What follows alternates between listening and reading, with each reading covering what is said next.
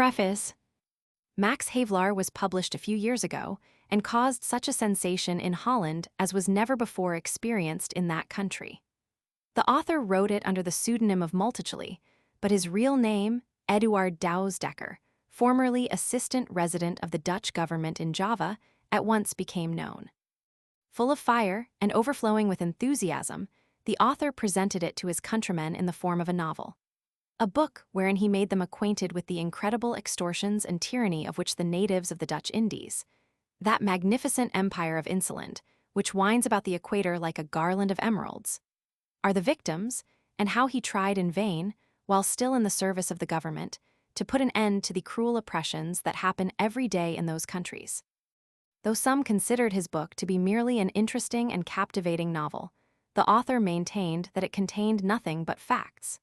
He boldly asked the Dutch government to prove the substance of his book to be false, but its truth has never been disputed. At the International Congress for the Promotion of Social Sciences at Amsterdam in 1863, he challenged his countrymen to refute him, but there was no champion to accept the challenge.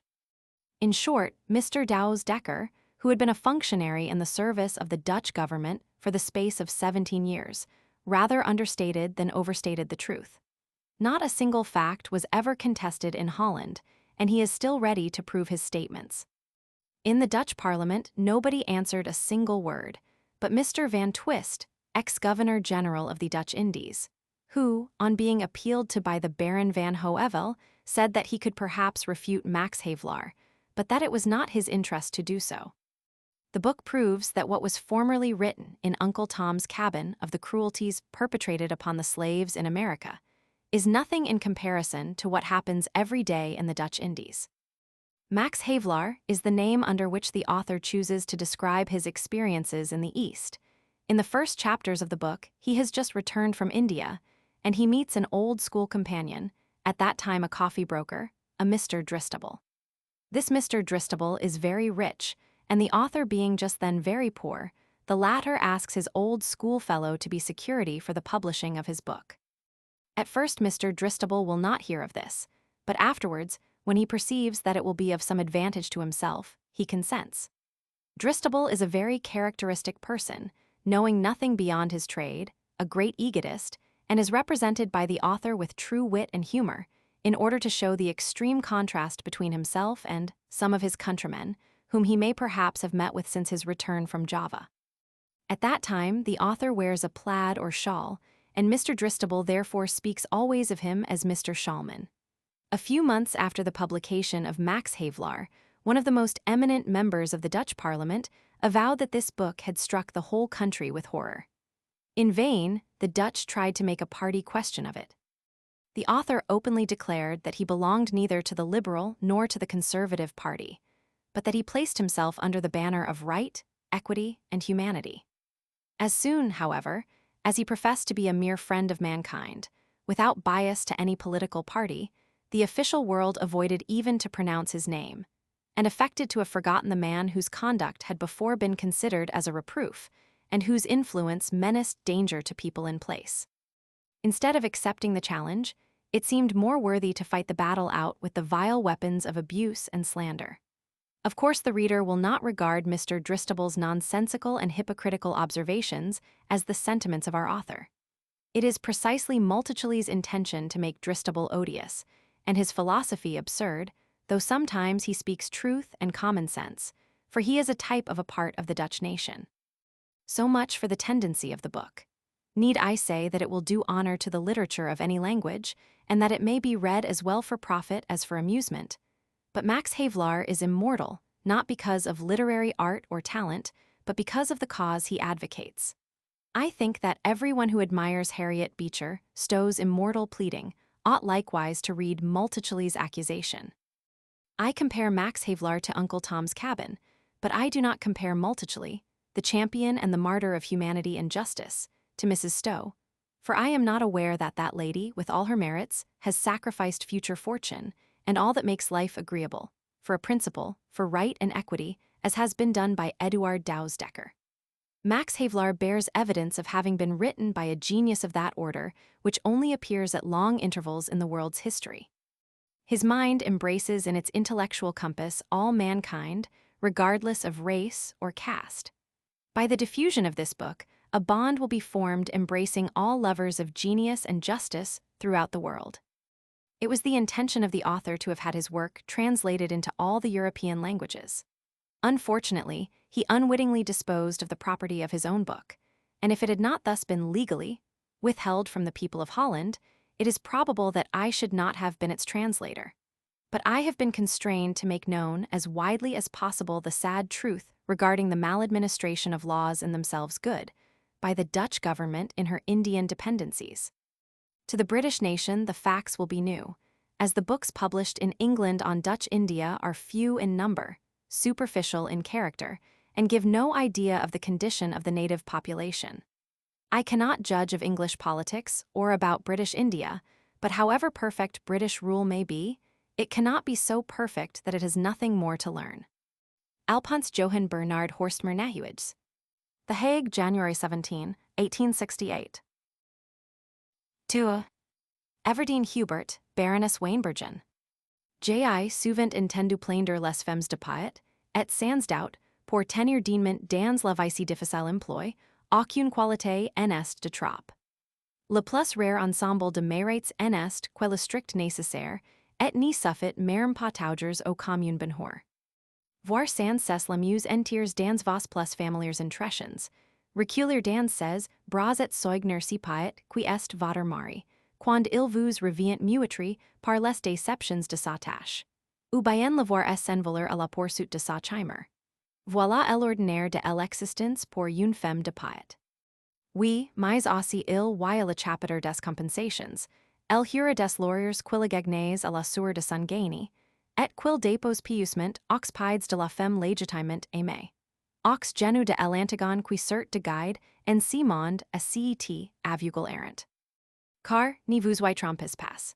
Presque tous les petits fils de Homer sont plus au moins avuguls à leur facin. Ils voyant si que nous ni voyons pas. Leurs regards pénétrant plus haut et plus au fond que les noters, mais ils ni savant pouvoir droit devant eu leur petit bonhomme de chemin, et ils serient capables de trébucher, et de si casser le nez sur le moindre caillou, et s'il leur fallit chemineur sans sauchen, dans ces valets de prose ou demure la vie. Henry de Pine. Officer, my lord, this is the man who murdered Betsy. Judge, he must hang for it. How did he do it?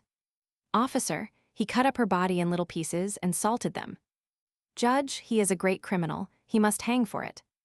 Lothario, my lord, I did not murder Betsy. I fed and clothed and cherished her.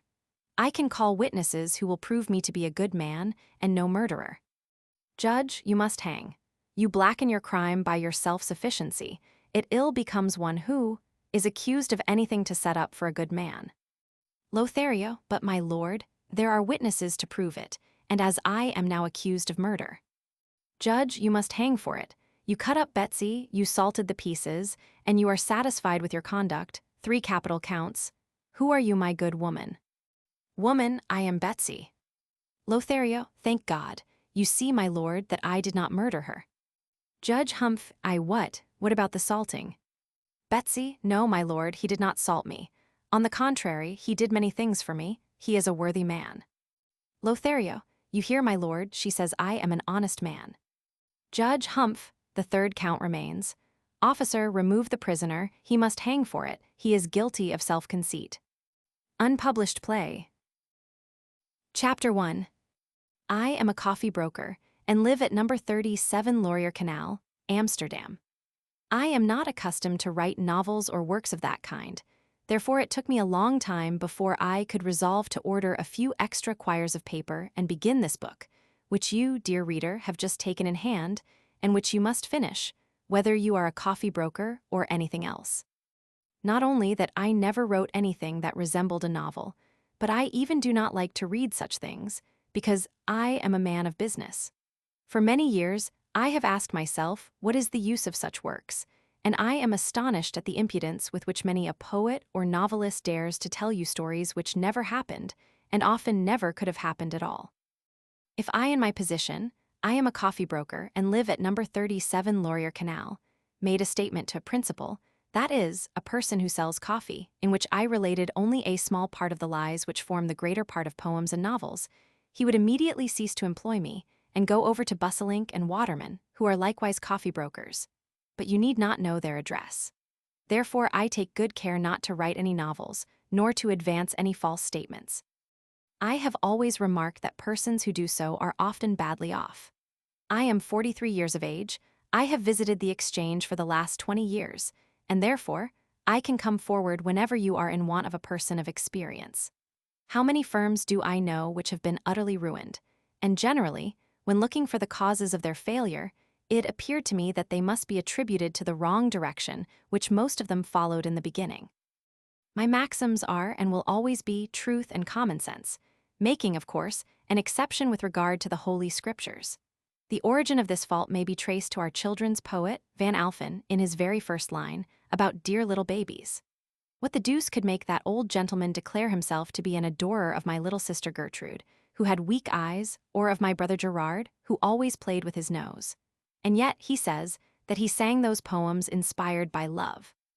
I often thought when a child, my dear fellow, I should like to meet you once, and if you refused me the marbles which I should ask you for, or the initials of my name in chocolate, my name is Batavus, then I should believe you to be a liar.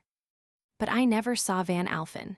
He was dead, I think, when he told us that my father was my best friend, and that my little dog was so grateful. We never kept any dogs, they are so very dirty. Although I was much fonder of little Paul Windsor, who lived near us in Badavere Street. All lies, and yet in this manner education goes on. The new little sister came from the vegetable woman in a big cabbage. All Dutchmen are brave and generous. The Romans were glad that the Batavians allowed them to live. The Bey of Tunis got a colic when he heard the Dutch colors flapping. The Duke of Alva was a monster. The ebb tide in 1672, I believe, lasted a little longer than usual, only to protect the Netherlands. Nonsense. Holland has remained Holland because our forefathers knew how to manage their affairs, and because they had the true religion, that is the reason. And then came other lies. A girl is an angel. Whoever first discovered that never had any sisters?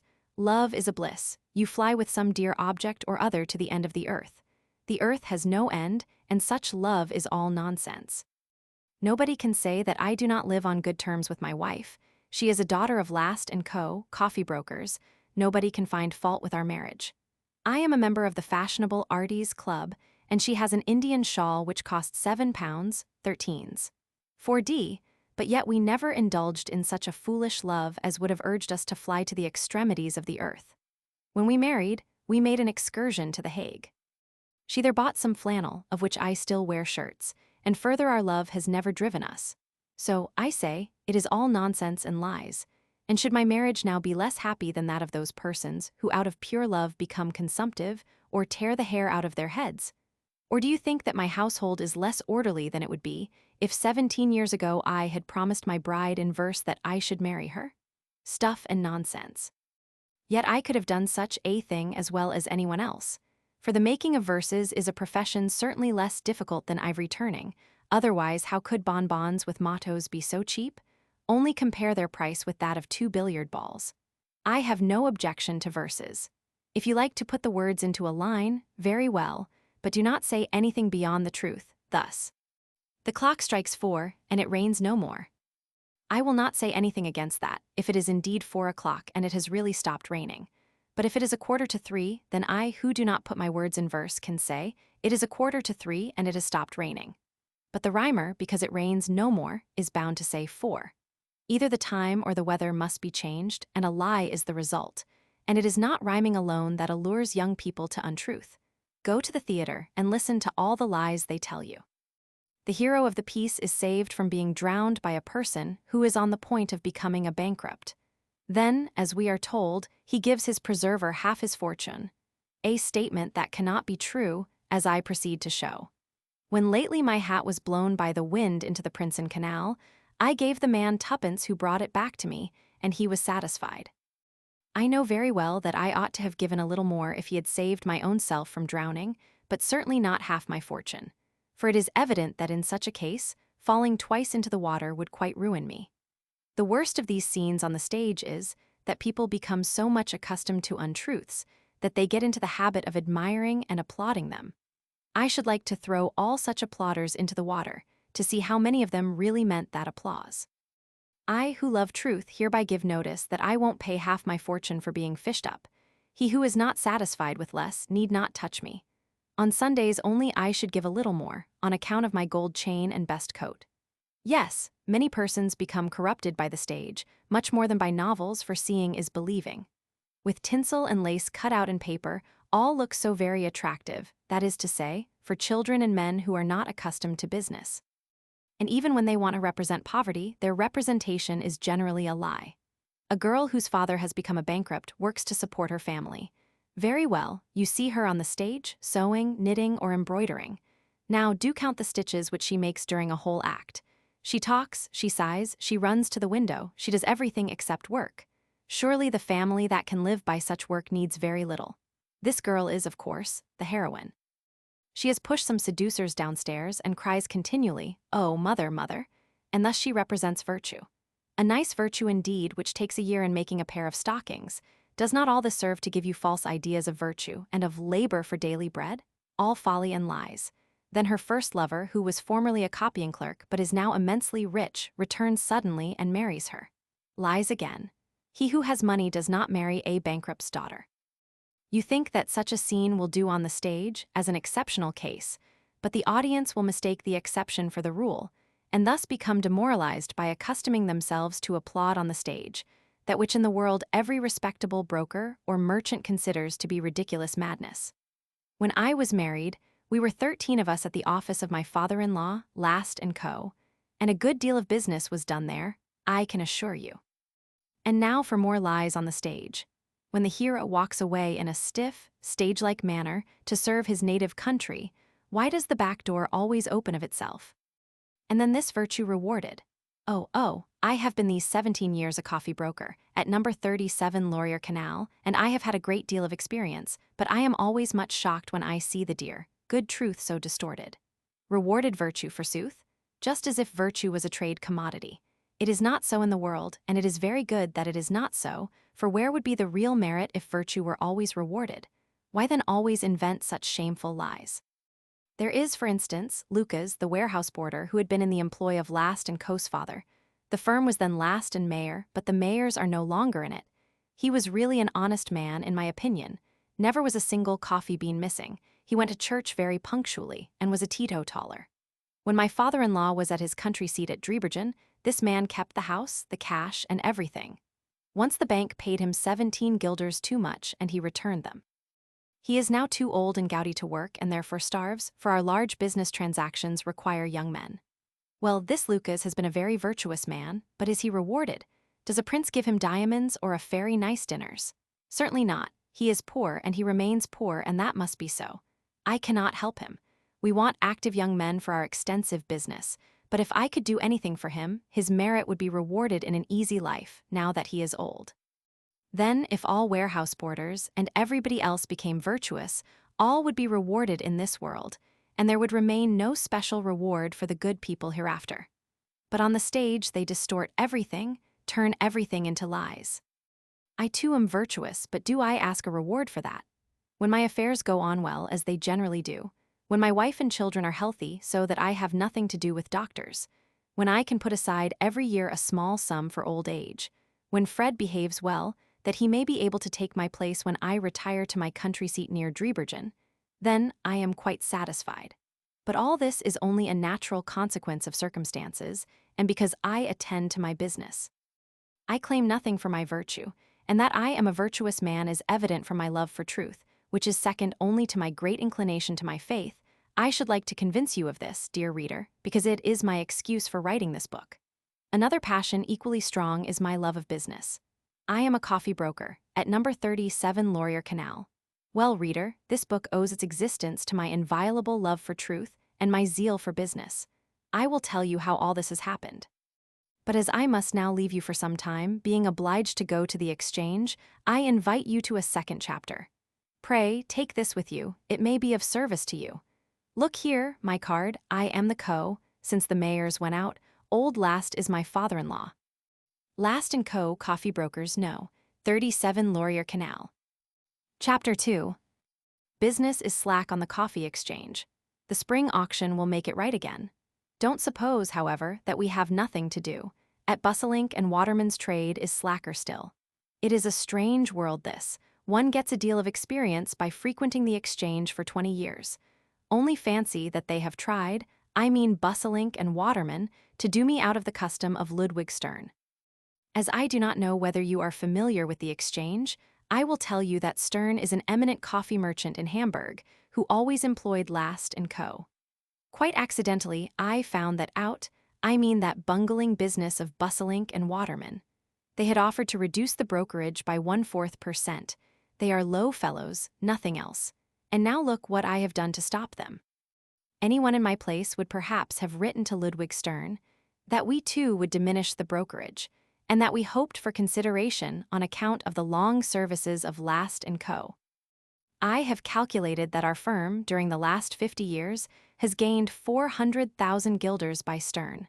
Our connection dates from the beginning of the continental system, when we smuggled colonial produce and such like things from Heligoland. No, I won't reduce the brokerage. I went to the Poland coffee house, ordered pen and paper, and wrote that because of the many honored commissions received from North Germany, our business transactions had been extended. It is the simple truth, and that this necessitated an augmentation of our staff. It is the truth. No more than yesterday evening our bookkeeper was in the office after 11 o'clock to look for his spectacles. That, above all things, we were in great want of respectable, educated young men to conduct the German correspondence. That certainly there were many young Germans in Amsterdam who possessed the requisite qualifications, but that a respectable firm, seeing the frivolity and immorality of young men and the daily increasing number of adventurers, and with an eye to the necessity of making correctness of conduct go hand in hand with correctness in the execution of orders, that such a firm, I mean Last & Co., coffee brokers, 37 Laurier Canal, could not be anxious enough in engaging new hands. All that is the simple truth, reader.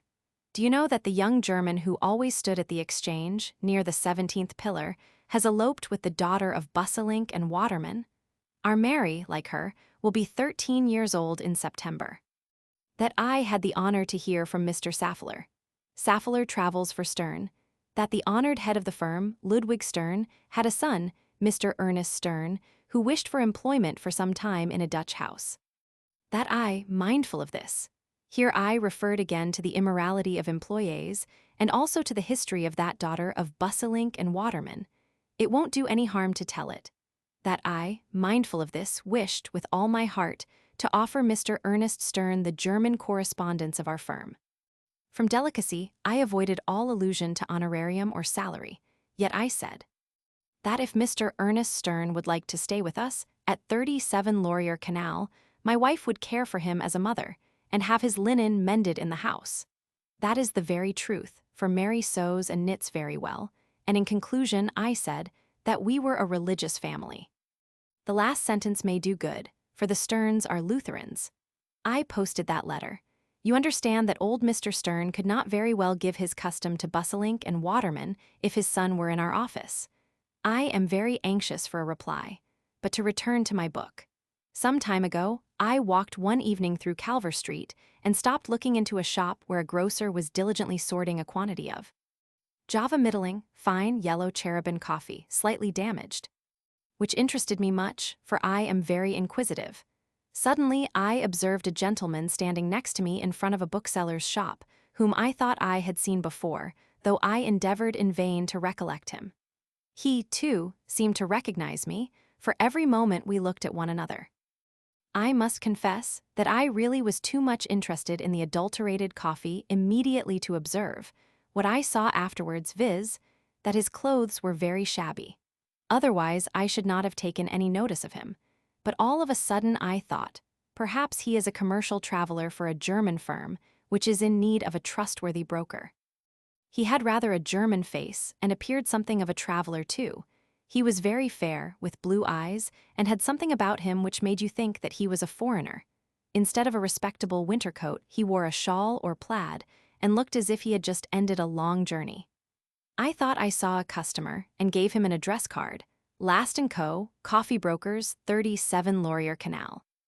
He took it and holding it near the gaslight looked at it and said, "I thank you, but I was mistaken. I thought I had the pleasure of seeing an old schoolfellow, but, last, that is not the right name." "Excuse me," I said, for I am always polite. "I am Mr. Dristable, Badavis Dristable. Last & Co. is the firm, coffee brokers, at number 37 Laurier Canal." "Well, Dristable, don't you know me? Look me straight in the face." The more I looked him in the face, the more I remembered having seen him before, but strange to say, his face made an impression on me as if I smelt foreign perfumes. Do not laugh at that, reader. By and by you will see how that was. I feel quite assured that he had not a drop of perfumery about him, and yet I smelt something very strong, something which reminded me of, then I knew him. "Was it you," I said, "who rescued me from the Greek?" "To be sure," said he, "and how are you?" I told him that we were 13 of us in our office, and that we had plenty to do, and then I asked him how he had got on, which I felt quite sorry for afterwards, for it appeared that his pecuniary circumstances were not prosperous, and I dislike poor people, because it is for the most part their own fault, as the Lord would not forsake a person who had served him faithfully. If I had only said, "We are 13 of us, and I wish you good night," then I should have got rid of him, but these questions and replies made it every minute more difficult to shake him off. However, I must confess that if I had shaken him off you would not have had this book to read, for it owes its existence to that meeting. I like to look at the bright side of everything, and those who do not are discontented creatures. I can't bear them. Yes, it was the same person who had rescued me out of the clutches of the Greek. Don't think, however, that I had been taken prisoner by pirates, or that I had had a brawl in the Levant. I have told you already that I went, after my marriage, with my wife to The Hague, where we saw the museum, and bought flannel in Veen Street, the only excursion that my extensive business at Amsterdam ever allowed me. No, it was on my account that he gave a Greek a bloody nose, for always interfering with other people's business. It was in the year 1834, I think, and in September, the annual fair time at Amsterdam. As my parents intended to make a clergyman of me, I learned Latin. Afterwards, I often wondered why you must understand Latin to say in Dutch, "God is good." Enough, I went to the Latin school, now called the gymnasium, and there was the fair, in Amsterdam, I mean. On the Western Market were booths, and if you, reader, are an Amsterdammer, and about my age, you will remember that in one of them was a most beautiful girl with black eyes, dressed as a Greek. Her father, too, was a Greek, or at least he had the appearance of a Greek. They sold all sorts of perfumes. I was just old enough to think the girl very beautiful, without having the courage to speak to her.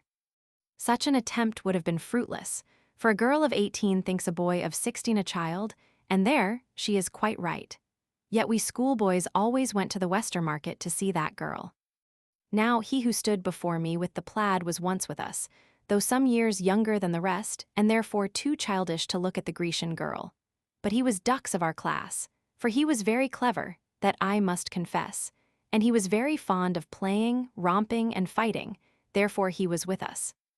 While we looked from a distance at the Grecian girl, I think we were 10 of us, and deliberated how we should set about making acquaintance with her, we made up our minds to put our money together to buy something. But then it was very difficult to know who should be so bold as to speak to the girl. Everyone liked it, but nobody dared attempt it. We cast lots, and I was chosen. Now, I confess that I do not like to brave dangers. I am a husband and a father, and think everyone who braves danger to be a fool. This you may read in the Bible. It is a great satisfaction for me to find that I think about danger and such like things exactly as I did many years ago. I have still the same opinion as I had on that very evening when I stood close to the Greek's booth, with the 12 pence we had put together in my hand. But because of false shame, I dared not say that I had not the courage to do it. Besides, I had to advance against my will, for my companions pushed me, and soon I was standing before the booth. I did not see the girl, I saw nothing. All became green and yellow before my eyes. I stammered out the first aorist of I do not know which verb. "Play till," said she. I recovered a little and continued. Mu letter 1 FC6 nu iota nu letter 1 F00, epsilon letter 1 FD6 delta epsilon, theta epsilon alpha. And that Egypt was a present from the Nile. I feel quite sure that I should have made her acquaintance if one of my companions had not at that moment given me such a punch in the back that I stumbled with much violence against the booth. I felt a grasp at my neck, a second one much lower, and before I had time to think about my position, I was inside the tent with the Greek, who told me in very intelligible French that I was a gamin and that he would call the police. Now, I was very near the girl, but it gave me no pleasure at all. I cried and prayed for mercy, for I was much afraid. But there was no help for it. The Greek took hold of my arm and kicked me. I looked for my comrades. We had just read that morning about Scaevola, who put his hand in the fire, and in our Latin themes we thought it so fine and so elevated. Pooh, nobody stayed to put his hand in the fire for me, so I thought. But all of a sudden our friend of the plaid, or shawlman as we shall call him, rushed through the back entrance into the booth. He was then neither tall nor strong, and only 13 years old, but he was a brave and nimble little fellow. I still see the sparkling of his eyes. He gave the Greek a blow with his fist, and I was saved. Afterwards I heard that the Greek drubbed him soundly, but as I have a steady principle never to meddle with other people's business, I ran away immediately, and so I did not see it. That is the reason why his face reminded me so much of perfumes, and how easy it is in Amsterdam to quarrel with a Greek. Afterwards, whenever that man was with his booth on the Westermarket, I always went elsewhere to amuse myself.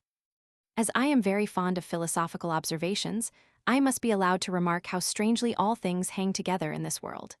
If the eyes of that girl had been lighter, if her tresses had been shorter, or the boys had not pushed me against the booth, you would not now be reading this book. Therefore be thankful for all that happened.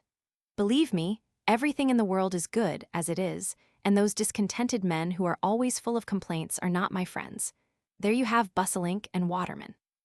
But I must go on, for I have to finish my book before the great spring coffee auction. To speak the truth, for I like truth, I felt it very unpleasant to meet that person again. I saw in a moment that he was not an acquaintance to be proud of. He looked very pale, and when I asked him what o'clock it was, he didn't know. These things a man observes who has frequented the exchange for 20 years or so and transacted business there. I've witnessed many a crash. I thought he would turn to the right, and therefore I went to the left. But lo, he too turned to the left, and so I was in for a conversation with him. But I bore in mind that he did not know what o'clock it was, and perceived at the same time that his coat was buttoned up to his chin, which is a very bad sign, so I did not speak much. He told me that he had been in India, that he was married and had children. All very well, but this was not very interesting to me. At the Kapelsteeg, I never before went through that steeg because it is not considered respectable. But this time I intended to turn to the right and pass through the Kapelsteeg. I waited till that little street was just behind us to make him understand that his way was straight on, and then I said very politely, for I am always polite, one never knows whether he may not afterwards want to use a person. I am very much pleased that I have seen you again, sir, and goodbye. I have to go this way. Then he looked like an idiot at me and sighed, and all of a sudden took hold of one of the buttons of my coat. "Dear Dristable," said he, "I have to ask you something." I trembled all over. He did not know what o'clock it was and had to ask me something. Of course, I replied that I had no time to spare and had to go to the exchange, though it was evening. But if you have frequented the exchange for some 20 years, and a person asks you something without knowing what o'clock it is. I disengaged the button, bade him farewell in a polite manner, for I am always polite, and went through the Kapelsteeg, which I otherwise never do, because it is not fashionable, and fashionableness I like above all things. I hope that nobody saw me. Chapter 3. The following day, when I came home from the exchange, Fred told me that somebody had called to speak to me. According to the description, it was Shawlman. How could he have found me out? Oh, yes, I see, the card. This made me think of taking my children away from school, for it is very annoying to be troubled 20 or 30 years afterwards by a school companion who wears a shawl instead of a coat, and who does not know what o'clock it is. I have also forbidden Fred to go to the Westermarket when there are booths. Next day I received a letter with a large parcel. I began at once to read. "Dear Dristable, I think he ought to have written, sir, because I am a broker. Yesterday I called at your house with the intention of asking you a favor. I believe you are in good circumstances. That is true. We are 13 of us in our office, and I should like to use your credit to bring about a matter of great importance to me. Should you not think that he would rather have given me a commission for the spring auction? Through many misfortunes, I stand somewhat in need of money. Somewhat. He had no shirt on his back. This is what he calls somewhat. I cannot give my dear wife everything that is necessary to make life agreeable, and the education of my children is, from pecuniary impediments, not as I should like it to be. To make life agreeable, education of children. Do you think that he wishes to take a season ticket for his wife at the opera and place his children in a gymnasium at Geneva? It was autumn and very cold. He lived in a garret and without fire. When I received that letter, one was ignorant of this, but afterwards I went to him, and I am still angry at the foolish style of his letter. What the deuce? Whoever is poor may say it. There must be poor people. That is necessary in society. If he does not ask charity, if he annoys nobody, I don't care for his poverty, but disguising the matter is very improper.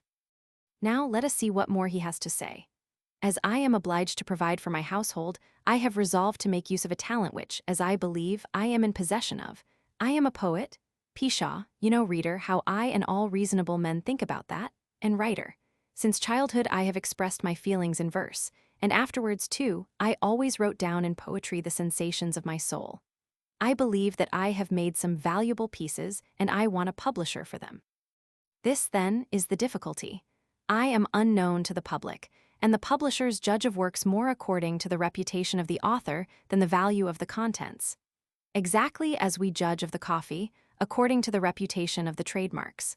The merit of my work can only be established by publication, and the booksellers require payment in advance of all the expenses, which is at present not convenient to me.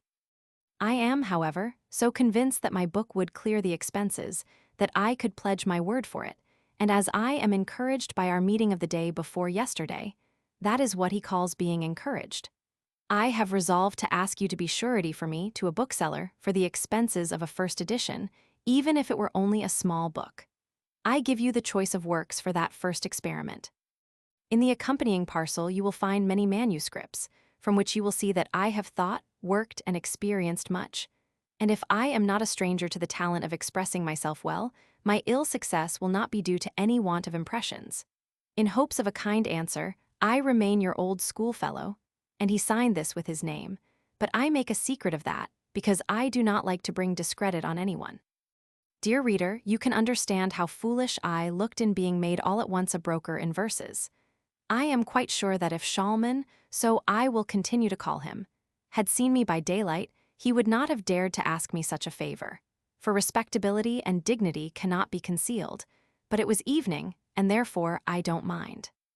Of course, I would have nothing to do with this nonsense. I should have returned the parcel, but that I did not know where he lived, and I heard nothing of him. I thought that he was ill or dead. Last week there was a party at the Rosemeyers, who are sugar brokers.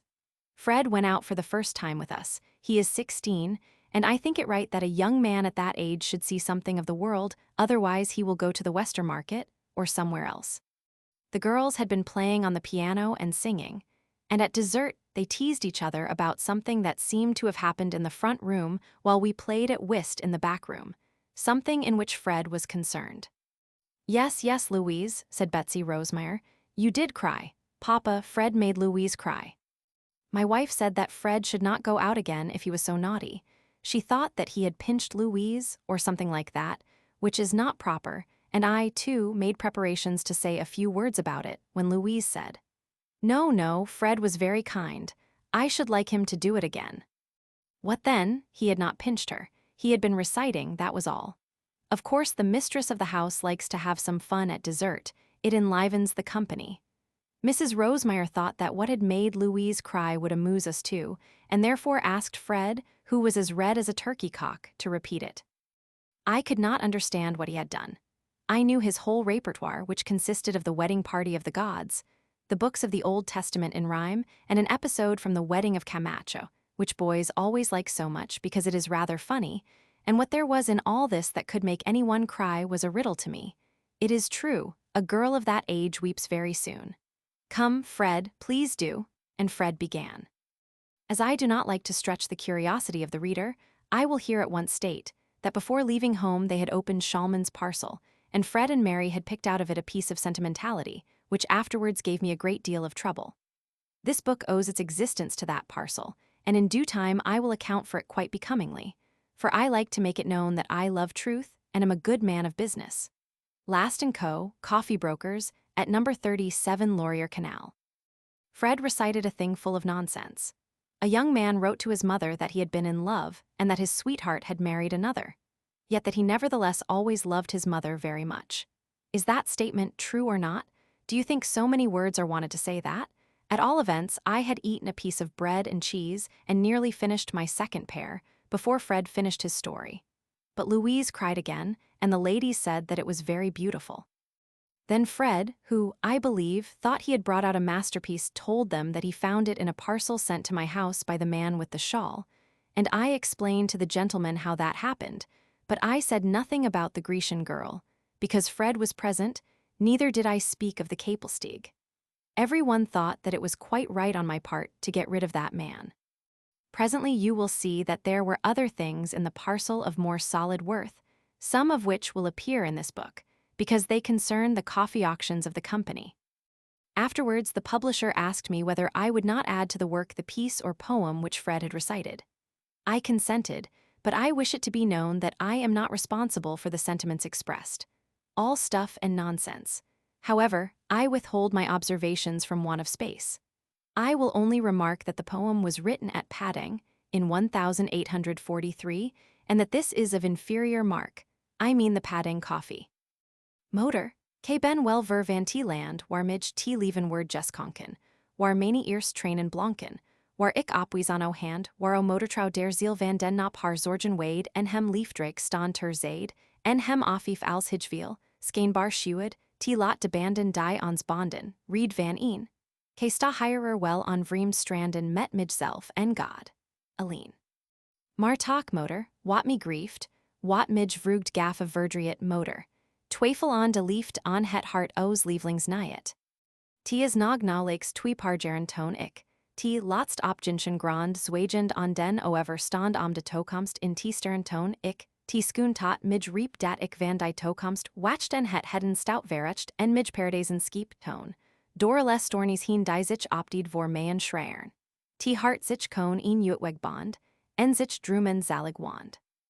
Maar die tade, sinds T laatst varwel ho jeswind ons ook ontigen onbevitbar bliksemsnel, als een skim voorbijevligen. O hij liet in T verwarts gaan diep sporen staan. K proeft vroegd en smart met een, K heb jedekt en K heb gestreden, K heb jejukt en K heb jebeden. T is me als velogen eu en heen. K heb naar levenshale gestrieft. K heb jevonden en verleren en, een kind nog kort T voren, jaren in een uur doorleeft. K mind een meest. Heel mayen leven sheen mij door die liefde schoon. K zag en haar een irakroon als een loon van mayen streven, mij door God ten dol jejeven. Zalig door den rien en chat. Die zayen zorg mij todrugen, die zayen guns jeskonken had dankt ik met een tron in de ugen.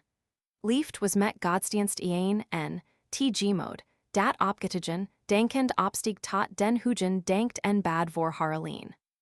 Zorgen baard mij die liefde, onrust kwelde mij het hart, en ondraglijk was de smart, die mij T week mode doorgrieft. K heb slechts angst en leed jegered, waar ik T hoogst genot verwacht, en voor T heil warnar ik tract, was mij gif en we bewaard. K van genot in T laden zwagen. K staan standvestig hopen dar, onspo die den prij mij stagen, K droog en lead zugrog voor haar. K telde ramp nok onspodsligen, vroegd skiep ik in verdriet, alles als wilde ik dragen. Roofd, T lot mij haar slechts niet. Wat is min die eens begon, bij de liefde met het leven T kind door God in T hart jedreven toon het nog niet stamlen kan. Toon het on de motorborst, nou den motorscoot ontigen. T eerst wacht vond voor den dorst. T eerst licht in motorugen. Neen, Jean band die vaster beint, vaster hart en hout omsloten dan de band, door God jesloten tuschen, T motorhart en T kind en een hart, dat zich hecht on het schoon, dat even blank dat mij niet dan dornen skonk en Jean en kel blompsch vielecht. Zodat zelft hart de trouw van het motorhart virgin. En de liefde van de vrouw, die many eerst kinderkreten opving in T bezorg G-mode, die mij, als ik weend, sust tranthes van de wangen kust. Die mij vode met haar bloed. K ben hirer ver van wat het leven jins on zots en schoons kan jeven en t genot van die eerst jugt, vok jerom die en hoog jepresen, kan wel hirer mayen deel nyet wezen.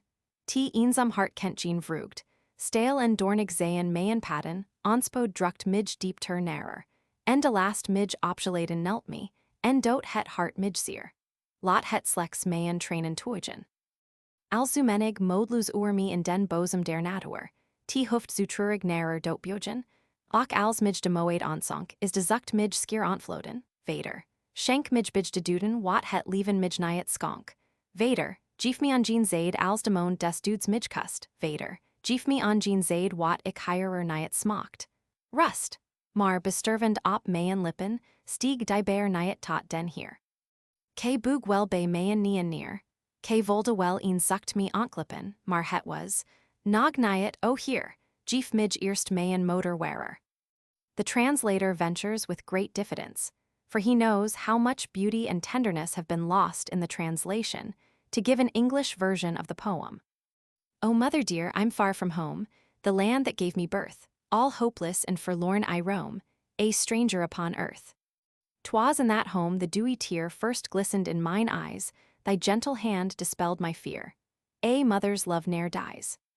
'Twas there thy faithful soul watched o'er thy helpless little child, guiding the feet untried before, with word and look so mild. But destiny destroyed the band that joined us two in one, and now upon a foreign strand I am, with God alone. Thy love, my mother dear, does still in sorrow and in joy, with undiminished ardor fill the heart of thy loved boy. At home, 'tis scarce 4 years ago, I stand upon the shore, and think I see in future scenes beauties unknown before. At once the present I despise, and dreaming, think me blessed, I make myself a paradise, regardless of the rest. I said farewell, I rue it now. 'Twas all that phantom scene, which disappeared so soon, oh how deluded I have been. And time which fled with lightning's wing, deep traces left behind. It dried up the affection's spring, destroyed my peace of mind. I've tested joy, I've tested grief, I've thought, and I have striven, with earnest prayer have sought relief, but still I'm tempest-driven. I've striven after bliss in life, I've found and lost the power. I am a child grown old in strife, whole ages in an hour. O mother dear, will you believe? God knows that I lie not. O mother dear, as truth receive, that you are not forgot. I loved a girl who seemed to be a treasure from on high, by God Almighty given me, I knew not how or why. And him I thanked with happy tears, for making her my own, my sighs were lost in transient joy, I prayed for her alone. Yet love induced a weight of care, and trouble filled my breast, I found but pain and sorrow there, where I had looked for rest. I suffered gladly for her sake, in sorrows doubly dear. No sacrifice but I would make so fate would leave her here. Her image rooted in my heart till life's last sigh shall stand, when we shall join no more to part in her dear fatherland. But what is such a blighted love to that with life begun, a love implanted from above, affection of a son. The babe just taken from the womb, draws from its mother's eyes a light to guide him through the gloom that all around him lies. He draws from out his mother's breast a stream that gives him life. Her faithfulness ensures his rest, protects from early strife. She treasures up his childish freaks, and soothes him when he cries, kisses the tears from off his cheeks with love that never dies. O mother dear, will you believe your son does love you yet? O mother dear, will you believe your son does not forget? I'm far away from all but thought of yonder better sphere. The joys of early youth I've sought, I cannot find them here. My lonely heart forever mourns. I'm burdened heavily, my paths obstructed with the thorns of long adversity. In nature's bosom oft have I let fall a flood of tears, and even oft been heard to sigh, when overwhelmed with fears. O Father, give me with the dead, what's living I'm denied. O Father, stretch me on the bed whereon my loved one died. O Father, give me at their side of all thy gifts the best. O Father, give me at their side what here I yearn for rest. But this rebellious, hopeless sigh, scarce uttered, died away. It went not up to God on high, and I knelt down to pray. Not yet, my Father, take me hence, though quivering on the rack. O take me not, my Father, hence, but give my mother back. Chapter 4. Before I go on, I must tell you that young Mr. Stern has come. He is a good fellow. He seems to be active and clever, but I believe that he, as the Germans call it, schwärmt. Mary is 13. His outfit is very nice, and he has got a copybook in which to practice the Dutch style. I wonder whether I shall soon receive an order from Ludwig Stern. Mary shall embroider a pair of slippers for him, I mean to say for young Mr. Stern. Busselink and Waterman have made a mistake. A respectable broker does not supplant, that's what I say. The day after the party at the Rosemeyers, who are sugar merchants, I called Fred and ordered him to fetch Schallmann's parcel. You must know, reader, that I am very precise in my family as to religion and morality. Now then, yesterday evening, just when I was eating my first pear, I read in the face of one of the girls that there was something in a verse from the parcel that was not right. I myself had not listened, but I saw that Betsy crumbled her bread, and that was enough for me. You will perceive, reader, that I am a man of the world. I made Fred hand over to me the beautiful poem of yesterday evening, and very soon saw the line which caused Betsy to crumble her bread. They speak there of a child on the breast of its mother, I say nothing of that, but which scarcely left the mother's womb, that I disapproved. To speak about that, I mean, so did my wife. Mary is 13. Of cabbage and such things we do not speak, but to give all in this way its right name is not necessary, as I am a great lover of morality. So I made Fred, who knew it by heart, promise that he would not repeat it again, at least not before he was member of Doctrina, because no young girls come there, and then I put it in my writing desk, I mean the verse. But I wanted to know whether there was anything else of an offensive nature in the parcel. I began to look and to inspect everything. I could not read all, for a great deal was written in foreign languages which I did not understand, but at last I caught sight of a treatise entitled Account of the Coffee Culture in the Residency of Menado. My heart leaped for joy, because I am a coffee broker at number 37 Laurier Canal, and Menado is a very good mark. So this Schallmann, who made immoral verses, had been in the coffee trade. I looked at the parcel with quite a different eye. I saw treatises in it which I did not completely understand, but they showed a knowledge of business. There were statements, problems, computations, which I could not understand at all, and everything was done with so much care and exactness that I, to speak plainly, for I am a lover of truth, thought this Schallmann, if perhaps the third clerk left, a likely event, as he is old and dull, could very well take his place. Of course, I should like, first of all, to have testimony as to his honesty, religion, and respectability, for I will not take anybody into my office until I am satisfied on these points. This is a fixed principle with me. You have seen it in my letter to Ludwig Stern. I did not care to show Fred that I began to take an interest in the contents of the parcel, and therefore I made him go away.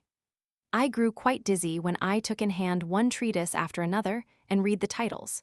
It is true, there were many verses among them, but also much that was useful, and I was astonished at the variety of the different subjects. I acknowledge, for I love truth, that I, who have always been engaged in the coffee trade, am not in a position to criticize. But without going so far as criticizing, I can pronounce the list of the different titles curious enough.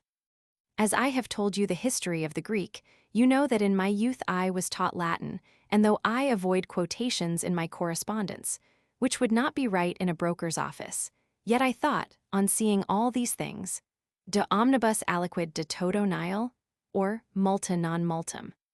Yet I said this more out of anger, and a desire to speak in Latin of all this learning before me, than because I meant it. For if I examined something or other for a time, I was bound to confess that the author appeared to know all about it, and had even a great deal of sound argument in support of his opinions. I found in the parcel treatises and disquisitions. On the Sanskrit, as the mother of the Teutonic languages, on the punishment of infanticide, on the origin of the nobility, on the difference between the ideas. Infinite time and eternity, on the theory of chances, on the book of Job. There was something else about Job, but in verse. On the protein in the atmospheric air, on Russian politics, on the vowels, on the cellular prisons, on the ancient hypotheses of the horror vacui, on the desirableness of the abolition of punishments for slander. On the causes of the revolt of the Dutch against Spain, not being the desire for religious or political freedom, on perpetual motion, the squaring of the circle, and the extraction of the square root of surds, on the ponderability of light, on the decline of civilization since the commencement of Christianity, on the mythology of Iceland, on the Emile of Rousseau, on Sirius as the center of the solar system, on import duties as useless, indelicate, unjust, and immoral. Of this I had never heard before. On verse as the most ancient language. This I do not believe. On white ants, on the unnaturalness of schools, on hydraulic matter in connection with rice culture, on the apparent ascendancy of the Western civilization, on the price of Java coffee. This I have put aside. On the secret societies of the Chinese, etc., etc., etc. And this was not all. I found, not to speak of the verses, which were in all languages, many small treatises having no title, romances in Malay, war songs in Javanese, and what not. I found also letters, many of them in languages which I did not understand. Some were directed to him, others written by him, or were only copies, but evidently made for some particular purpose, for all were signed by other persons, who testified that they agreed with the original. I saw also extracts from diaries, notes, and thoughts at random, some very much so. I had, as I said before, laid aside some treatises, because it appeared to me that they would be useful in my business, and I live for my business. But I must confess that I was at a loss to know what to do with the rest. I could not return him the parcel, for I did not know where he lived. It was open now. I could not deny that I had looked at the contents, and I should not have denied it, being so fond of truth, because I had tried in vain to do it up exactly as it had been before. Moreover, I could not dissemble that some dissertations on coffee interested me, and that I should like to make some use of them. Every day I read here and there some pages, and became more and more convinced that the author must have been a coffee broker, to become so completely acquainted with all sort of things in the world. I am quite sure that the Rosemeyers, who trade in sugar, have not acquired such extensive knowledge. Now I feared that this Schalman would drop in unexpectedly, and again have something to tell me. I was now very sorry that I went that evening through the Kapelsteeg, and now felt the impropriety of passing through unfashionable streets. Of course, if he had come, he would have asked me for some money, and would have spoken of his parcel. I should perhaps have given him something, and if he had sent me the following day the mass of MSS, it would have been my legal property. Then I should have separated the wheat from the chaff. I should have singled out what I wanted for my book, and should have burned or thrown into the wastebasket all the rest. This I could not do now, for if he returned, I should have to produce his property, and he, seeing that I was interested in a couple of treatises of his, would very soon have been induced to ask too high a price, for nothing gives more ascendancy to the seller than the discovery that the buyer stands in need of his wares. Such a position is therefore avoided as much as possible by a merchant who understands his business. I have another idea, previously mentioned, which may prove how a person who frequents the exchange may yet be open to humane impressions. It was this. Bastianus, that is the third clerk, who is becoming so old and stupid, has not of late been at the office more than 25 days out of the 30, and when he does come, he often does his work very badly. As an honest man, I am obliged to consult the interests of the firm, Last & Co. since the mayors have retired, to see that every one does his work, for I may not throw away out of mistaken pity or excess of sensibility the money of the firm. This is my principle. I would rather give that Bastianus 3 guilders out of my own pocket than continue to pay him every year 700 guilders which he does not deserve. I have calculated that this man has drawn during the 34 years of his service, as well from Last & Co. as formerly from Last & Mayor, but the mayors have left, the sum of nearly 15,000 guilders, £1,250, and that, for a man in his station, is a large sum, which but few can command. He has no right to complain. I came to this calculation through the treatise of Schalman on multiplication. That Schalman writes a good hand. I thought he looked very poor. He did not know what o'clock it was. How would it do, I thought, to give him the situation of Bastianus? I should tell him in that case that it would be his duty to serve me, that he would know without telling, I hope, for a servant cannot call his superior by name, or he would catch it. He could commence with 400 or 500 guilders a year. Bastianus had to work many years before he got 700, and I shall then have performed a good deed. Yes, with 300 guilders he could very well commence, for from his inexperience he would, of course, consider the first year as an apprenticeship, which would be quite right. For he cannot be equal to old hands. I am quite sure that he will be content with 200 guilders. But I was not easy about his conduct. He had on a shawl, and moreover, I don't know where he lives. A few days afterwards, young Mr. Stern and Fred attended a book auction at an hotel, the Wapen van Bern. I had forbidden Fred to buy anything, but Stern, who has plenty of money, brought home some rubbish. That's his business. However, Fred brought news that he had seen Shulman, who appeared to be employed at the auction, in taking the books from the shelves and giving them to the auctioneer. Fred said that he looked very pale, and that a gentleman, who seemed to have the direction there, had growled at him for letting fall a couple of complete volumes of the Aglaja. It was, indeed, very clumsy of him to damage such charming ladies' books. In the course of the scolding, Fred heard that he got 15 pence a day. "Do you think that I intend to give you 15 pence a day for nothing?" were the gentleman's words. I calculated that 15 pence a day, Sundays and holidays not included, otherwise he would have spoken of so much a month or so much a year, make 225 guilders a year. I am quick in my decisions. A man who has been in business for so long a time knows immediately what to do, and the following morning I called on Goffsuiger, the bookseller who had held the auction.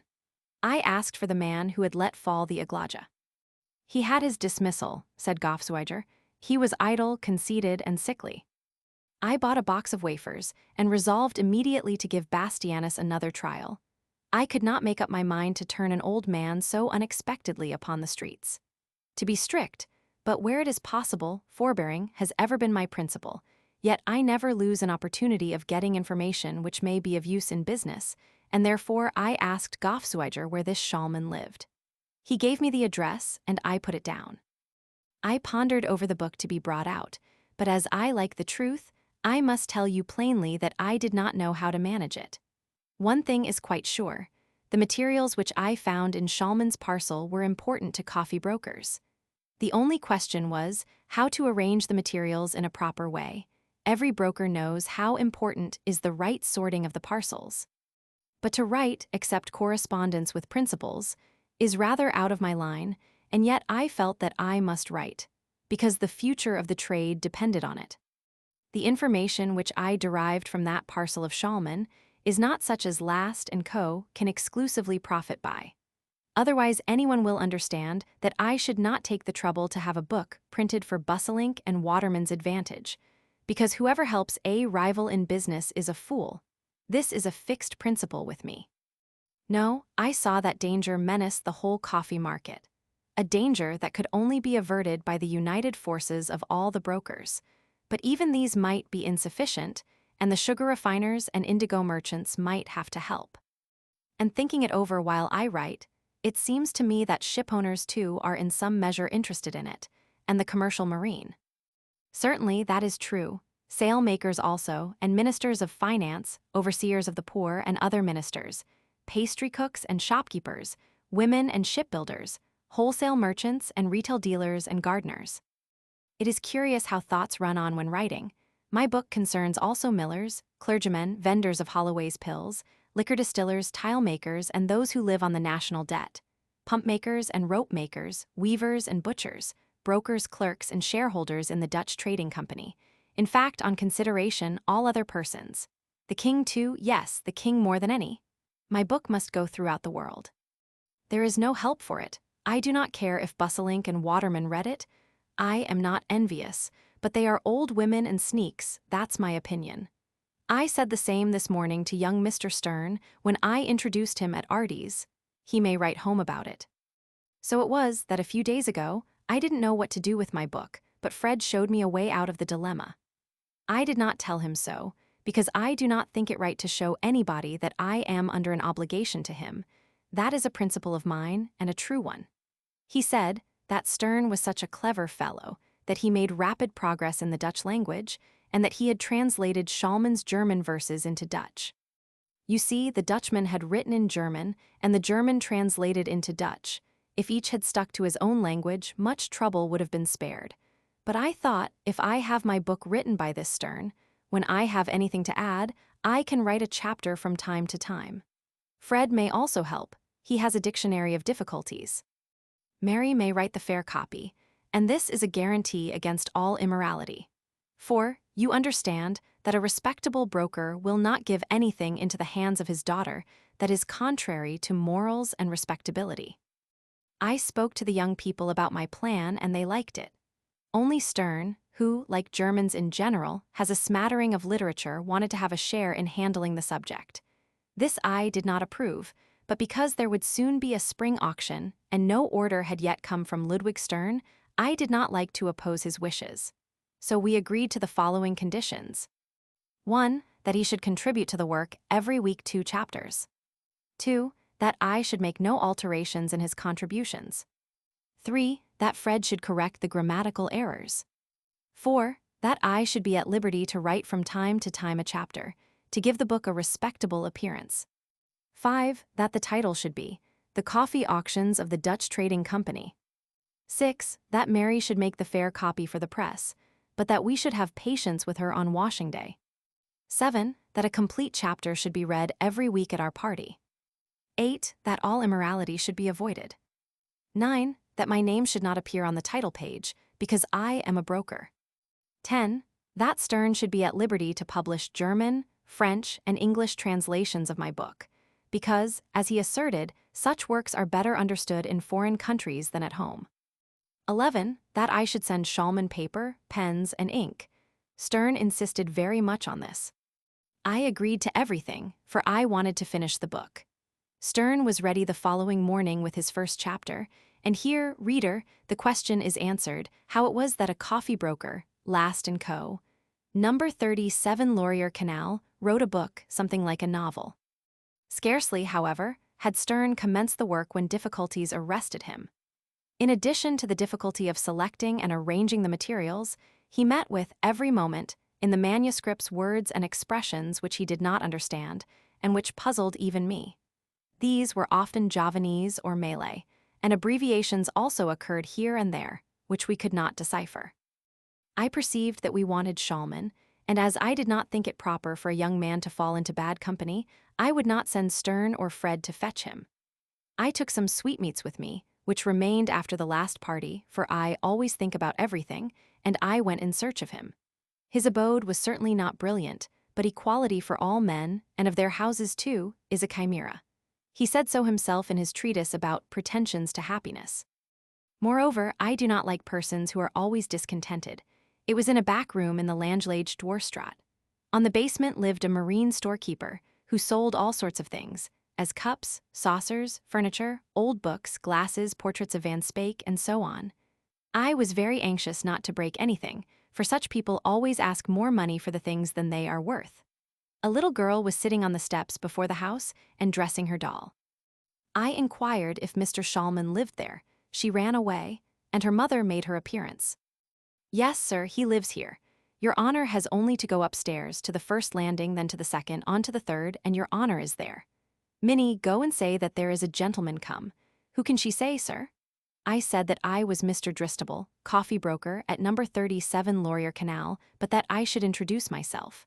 I mounted as high as they told me, and heard on the third landing the voice of a child singing, Papa will come soon, sweet Papa. I knocked, and the door was opened by a woman or lady. I did not know what to think of her. She looked very pale, and her features wore signs of fatigue. She made me think of my wife when washing day is over. She was dressed in a long white gown or robe without waistband, which descended to her knees, and was fastened in front with a black pin. Instead of a respectable skirt, she wore underneath a piece of dark linen covered with flowers, which seemed to be wrapped round her body, hips, and knees very tightly. There was no trace of the folds, width, or amplitude becoming a woman. I was glad that I did not send Fred, for her dress seemed to be extremely immodest, and the strangeness of it was still heightened by the gracefulness of her movements, as if she thought herself quite right in this way, and seemed quite unconscious that she did not look like other women. I also perceived that she was not at all perplexed at my arrival. She did not hide anything underneath the table, did not move the chairs. In a word, she did not do as is generally done when a stranger of respectable appearance arrives. She had combed her hair back like a Chinese, and bound it behind her head in a sort of knot.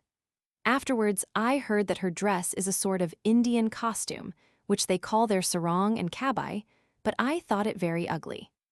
"Are you Schallmann's wife?" I asked. "To whom have I the honor to speak?" she said, and that in a tone which seemed to me as if she meant that I might have said honor too. Now, I dislike compliments. With a principal, it is a different thing, and I have been too long a man of business not to know my position, but to give myself much trouble on a third story, I did not think necessary. So I said briefly that I was Mr. Dristable, coffee broker, at number 37 Laurier Canal, and that I wanted to speak to her husband. She pointed me to a little chair and took a little girl on her lap that was playing on the ground. The little boy whom I had overheard singing looked steadily at me, having viewed me from head to foot. He also, though only 6 years old, appeared to be not at all perplexed. He was dressed in a very strange way. His wide trousers scarcely reached halfway down the thigh, and his legs were naked to the ankles. Very indecent, I think. Do you come to speak to Papa? He asked all of a sudden, and I saw at once that he had been badly brought up, otherwise he would have said, "Sir." But as I was a little out of countenance and wanted to speak, I replied, "Yes, my boy, I am here to speak to your papa. Do you think he will be in soon?" "I don't know. He went out to look for money to buy me a box of colors." "Be quiet, my boy," said the woman. "Do play with your pictures or with the puppet show. You know, Mama, that gentleman took away everything yesterday." It appeared that a gentleman had been there and taken away everything. A delightful visit. The woman appeared to be in trouble, for secretly she wiped away her tears, whilst she brought the little girl to her brother. "There," said she, "play a little with Nanai," a strange name, and so he did. "Well, my good woman," I asked, "do you expect your husband presently?" "I do not know," she replied. Then the little boy who had been playing with his sister left her and asked me, "Sir, why do you call Mama my good woman?" "What then, my boy?" I said. "How must I address her?" "Well, as others do. You should say my good woman to the woman below who sells saucers. Now I am a coffee broker, Last & Co., number 37 Laurier Canal. We are 13 of us at the office, and including Stern, who receives no salary, there are 14. Well, my wife is not madam, and ought I to call this creature madam? That is impossible. Everyone must remain in his own station. Besides, the bailiffs took away everything. I thought my good woman quite right and made no alteration. I asked why Schalman had not called on me to ask for his parcel. She seemed to know it, and said that they had been to Brussels, where he had worked for the Independence, but that he could not remain there, because his articles caused the journal to be so often refused at the French frontiers, that a few days ago they had returned to Amsterdam, where Schalman expected a situation. "That was certainly at Goffsweiger S?" I asked. "Yes, it was, but that would not do," she said. I knew more about it than she. He had let the Aglaja fall and was moreover idle, conceited, and poorly. Therefore they had turned him out. And, she went on, that he would certainly come to me one of these days and was, perhaps, just now going to my house to ask for a reply to his request. I said that Schalman might come, but that he was not to knock, that being so troublesome for the servant. If he waited for some time, I said, the door would certainly be opened when somebody went out. And then I went away and took my sweetmeats along with me, for, to speak the truth, I did not like the place. I did not feel comfortable there. A broker is certainly not a common porter, and I maintain that I am a very respectable man. I had on my coat with furs, and still she sat as much at her ease and spoke as calmly with her children as if she were alone.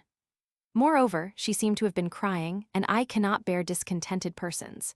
It was cold and unsociable there, because everything had been taken away, and I like sociability. While going home I resolved to give Bastianus another trial, not liking to give anybody his dismissal.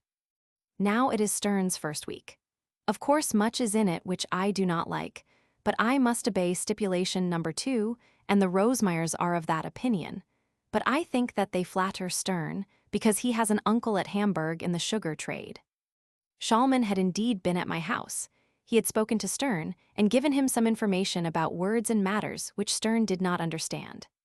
I beg the readers to peruse the following chapters, then I promise afterwards something more substantial, composed by myself, Bathavis Dristable, coffee broker, firm of Last & Co., number 37 Laurier Canals. Chapter 5. About 10 o'clock in the morning, there was an unusual bustle on the principal highway which leads from the district Pandeglang to Lebak. Principal highway is, perhaps, too good a name for a wide footpath, which people called out of politeness, and from want of a better term, the way. But if you started with a carriage and 4 from Serang, the capital of Bantam, with the intention of going to Rankas Betong, the new capital of the Lebak district, you would be sure to reach your destination some time or other. So it was a road. It is true you often stuck in the mud, which in the Bantam lowlands is so heavy, clayey, and sticky that travelers are often obliged to ask the assistance of the inhabitants of the villages in the neighborhood, even of those who are not in the neighborhood, for villages are not numerous in these regions. But if you did succeed at last in getting the assistance of a score of husbandmen, it did not take long to get horses and carriage again on firm ground. The coachman smacked his whip, the running boys. In Europe you would call them, I think, palfreniers. But no, you have nothing in Europe which can give you an idea of these running boys. These incomparable running boys, with their short, thin switches, tearing alongside of the four horses, making indescribable noises, and beating the horses under the belly to encourage them, till the vexatious moment arrived when the carriage once more sank in the mud. Then the cry for help was renewed. You waited till assistance was proffered, and then slowly resumed the journey. Often when I passed that way, I expected to meet a carriage with travelers of the last century who had stuck in the mud and been forgotten. But this never happened to me. Therefore, I suppose that everyone who went that way arrived at last at his destination. You would be mistaken if you thought that all the roads in Java were in the same bad state. The military road with many branches, which Marshal Deendels constructed with great sacrifice of men, is indeed a masterpiece, and you are struck with wonder at the energy of the man, who, notwithstanding many obstacles, raised up by envious opponents at home, dared the displeasure of the population, the discontent of the chiefs, and succeeded in performing a task that even now excites and merits the admiration of every visitor. No post horses in Europe, not even in England, Russia, or Hungary, can be compared with those of Java. Over high mountain ridges, along the brow of precipices that make you shudder, the heavy-laden traveling carriage flies on at full speed. The coachman sits on the box as if nailed to it, hours, yes, whole days successively, and swings the heavy lash with an iron hand. He can calculate exactly where and how much he must restrain the galloping horses, in order that, after descending at full speed from a mountain declivity, he may on reaching that corner. "Oh God," cries the inexperienced traveler, "we are going down a precipice, there's no road, there's an abyss." Yes, so it seems. The road bends, and just at the time when one more bound of the galloping animals would throw the leaders off the path, the horses turn and sling the carriage round the corner. At full gallop they run up the mountain height, which a moment before was unseen, and the precipice is behind you. Sometimes the carriage is only supported at the bend by the wheels on the inside of the curve. Centrifugal force has raised the outside ones off the ground. It needs a great deal of coolness, not to shut one's eyes, and whoever travels for the first time in Java generally writes to his family in Europe that he has been in danger of his life. But he whose home is in Java laughs at that. Reader, it is not my intention, particularly at the commencement of this history, to waste time in describing places, scenery, or buildings. I am too much afraid of disheartening you by what would resemble prolixity. And therefore, until I feel that I have won your attention, till I observe in your glances and in your countenance that the destiny of the heroine, who jumps somewhere from a fourth story, interests you, I shall not make her hover in the air, with a bold contempt for all the laws of gravitation, so long as is necessary for the accurate description of the beauty of the landscape, or the building, that seems to be put in somewhere to give occasion for a voluminous essay on medieval architecture. All those castles resemble each other. They are invariably of heterogeneous architecture. The main building always dates from some earlier reign than the wings which are added to it afterwards under the reign of such and such a king. The towers are in a dilapidated state. Reader, there are no towers. A tower is an idea, a dream. There are half-towers and turrets. The fanaticism which wanted to put towers to the edifices that were erected in honor of this or that saint did not last long enough to finish them. And the spire, designed to point out heaven to believers, is generally supported by 2 or 3 low battlements on the huge base, which makes you think of the man without thighs at the fair. The towers of village churches only, with their spires, are finished. It is not very flattering to Western civilization that the enthusiasm for an extensive work has very seldom prevailed long enough to see that work finished. I do not now speak of undertakings whose completion was necessary to defray the expenses. Whoever wants to know exactly what I mean must go and see the cathedral at Cologne. Let him think of the grand conception of that building in the soul of the architect, of the faith in the hearts of the people, which furnished him with the means to commence and continue that labor, of the influence of the ideas, which required such a colossus to serve as a visible representation of unseen religious feeling, and let him compare that enthusiasm with the train of ideas that some centuries afterwards stopped the labor. There is a profound chasm between Erwin von Steinbach and our architects. I know that for many years they have been occupied in filling up that chasm. At Cologne, too, they are again working at the cathedral. But will they be able to join the broken wire? Will they be able to find again in our days what constituted the power of prelate and builder? I do not think so. Money may be contributed, stone and lime may be bought, a draftsman may be paid to draw a plan, and a mason to fix the stones. But the lost and still venerable faith that saw in an edifice a poem of granite that spoke very loudly to the people, a poem in marble that stood there as an immovable, continual, eternal prayer, cannot be purchased with money. There was one morning an unusual bustle on the frontiers between Lebach and Pandeglang. Hundreds of saddled horses were on the way, and 1,000 men at least, a large number for that place, ran to and fro in active expectancy. There were the chiefs of the villages and the district chiefs of Lebach, all with their followers, and judging from the beautiful Arab steed that stood there in his rich caparison, a chief of great importance must be there also. Such was the case. The region of Lebach, Radinatipati, Kardanathanagara, had left Ranka's Batong with a numerous retinue, and notwithstanding his great age had traveled the 12 or 13 miles that separated his residence from Pandeglang. A new assistant resident was coming, and custom, which has the force of law in the Indies more than anywhere else, will have it that the officer who is entrusted with the rule of a district must be festively received on his arrival. The controller, too, was present. He was a man of middle age, and after the death of the last assistant resident, being the next in rank, had carried on the government for some months. As soon as the arrival of the new assistant resident was known, a pendapo was erected in great haste, a table and some chairs brought there with some refreshments, and in that pendapo the regent, with the controller, awaited the arrival of the new chief. After a broad-brimmed hat, an umbrella, or a hollow tree, a pendapo is certainly the most simple representation of the idea roof. Picture to yourself 4 or 6 bamboo canes, driven into the ground, tied together at the top with other bamboos, on which is placed a cover of the large leaves of the water palm, called in these regions atap, and you will have an idea of such a pendapo. It is, as you see, as simple as possible, and here it had only to serve as a pied-à-terre for the European and native officials who were there to welcome their new chief. It was not very correct of me to call the assistant resident the chief of the regent. I must explain the machinery of government in these regions. The so-called Dutch India, I think the expression inaccurate, but it is the official term, as far as regards the relation of its population to the mother country, must be divided into 2 very distinct great divisions. One of these consists of tribes whose kings and princes have been content to be tributary to Holland, but have nevertheless retained the direct government, in a greater or less degree, in their own hands. The other division, to which the whole of Java belongs, with a very trifling, perhaps only apparent exception, is totally and directly subject to Holland. There is here no question about tribute, tax, or alliance. The Javanese is a Dutch subject. The King of Holland is his king. The descendants of his former princes and lords are Dutch functionaries. They are appointed, transferred, promoted, dismissed by the Governor-General, who reigns in name of the king.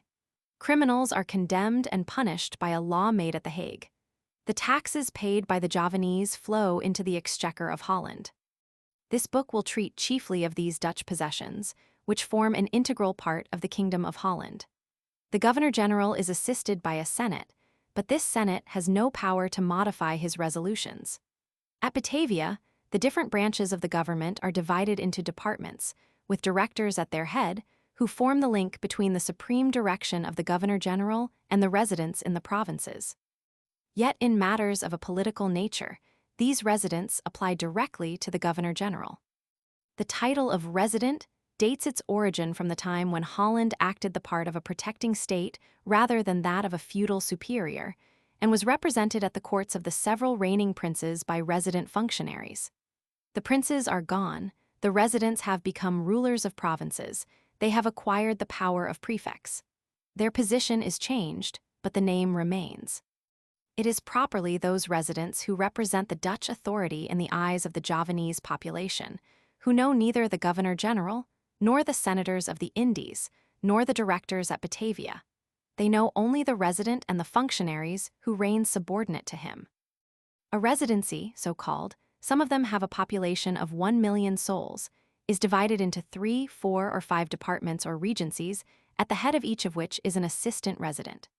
Under these, the government is carried on by controllers, overseers, and a number of other officers, who are required for the gathering of the taxes, the superintendence of agriculture, the erection of buildings, for the waterworks, the police, and the administration of justice.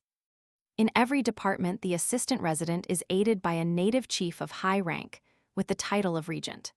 Such a regent, though his relation to the government and his department is quite that of a paid official, always belongs to the high aristocracy of his country, and often to the family of the princes, who have governed in that part or neighborhood as independent sovereigns.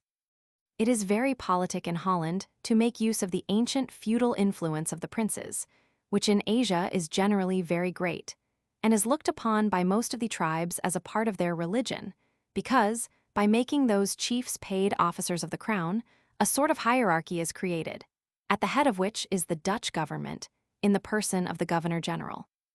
There is nothing new under the sun. Were not the margraves, the burgraves of the German Empire, appointed in the same manner by the emperor, and generally elected from among the barons? Without expatiating on the origin of the nobility, which is sufficiently evident, I wish here to insert the observation that throughout the Indies the same causes have had the same effects as in Europe. If a country must be ruled at a great distance, you will need functionaries to represent the central power. Thus the Romans, under their system of military despotism, chose prefects from among the generals of the legions who had subjugated a country. Such districts thenceforth remained provinces and were ruled as conquests. But when afterwards the central power of the German Empire endeavored to hold the people in subjection by other means than by material force, as soon as a distant region was considered to belong to the empire from similarity of origin, language, and customs, it became necessary to charge with the management of affairs a person who not only was at home in that country, but was elevated by his rank above his fellow citizens. In order that obedience to the commands of the emperor might be rendered more easy by the military submission of the people to him who was entrusted with the execution of those commands. And in this manner, the cost of a standing army was altogether, or in part, avoided at the expense of the public treasury, or, as it generally happened, of the provinces themselves, who had to be watched by an army. So the first counts were chosen out of the barons of the country, and if you take the word literally, then count is no noble title, but only the denomination of a person invested with a certain office. I, therefore, also think that in the Middle Ages the opinion prevailed that the German emperor had the right to appoint counts, governors of districts, and dukes, commanders of armies, but that the barons asserted that they were, as regards their birth, equal to the emperor, and were only dependent upon God, except as regarded their obligation to serve the emperor, provided he was elected with their approbation and from among their number. A count was invested with an office to which the emperor had called him. A baron considered himself a baron by the grace of God. The counts represented the emperor, and as such carried his banners. A baron raised men under his colors as a knight. The circumstance that counts and dukes were generally elected from among the barons caused them to add the importance of their employment to the influence which they derived from their birth. And it seems that afterwards, especially when people got accustomed to the hereditary nature of those employments, the precedence arose which these titles had over that of baron. Even nowadays, many a noble family, without imperial or royal patent, that is to say, such a family as derives its nobility from the origin of the country itself, a family which always was noble, because it was noble, autochthonous, would refuse an elevation to the title of count. There are instances of this. The persons entrusted with the government of such a county naturally tried to obtain from the emperor that their sons, or, in default of sons, other relations, should succeed them in their employment. This also happened very often, though I do not believe that the right to that succession was ever proved, at least in the case of those functionaries in the Netherlands, the Counts of Holland, Zeeland, Flanders, Hainault, the Dukes of Brabant, Gelderland, etc. At first it was a favor. Soon it became a custom, at last a necessity. But never did that succession become a law. Almost in the same way as to the choice of persons, because there can be no question of similarity of position, a native functionary is placed at the head of a district of Java, who adds to the rank given him by the government his autochthonous influence, to facilitate the rule of the European functionary representing the Dutch government. Here, too, hereditary succession, without being established by law, has become a custom. During the life of the regent, this is often arranged, and it is regarded as a reward for zeal and trust if they give him the promise that he shall be succeeded by his son. There must be very important reasons to cause a departure from that rule, and where this is necessary, a successor is generally elected out of the members of the same family. The relation between European officials and such high-placed Javanese nobles is very delicate. The assistant resident of a district is the responsible person. He has his instructions and is considered to be the chief of the district. Still, the regent is much his superior, through local knowledge, birth, influence on the population, pecuniary revenues, and manner of living. Moreover, a regent, as representing the Javanese element, and being considered the mouthpiece of the 100,000 or more inhabitants of his regency, is also in the eyes of the government a much more important personage than the simple European officer, whose discontent need not be feared, because they can get many others in his place, whilst the displeasure of a regent would become perhaps the germ of disturbance or revolt. From all this arises the strange reality that the inferior actually commands the superior.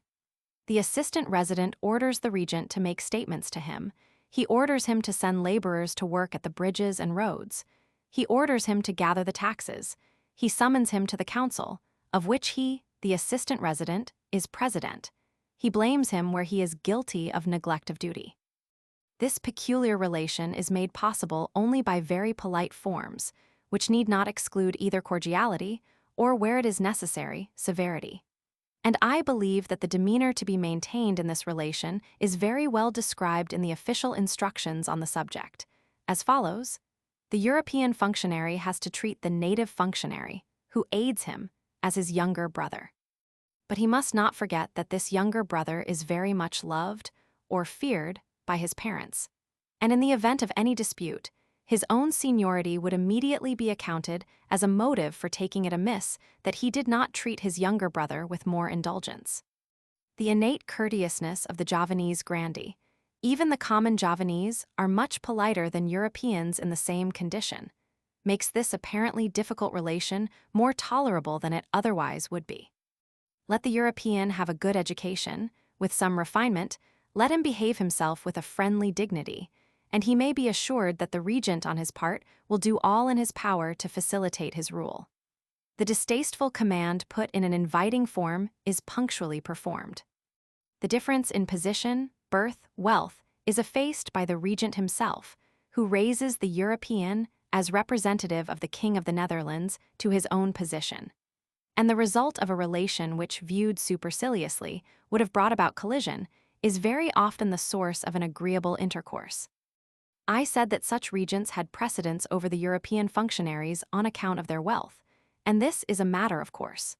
The European, when he is summoned to govern a province which in surface is equal to many German duchies, is generally a person of middle or more advanced age, married and a father. He fills an office to gain his livelihood. His pay is only sufficient, and often insufficient, to procure what is necessary for his family. The regent is Tamangong, a Hipati, yes, even Panjarang, that is, a Javanese prince. The question for him is not that of getting his living, he must live according to his rank. While the European lives in a house, his residence is often a kratoon, with many houses and villages therein. Where the European has a wife with 3 or 4 children, he supports a great number of women with their attendants. While the European rides out, followed by a few officers, as many as are necessary to draw up reports on his journey of inspection, the regent is followed by hundreds of retainers that belong to his suite, and in the eyes of the people, these are inseparable from his high rank. The European lives citizen-like.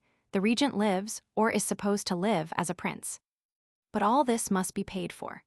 The Dutch government, which has founded itself on the influence of these regents, knows this, and therefore nothing is more natural than that it has raised their incomes to a standard that must appear exaggerated to one unacquainted with Indian affairs, but which is in truth very seldom sufficient to meet the expenses that are necessarily incurred by the mode of life of such a native chief.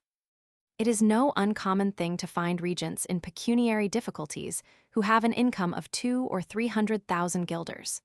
This is brought about by the princely indifference with which they lavish their money, and neglect to watch their inferiors, by their fondness for buying, and, above all things, the abuse often made of these qualities by Europeans. The revenue of the Javanese grandees may be divided into 4 parts. In the first place, their fixed monthly pay. Secondly, a fixed sum as indemnification for their bought-up rights, which have passed to the Dutch government. Thirdly, a premium on the productions of their regency, as coffee, sugar, indigo, cinnamon, etc., and lastly, the arbitrary disposal of the labor and property of their subjects. The 2 last-mentioned sources of revenue need some explanation. The Javanese is by nature a husbandman. The ground whereon he is born, which gives much for little labor, allures him to it, and above all things, he devotes his whole heart and soul to the cultivating of his rice fields, in which he is very clever. He grows up in the midst of his sawas and gagas and tipars. When still very young, he accompanies his father to the field, where he helps him in his labor with plow and spade, in constructing dams and drains to irrigate his fields. He counts his years by harvests. He estimates time by the color of the blades in his field. He is at home amongst the companions who cut paddy with him. He chooses his wife amongst the girls of the Dissa, who every evening tread the rice with joyous songs. The possession of a few buffaloes for plowing is the ideal of his dreams. The cultivation of rice is in Java what the vintage is in the Rhine provinces and in the south of France. But there came foreigners from the west, who made themselves masters of the country. They wished to profit by the fertility of the soil, and ordered the native to devote a part of his time and labor to the cultivation of other things, which should produce higher profits in the markets of Europe. To persuade the lower orders to do so, they only had to follow a very simple policy. The Javanese obeys his chiefs. To win the chiefs, it was only necessary to give them a part of the gain, and success was complete. To be convinced of the success of that policy, we need only consider the immense quantity of Javanese products sold in Holland. And we shall also be convinced of its injustice.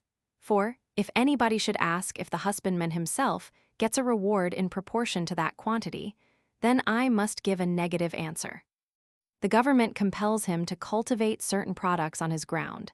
It punishes him if he sells what he has produced to any purchaser but itself, and it fixes the price actually paid.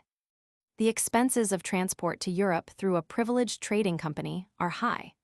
The money paid to the chiefs for encouragement increases the prime cost. And because the entire trade must produce profit, that profit cannot be got in any other way than by paying the Javanese just enough to keep him from starving, which would lessen the producing power of the nation. To the European officials, also, a premium is paid in proportion to the produce. It is a fact that the poor Javanese is thus driven by a double force, that he is driven away from his rice fields. It is a fact that famine is often the consequence of these measures.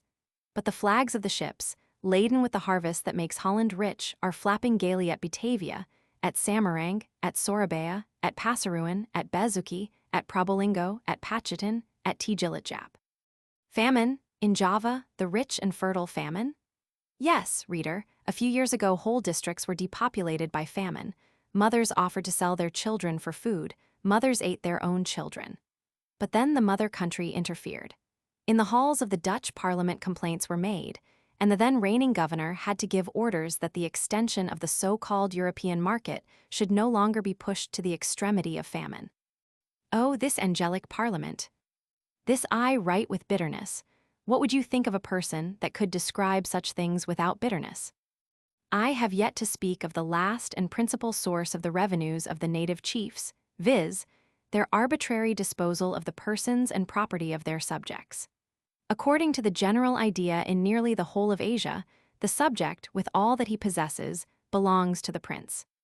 The descendants or relatives of the former princes like to profit by the ignorance of the people, who do not yet quite understand that their Tamangong, Adhipati, or Panjarang, is now a paid official, who has sold his own rights and theirs for a fixed income, and that thus the ill-requited labor of the coffee plantation or sugar field has taken the place of the taxes which they formerly paid their lords.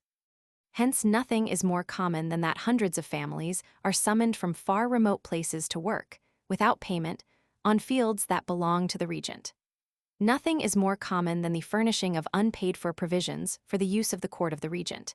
And if the regent happens to cast a longing eye on the horse, the buffalo, the daughter, the wife of the poor man, it would be thought unheard of if he refused the unconditional surrender of the desired object. There are regents who make a reasonable use of such arbitrary powers, and who do not exact more of the poor man than is strictly necessary to uphold their rank. Some go a little further, and this injustice is nowhere entirely wanting. And it is very difficult, nay, even impossible, entirely to destroy such an abuse, because it is in the nature of the population itself to induce or create it. The Javanese is cordial, above all things, where he has to give a proof of attachment to his chief, to the descendant of those whom his forefathers obeyed. He would even think himself wanting in the respect due to his hereditary lord, if he entered his kratoon without presents. These gifts are often of such small value, that to refuse them would be a humiliation, and the usage is rather more like the homage of a child who tries to give utterance to filial love by offering his father a little present, than a tribute to tyrannical despotism. But the existence of such a good custom makes the abolition of a bad one very difficult.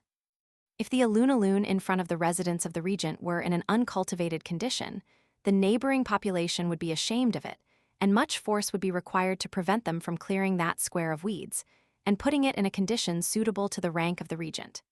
To give any payment for this would be considered as an insult to all. But near this alunaloon, or elsewhere, there are sawas that wait for the plow, or a channel to bring water, often from a distance of many miles. Those sawas belong to the regent. He summons the population of whole villages whose sawas need labor as well as his. There you have the abuse.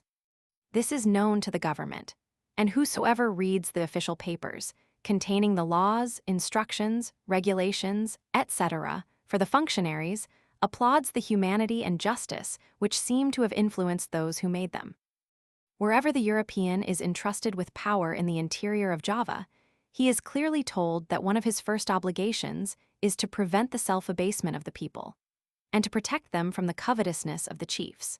And, as if it were not enough to make this obligation generally known, a special oath is exacted from the assistant residents that, when they enter upon the government of a province, they will regard this fatherly care for the population as their first duty.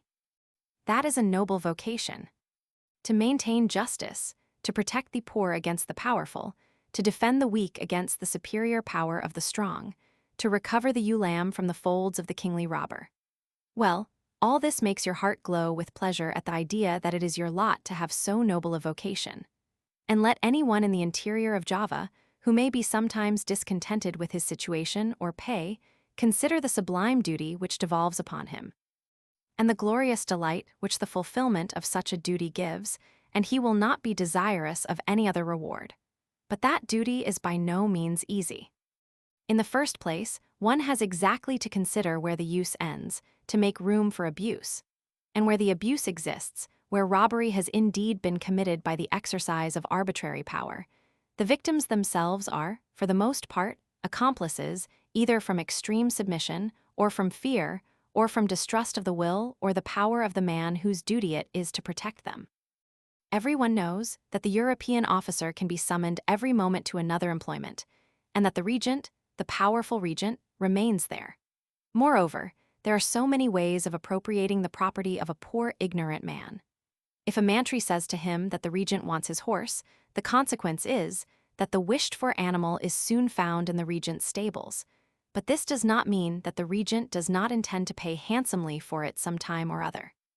If hundreds of people labor on the fields of a chief without getting money for it, this is no proof that he makes them do so for his benefit.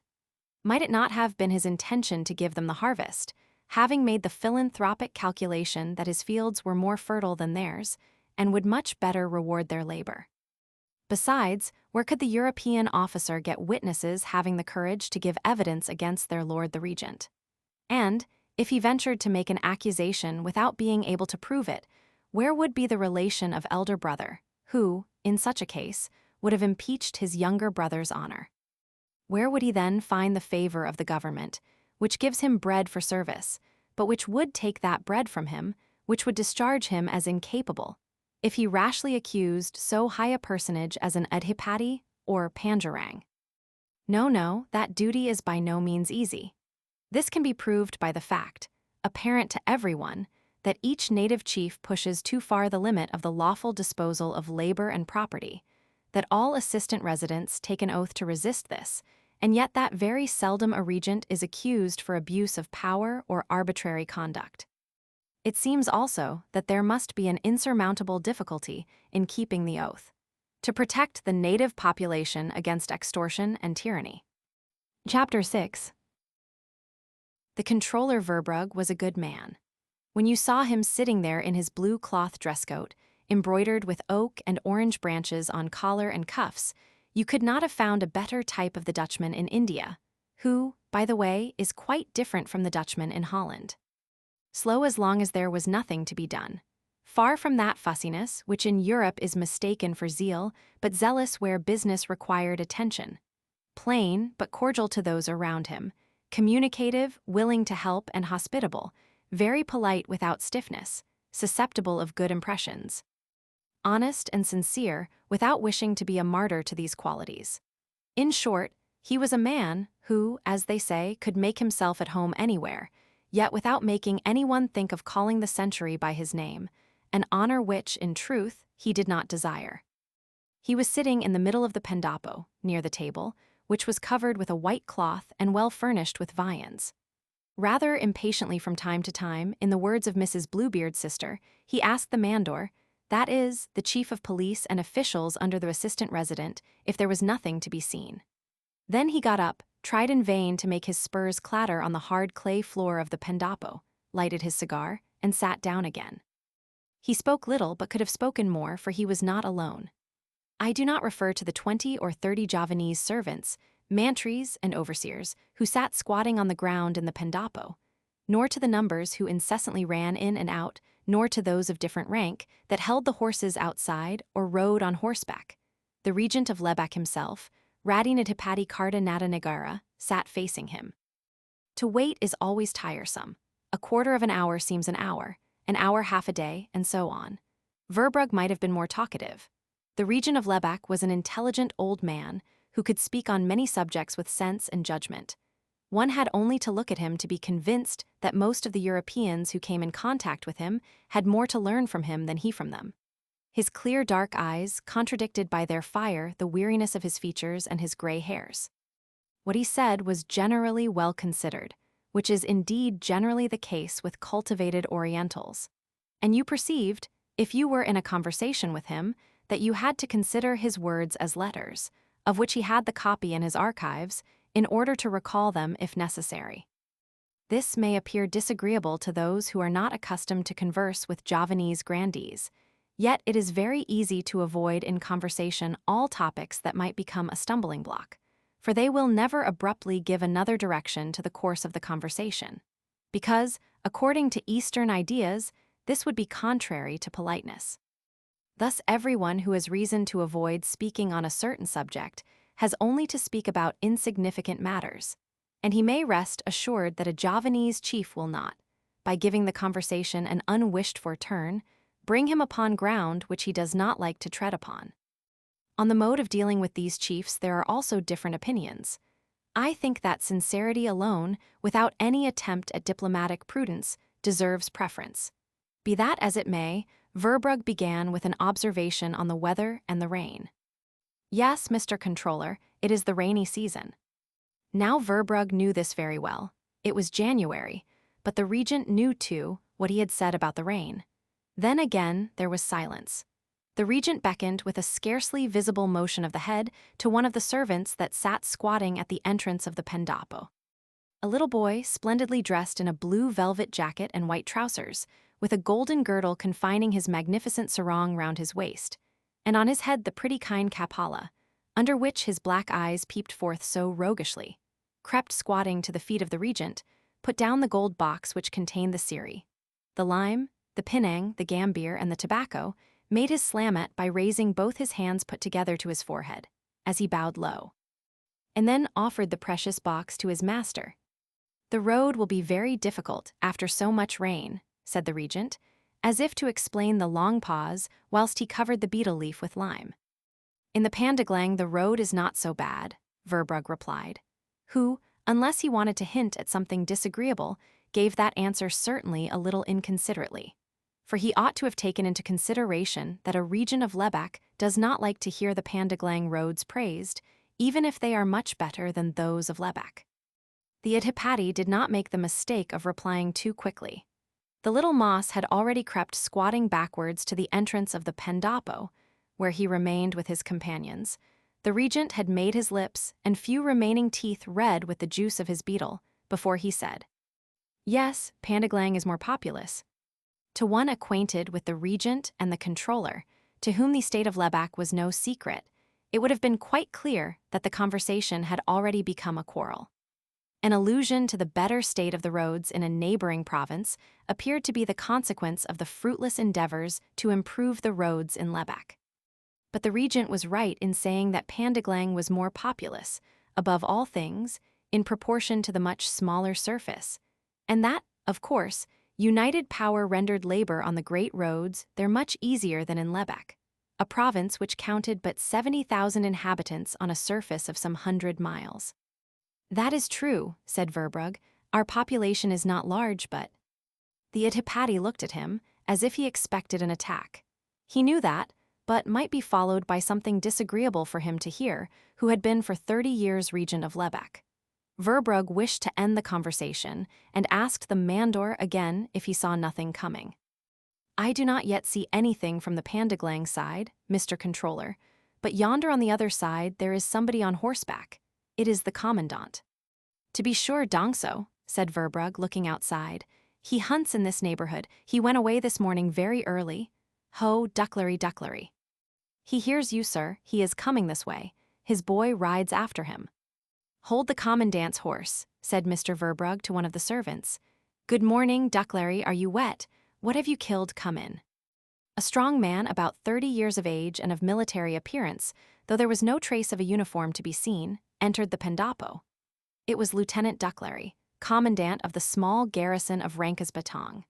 Verbrugge and he were familiar friends, as Ducklary had lived for some time in Verbrugge's house, pending the completion of a new fort. He shook hands with him, politely saluted the regent, and sat down asking, "What have you here?" "Will you have some tea, Ducklary?" "Certainly not, I am hot enough. Have you no coconut milk? That is refreshing." "I won't let you have it. If one is hot, cocoa milk is, in my opinion, very unwholesome.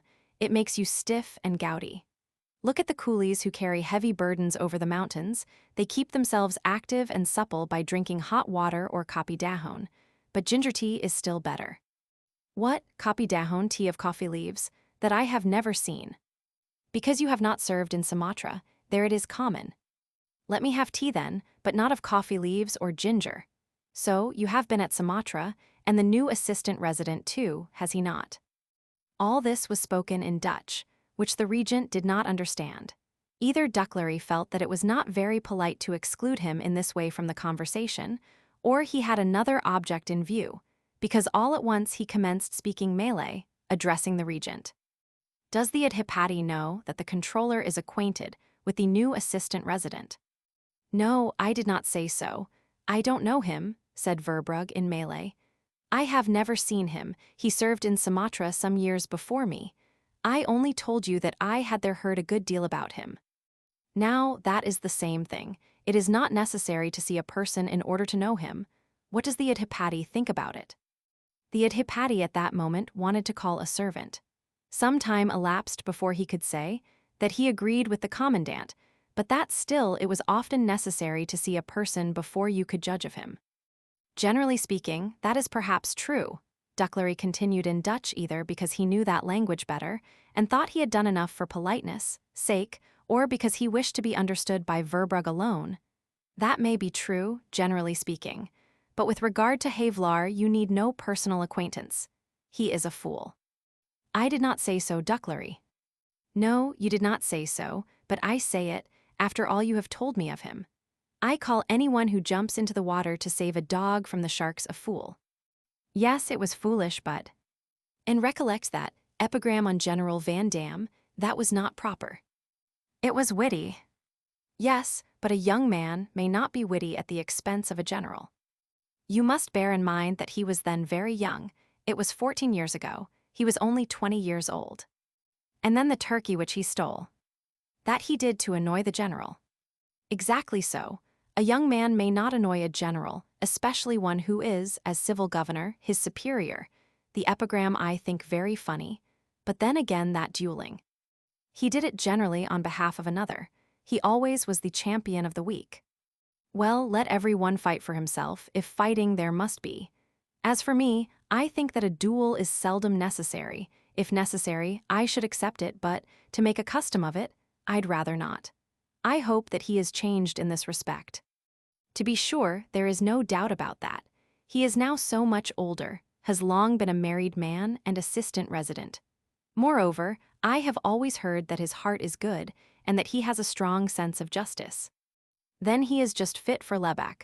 Something happened this morning that, do you think that the regent understands us? I do not think so, but show me something out of your game bag, then he will think that we are speaking of that. Ducklary took his bag, pulled out 2 woodcocks, and handling them, as if speaking about his sport, he communicated to Verbrugge that he had been followed by a Javanese, who had asked him if he could do nothing to lighten the pressure under which the population groaned. And, he went on, that means much, Verbrugge. Not that I wonder at the fact itself. I have been long enough in the residency of Bantam to know what is going on here. But that a common Javanese, generally so circumspect and reserved in what concerns the chiefs, should make such a request to one who has nothing to do with it, surprises me. And what did you answer, Ducklary? Well, that it was not my business. That he must go to you or to the new assistant resident when he arrives at Rankas Baitong, and there make his complaint. There they come, said the servant Dongso all at once. I see a mantri waving his tudung. All stood up. Ducklary not wishing it to appear that he had come to the frontiers to welcome the assistant resident, his superior in rank but not in command, and who was moreover a fool, mounted his horse and rode off, followed by his servant. The Ittipati and Verbrugge, standing at the entrance of the Pendapo, saw a traveling carriage approaching, dragged by 4 horses, which soon stopped, covered with mud near the little bamboo building. It would have been very difficult to guess what there could be in that coach, before Dongso, helped by the runners and a legion of servants belonging to the regent's suite, had undone all the straps and buttons that enclosed the vehicle in a black leathern cover, an operation which put you in mind of the precautions with which lions and tigers were formerly brought into cities when the zoological gardens were as yet only traveling menageries. Now there were no lions or tigers in the van. They had only shut it up in this way because it was the west monsoon and it was necessary to be prepared for rain. Now the alighting out of a van, in which one has jolted for a long time along the road, is not so easy as he would think who has never, or but seldom traveled. Almost as in the case of the poor saurians of the antediluvian period, which, by staying too long, at last became an integral part of the clay, which they had not originally entered with the intention of remaining there. So with travelers who have been sitting too long cooped up in a traveling carriage, there happens something that I propose to call assimilation. At last one hardly knows where the leathern cushion ends and his individuality begins. Yes, I even think that one might have toothache or cramp in such a position, and mistake it for moth in the cloth, or mistake moth in the cloth for toothache or cramp. There are but few circumstances in the material world that do not afford to the thinking man the opportunity of making intellectual observations, and so I have often asked myself whether many errors, that have become common with us, many wrongs, that we think to be right, owe their origin to the fact of having been sitting too long with the same company in the same traveling carriage. The leg that you had to put there on the left between the hat box and the little basket of cherries. The knee, which you held pressed against the coach door, not to make the lady opposite you think that you intended an attack on her crinoline or virtue. The foot, covered with corns, that was so much afraid of the heels of the commercial traveler near you. The neck, which you had to bend so long a time to the left because rain came in on the right side, all these are at last somewhat distorted. I think it well to change from time to time coaches, seats, and fellow travelers. Then you can give your neck another direction, you can sometimes move your knee, and perhaps you may have a young lady near you with dancing shoes or a little boy whose feet do not touch the ground. Then you have a better chance of looking and walking straight as soon as you get solid earth under your feet. If anything in the coach that stopped before the pendopo was opposed to the solution of continuity, I don't know. But it is certain that it was some time before anything appeared. There seemed to be a difficulty of etiquette, judging from the words, "If you please, madam," and "resident." Be this as it may, a gentleman at length stepped out who had in his attitude and appearance something perhaps which made you think of the saurians I have spoken of. As we shall meet him again afterwards, I will tell you at once that his immobility was not only due to assimilation with the traveling coach, since, even when there was no van in the neighborhood, he exhibited a calmness, a slowness, and a prudence that would make many a saurian jealous, and that in the eyes of many would be considered as tokens of a sedate, calm, and wise man.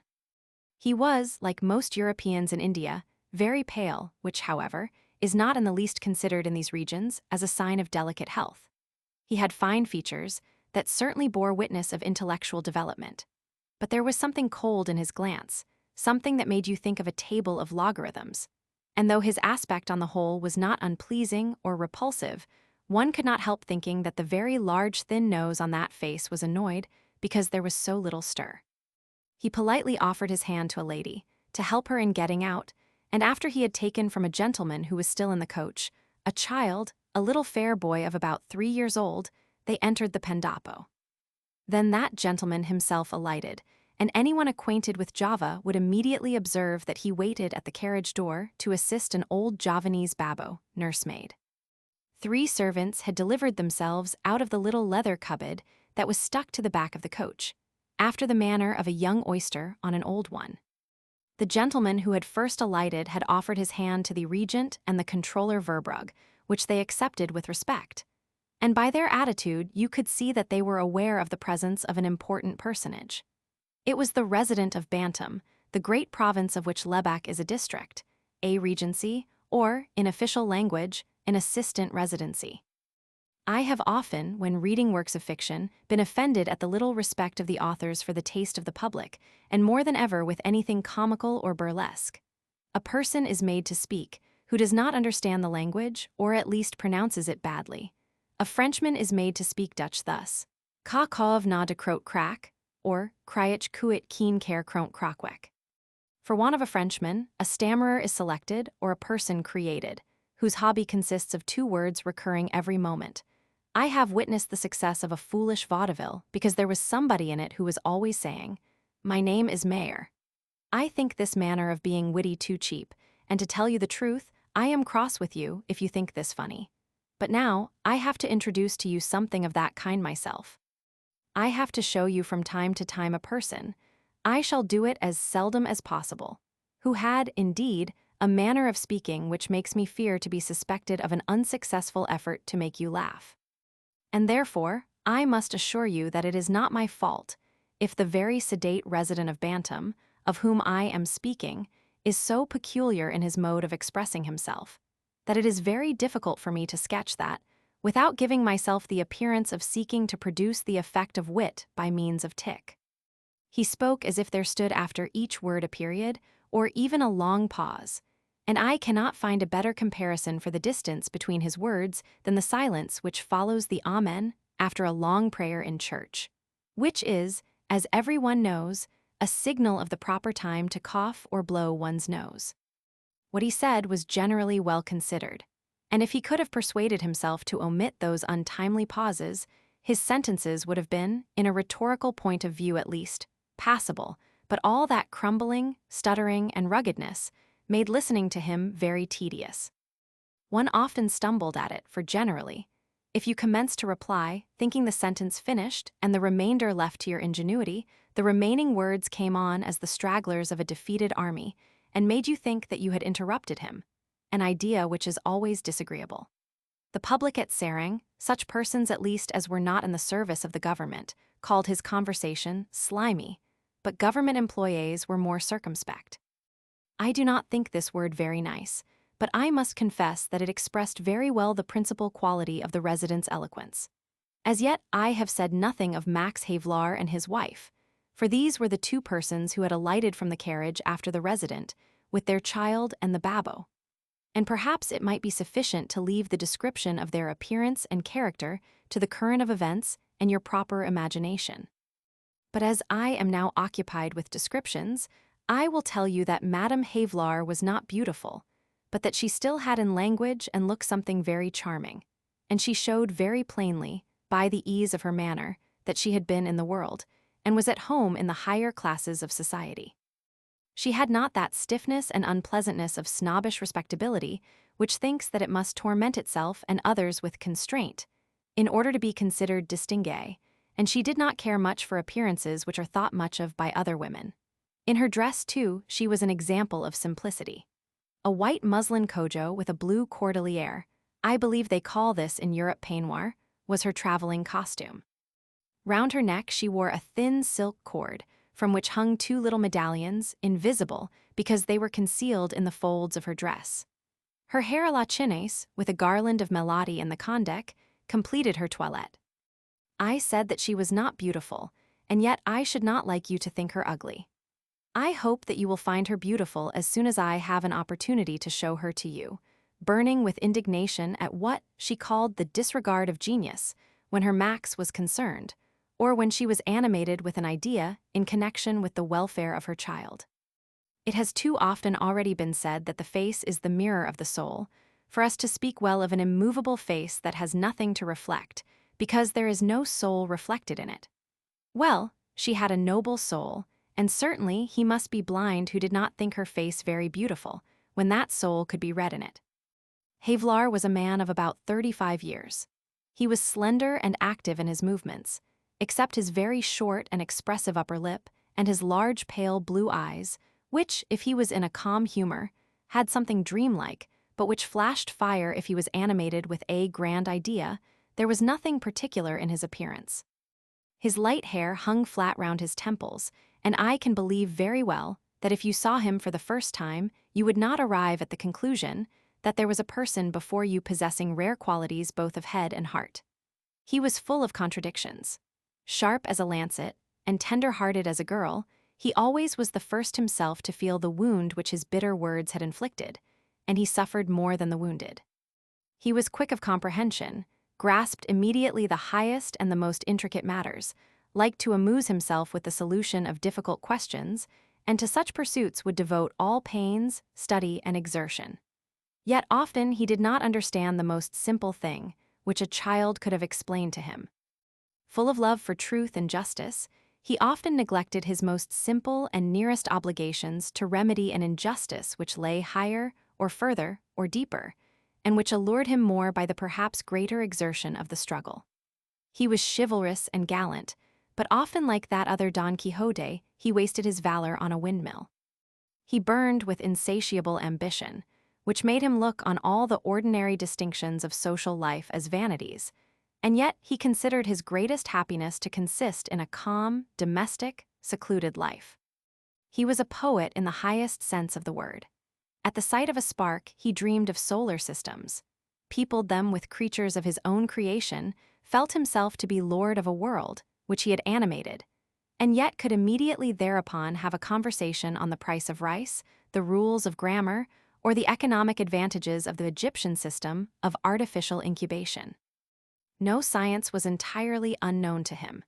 He guessed intuitively what he did not know, and possessed in a very high degree the gift of using the little he knew.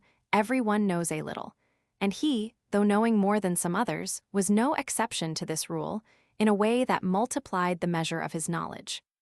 He was punctual and orderly, besides being exceedingly patient, but precisely because punctuality, order and patience were difficult to him, his mind being somewhat wild, slow and circumspect in judging of affairs, though this seemed not to be the case with those who heard him reach his conclusions so quickly.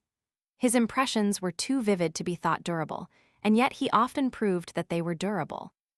All that was grand and sublime allured him, and at the same time he was simple and naïf as a child. He was honest, above all things where honesty became magnanimity, and would have left unpaid hundreds which he owed because he had given away thousands.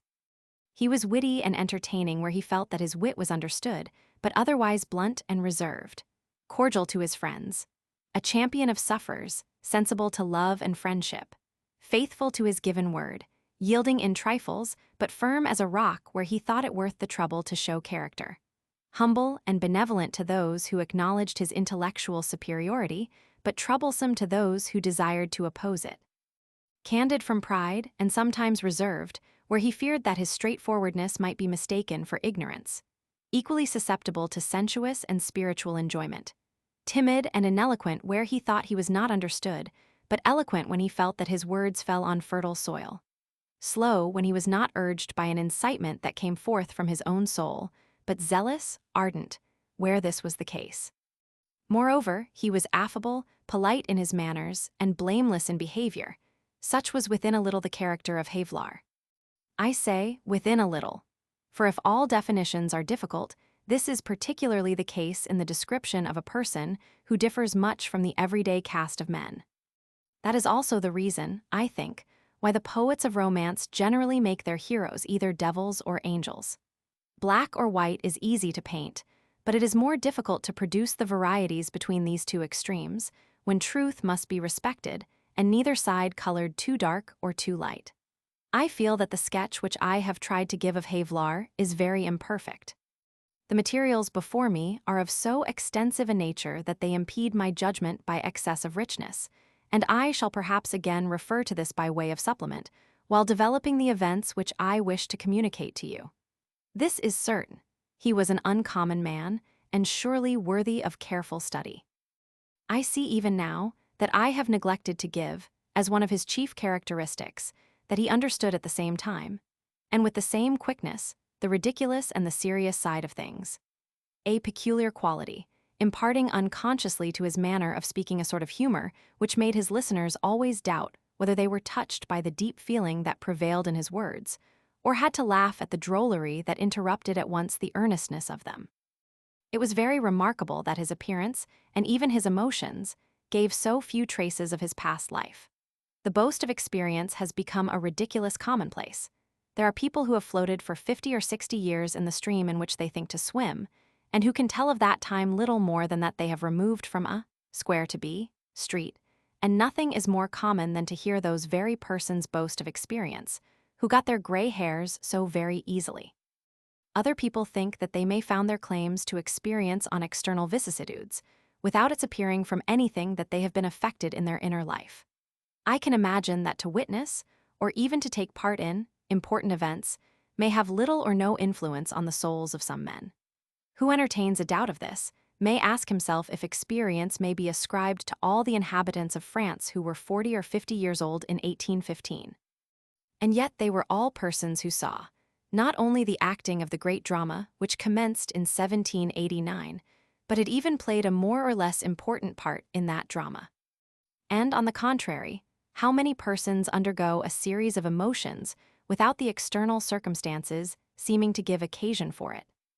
Think of Robinson Crusoe, of Pellico's captivity, of the charming Pixiola, of Saintine, of the struggle in the breast of an old maid, who cherished through her whole life but one love without ever betraying by a single word what were the feelings of her heart, of the emotions of the philanthropist, who, without being externally involved in the current of events, is ardently interested in the welfare of fellow citizens or fellow creatures. The more he alternately hopes and fears, the more he observes every change, kindles into enthusiasm for a beautiful idea, and burns with indignation if he sees it pushed away and trampled upon by those who, for some time at least, were stronger than beautiful ideas. Think of the philosopher, who from out his cell tries to teach the people what truth is, if he has to remark that his voice is overpowered by devout hypocrisy or adventurous quacks. Think of Socrates, not when he empties the poisoned cup, for I speak here of the experience of the mind, and not of that which owes its existence to external circumstances. How intensely sad his soul must have been, when he, who loved what is right and true, heard himself called a corrupter of youth and a despiser of the gods. Or better still, think of Christ, gazing with such profound sadness on Jerusalem, and complaining that it would not. Such a cry of grief above that of the poisoned cup or cross does not come from an untried heart. There must have been suffering, there is experience. This outburst has escaped me. It now stands and may remain. Havelaar had experienced much. Will you have, for instance, something that counterbalances the removing from a street? He had suffered shipwreck more than once. He had experience of fire, insurrection, assassination, war, duels, luxury, poverty, hunger, cholera, love, and loves. He had visited France, Germany, Belgium, Italy, Switzerland, England, Spain, Portugal, Russia, Egypt, Arabia, India, China, and America. As to his vicissitudes, he had many opportunities of experience, and that he had truly experienced much, that he had not gone through life without catching the impressions which it offered him so plentifully, was evidenced by the quickness of his mind and the susceptibility of his soul. What excited the wonder of all who knew or could conjecture how much he had experienced and suffered was that you could see so little of that on his face. Certainly there was something like fatigue in his features, but this made you think rather of prematurely ripe youth than of approaching old age. Yet approaching old age it ought to have been, for in India the man of 35 years is no longer young. His emotions, too, had remained young, as I said before. He could play with a child, and as a child, and often he complained that little Max was still too young to fly a kite, because he, great Max, liked that so very much. With boys he played leapfrog, and liked to draw a pattern for the girls' embroidery. He even often took the needle from them and amused himself with that work, though he always said that they could do something better than that mechanical counting of stitches. With young men of 18 he was a young student, liked to sing his Patrium Canimus with them, or Gaudimus Igitur. Yes, I am not even quite certain that not long ago, when he was in Amsterdam on leave, he pulled down a signboard which did not please him, because a nigger was painted on it, chained to the feet of an European with a long pipe in his mouth, and under which was written, of course, the smoking young merchant. The babbo whom he had helped out the coach resembled all babos in India when they are old. If you know that sort of servants, I need not tell you how she looked, and if you do not, I cannot tell you. This only distinguished her from other nurses in India, that she had little to do. For Madame Havelaar was an example of care for her child, and what there was to do for or with her little Max, she did herself, to the great astonishment of many other ladies, who did not think proper to act as slaves to their children. Chapter 7. The resident of Bantam introduced the regent and the controller to the new assistant resident. Havelaar courteously saluted both these functionaries. The controller, there is always something painful in meeting a new superior. He placed at once at his ease with a few friendly words, as if he wished immediately to introduce a sort of familiarity that would make intercourse easy. With the regent his meeting was as it ought to be with a person entitled to a gold payang, at the same time his younger brother.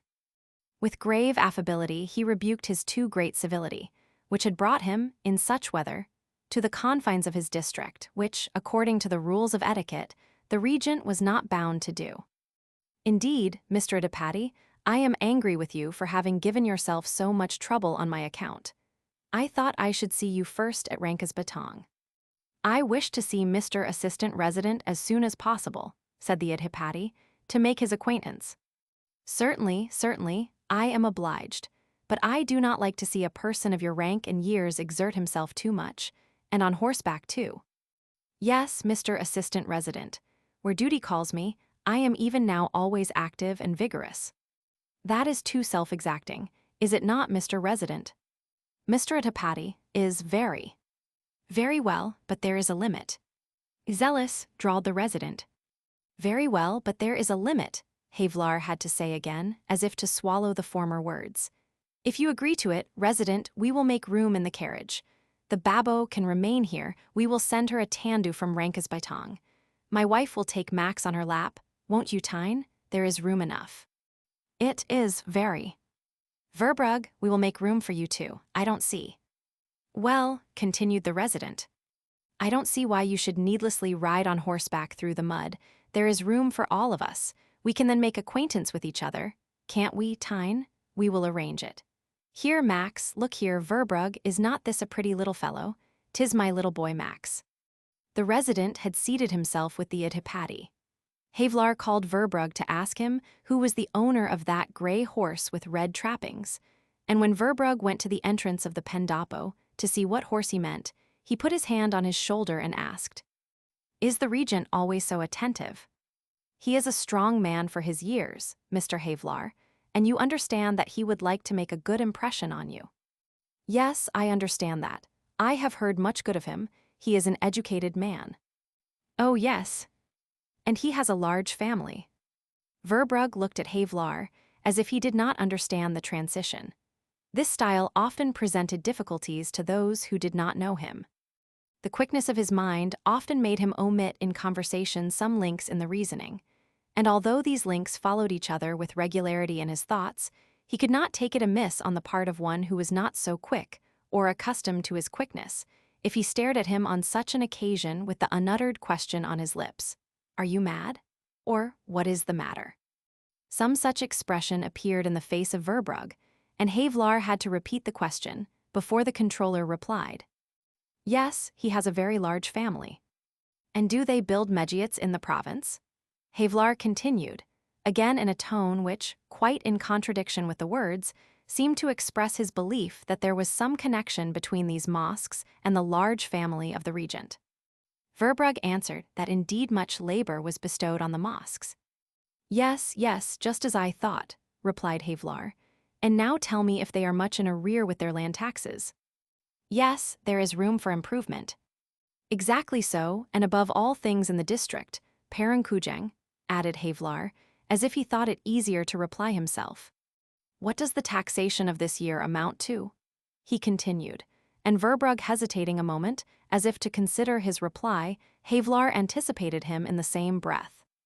Very well, I know it already. 68,000 and a few hundreds, 15,000 more than last year, but only 6,000 more than in the year 1845. We have made since 1843 an augmentation of 8,000, and the population too is very thin. Yes, in 12 years we have had an increase of only 11%. And even this statement is questionable, for the statistics were formerly very inexactly kept, and farther. From 1850 to 1851 there is even a diminution, and the cattle market does not flourish. That is a bad omen asterisk, what the deuce? Look how that horse jumps and rears. Come here, Max. Verbrugge saw that he would not have much to teach the new assistant resident, and that there was no question of ascendancy arising from local acquaintance, an advantage which the good fellow had not desired. "But it is a matter of course," continued Havelaar, taking Max in his arms. "In Tijikandi and Balling they like it, and so do the rebels and the lampoons. I recommend myself to your cooperation, Mr. Verbrugge. The regent is a man old in years. His son-in-law is still district chief. All things considered, I think him to be a person who deserves indulgence. I mean the regent. I am very glad that there is so much poverty here. I hope to remain here a long time."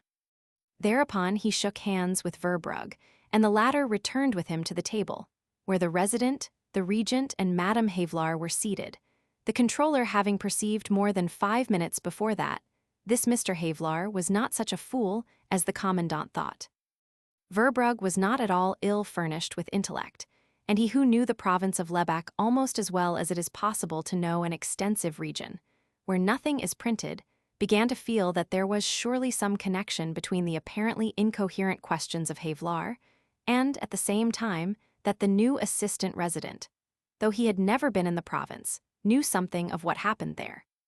Verbrugge did not understand, it is true, why he had rejoiced at the poverty of Lebach, but he supposed he had misunderstood that expression.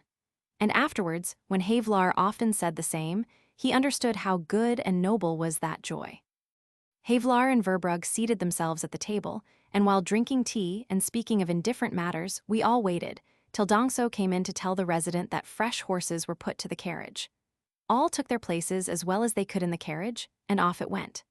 To speak was difficult, because of the jolting and bruising. Max was kept quiet with Pisang. His mother had him on her lap, and would not acknowledge that she was tired when Havelaar proposed to relieve her of the heavy boy. During a compulsory rest in a mud hole, Verbrugge asked the resident if he had yet mentioned Madame Slotering. Mr. Havelaar has said. Of course, Verbrugge, why not? That lady can stay with us. I should not like. That it was good, continued the resident with much difficulty. I should not like to forbid my house to a lady in such circumstances. That is a matter of course. Is it not, Tyne? Tyne, too, was of opinion that it was a matter of course. You have 2 houses at Rankes by Tong, Verbrugge said. There is room enough for 2 families. But even if this were not the case, I should not dare. Well, resident, said Madame Havelaar, there is no doubt about it. To promise it, for it is. Were they 10 of them, if they only like to be with us? A great deal of trouble, and she is. But to travel at such a time is an impossibility, resident. A heavy jolt of the carriage, just got out of the mud, put a point of exclamation after the declaration that to travel was an impossibility for Madame Slotering. Everyone had said the usual "oh," which follows such a jolt. Max had recovered in his mother's lap the pisang, which he lost by the shock, and we were already pretty near to the next mud hole before the resident could resolve to finish his phrase by adding, "A native woman." "Oh, that makes no difference," explained Madame Havelaar. The resident nodded, as if he thought it good that the matter was thus arranged, and as it was so difficult to speak, we ended the conversation. This Madame Slotering was the widow of Havelaar's predecessor, who had died 2 months ago. Verbrugge, who had been charged ad interim with the duties of assistant resident, would have had a right to occupy, during that time, the large mansion which had been erected at Rankes by Tong, as in every district, for the head of the government. Still, he had not done so, partly because he feared that he should have to remove too soon, partly that this lady with her children might continue to occupy it. Yet there would have been room enough, for besides the large mansion for the assistant resident, there was near it, in the grounds, another house that had served for the same purpose formerly, and though in a decayed condition, was still very inhabitable. Madame Slotering had asked the resident to intercede for her with the successor of her husband, and obtain permission for her to inhabit that old house till after her confinement, which she expected in a few months. This was the request which had been granted so readily by Havelaar and his wife, for hospitable they were in the highest degree. The resident had said that Madame Slotering was a native woman. This needs some explanation for readers who are not acquainted with India, for otherwise they would be apt to come to the wrong conclusion, that she was a Javanese woman. European society in India is very sharply divided into 2 different parts, the Europeans proper and those who, though lawfully belonging to the same jurisdiction, were not born in Europe, and have more or less Indian blood in their veins.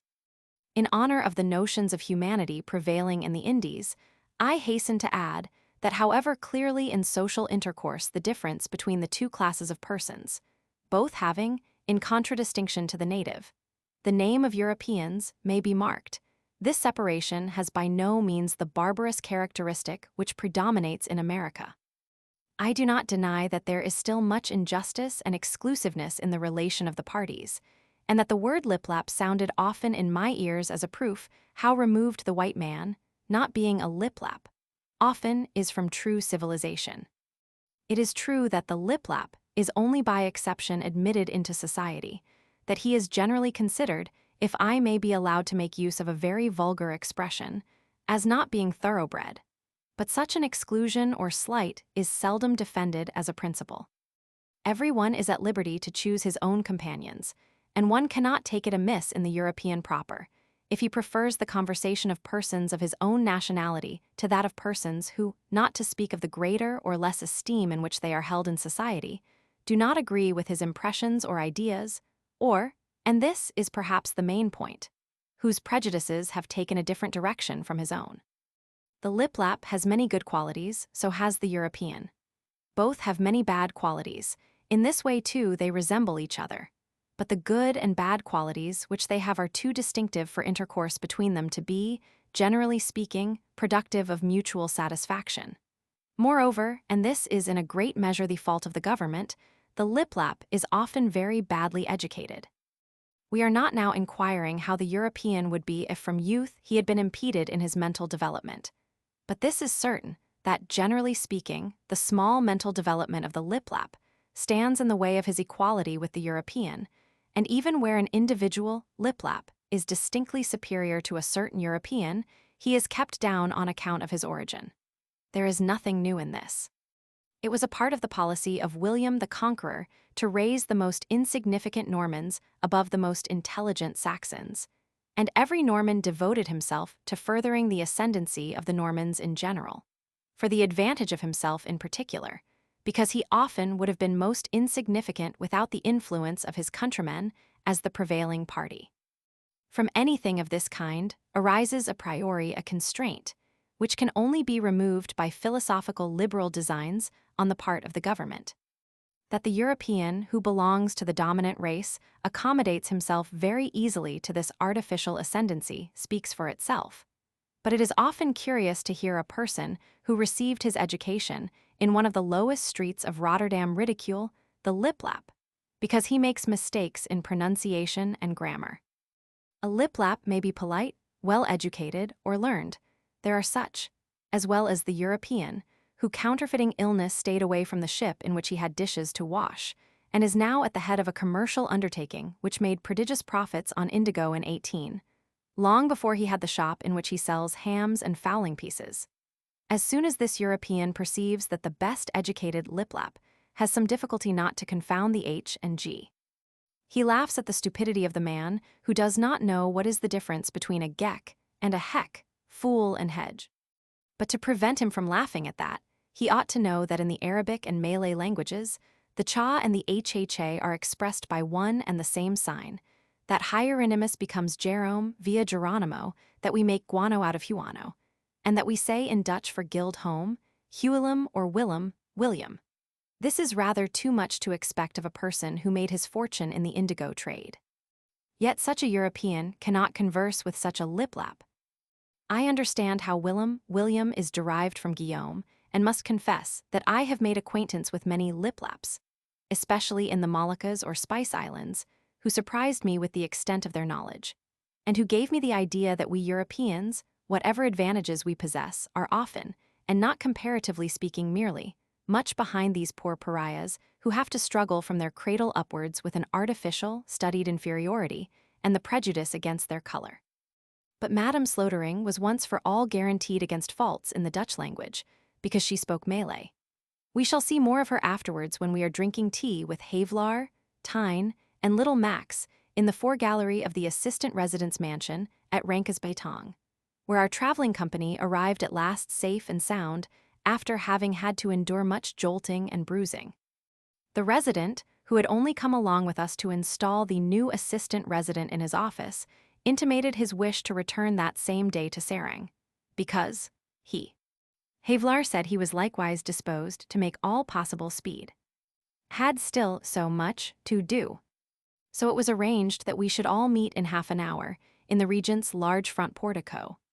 Verbrugge, who was prepared for this, had many days ago summoned to the capital the heads of the districts, the Pate, the Clewan, the Jaxa, the tax-gatherer, some mantries, in a word, all the native officials who had to assist at the ceremony. The Adhipati took his leave and drove home. Madame Havelaar inspected her new house and was much pleased with it, above all things because the garden was so large, which she liked so on account of Max, who required to be much in the open air.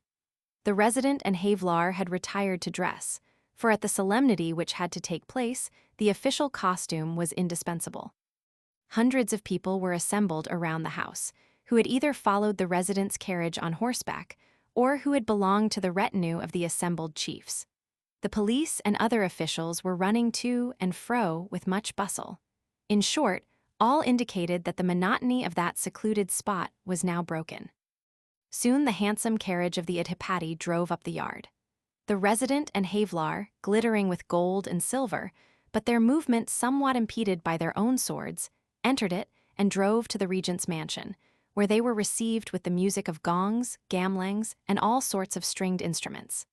Verbrugge, too, who had put off his muddy costume, had already arrived.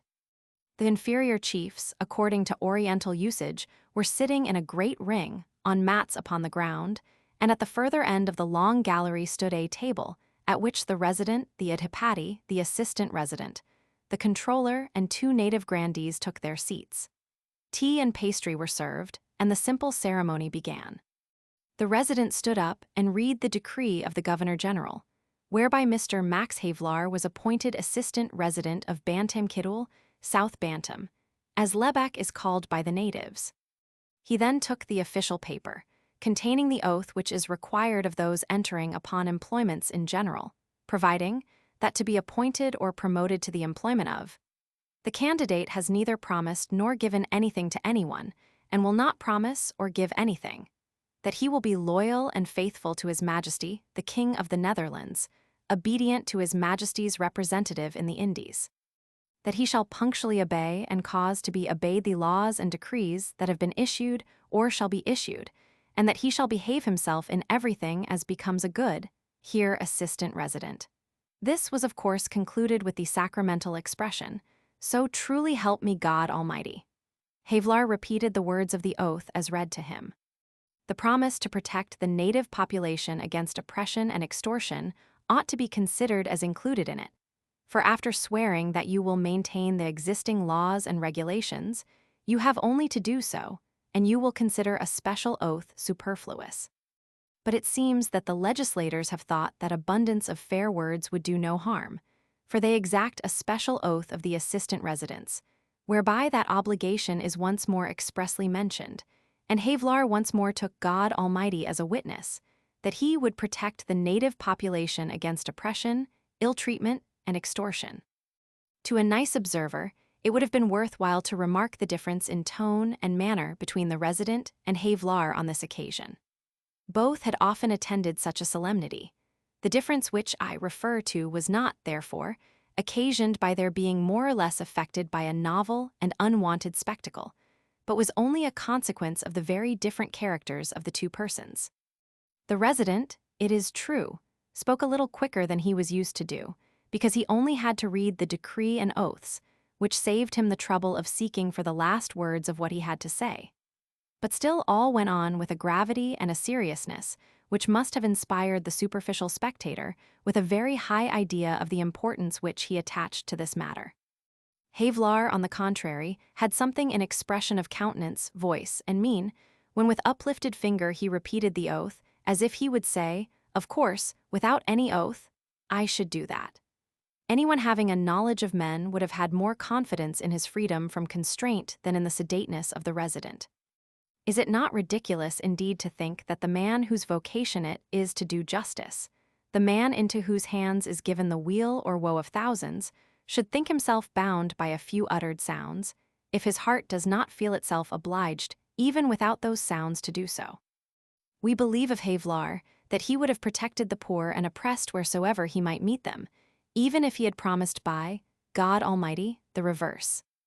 Thereupon followed a speech of the resident, addressed to the chiefs, in which he introduced to them the assistant resident as Lord Paramount of the district, and invited them to obey him, to perform punctually their duties and other commonplaces. Then the chiefs were presented, every one in his turn, to Havelaar. He gave his hand to each of them, and the installation was at an end. Dinner was served at the house of the adhipati, and the Commandant Duclery was among the guests. Immediately after it was finished, the resident, wishing to be the same evening at Serang, because he had so much business, entered again his traveling coach, and so Rangkas Bitung was soon again as quiet as can be expected of a small town in Java, inhabited only by a few Europeans and moreover far from the highway. Duclery and Havelaar soon became acquainted. The adhipati seemed to be well contented with his elder brother, and Verbrugge said afterwards that the resident also, whom he had accompanied a part of his way to Serang, had spoken in very favorable terms of the family of Havelaar, who, on their journey to Lebak, had spent many days at his house, adding that it was easy to foresee that Havelaar, who was in high esteem with the government, would very probably be soon promoted to a higher office. Max and his Tyne had recently returned from a voyage to Europe, and were tired of what I once heard happily described as the life of boxes. They esteemed themselves, therefore, very happy to inhabit at last, after many changes, a spot where they were at home. Before this voyage to Europe, Havelaar had been assistant resident at Ambona, where he had to struggle with many difficulties. Because the population of that island was in a state of excitement and revolt, in consequence of the many bad measures which had of late been taken. He had, with much energy, succeeded in repressing that spirit, but from vexation at the little assistance which the government gave him in that affair, and from sorrow over the bad government which for many centuries has depopulated and corrupted the magnificent Moluccas. The reader should try if he can get to read what was written on that subject by the Baron van der Capellen in 1825. The publications of this philanthropist are to be found in the Indian official papers of that year. And affairs have not since improved. From sorrow for all this he had become ill, and this had induced him to leave for Europe. Strictly considered, he had a right to a better choice than the poor unproductive district of Lebec, because his office at Ambona was of more importance, and there, without an assistant resident as his superior, he had managed all the business himself. Moreover, long before he went to Ambona, it was said that he would be appointed resident, and therefore many were astonished that he got a district which gave him so little emolument, because many measure the importance of a function by the revenues it produces. Yet he himself did not complain about that. His ambition was not of the kind that he should ever play the beggar for a higher office or more money. Yet the latter would have been useful to him, for in his voyages to Europe he had spent the little money which he had saved in former years. He had even been obliged to leave debts behind, and he was, in a word, poor. But never had he considered his employment as a source of emolument, and when appointed at Lebec, he intended with contentment to pay up his arrears by economy, in which intention his wife, who was also simple in tastes and necessities, willingly seconded him. But economy was a difficult thing to Havelaar. As for himself, he could be content with the bare necessaries of life, yea, even with less, but where others were in want of assistance, to help, to give, was a strong passion with him. He himself was aware of this foible. He considered, with all the common sense he had, how unjustly he acted in succoring anyone, when he himself had a better claim to his own assistance, and felt this injustice the more when his Tyne and Max, both of whom he loved so dearly, suffered through the consequence of his liberality. He often reproached himself for his good nature as a foible, as vanity, as a desire to be considered a prince in disguise. He promised amendment, and yet, whenever anyone presented himself to his notice as the victim of adversity, he forgot all and helped him.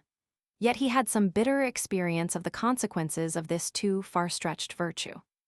A week before the birth of his little Max, he had not money enough to buy the iron cradle wherein his darling was to rest, and a little before he had sacrificed the few ornaments of his wife to assist somebody who was certainly in better circumstances than he. But all this was far behind them when they arrived at Lebec. With a joyful calmness, they had taken possession of the house, where they hoped now to remain for some time. With peculiar satisfaction, they had ordered the furniture at Batavia. They would make all so comfortable and snug. They showed each other the places where they should breakfast, where little Max should play, where the library should be, where he should read in the evening to her what he had written that day.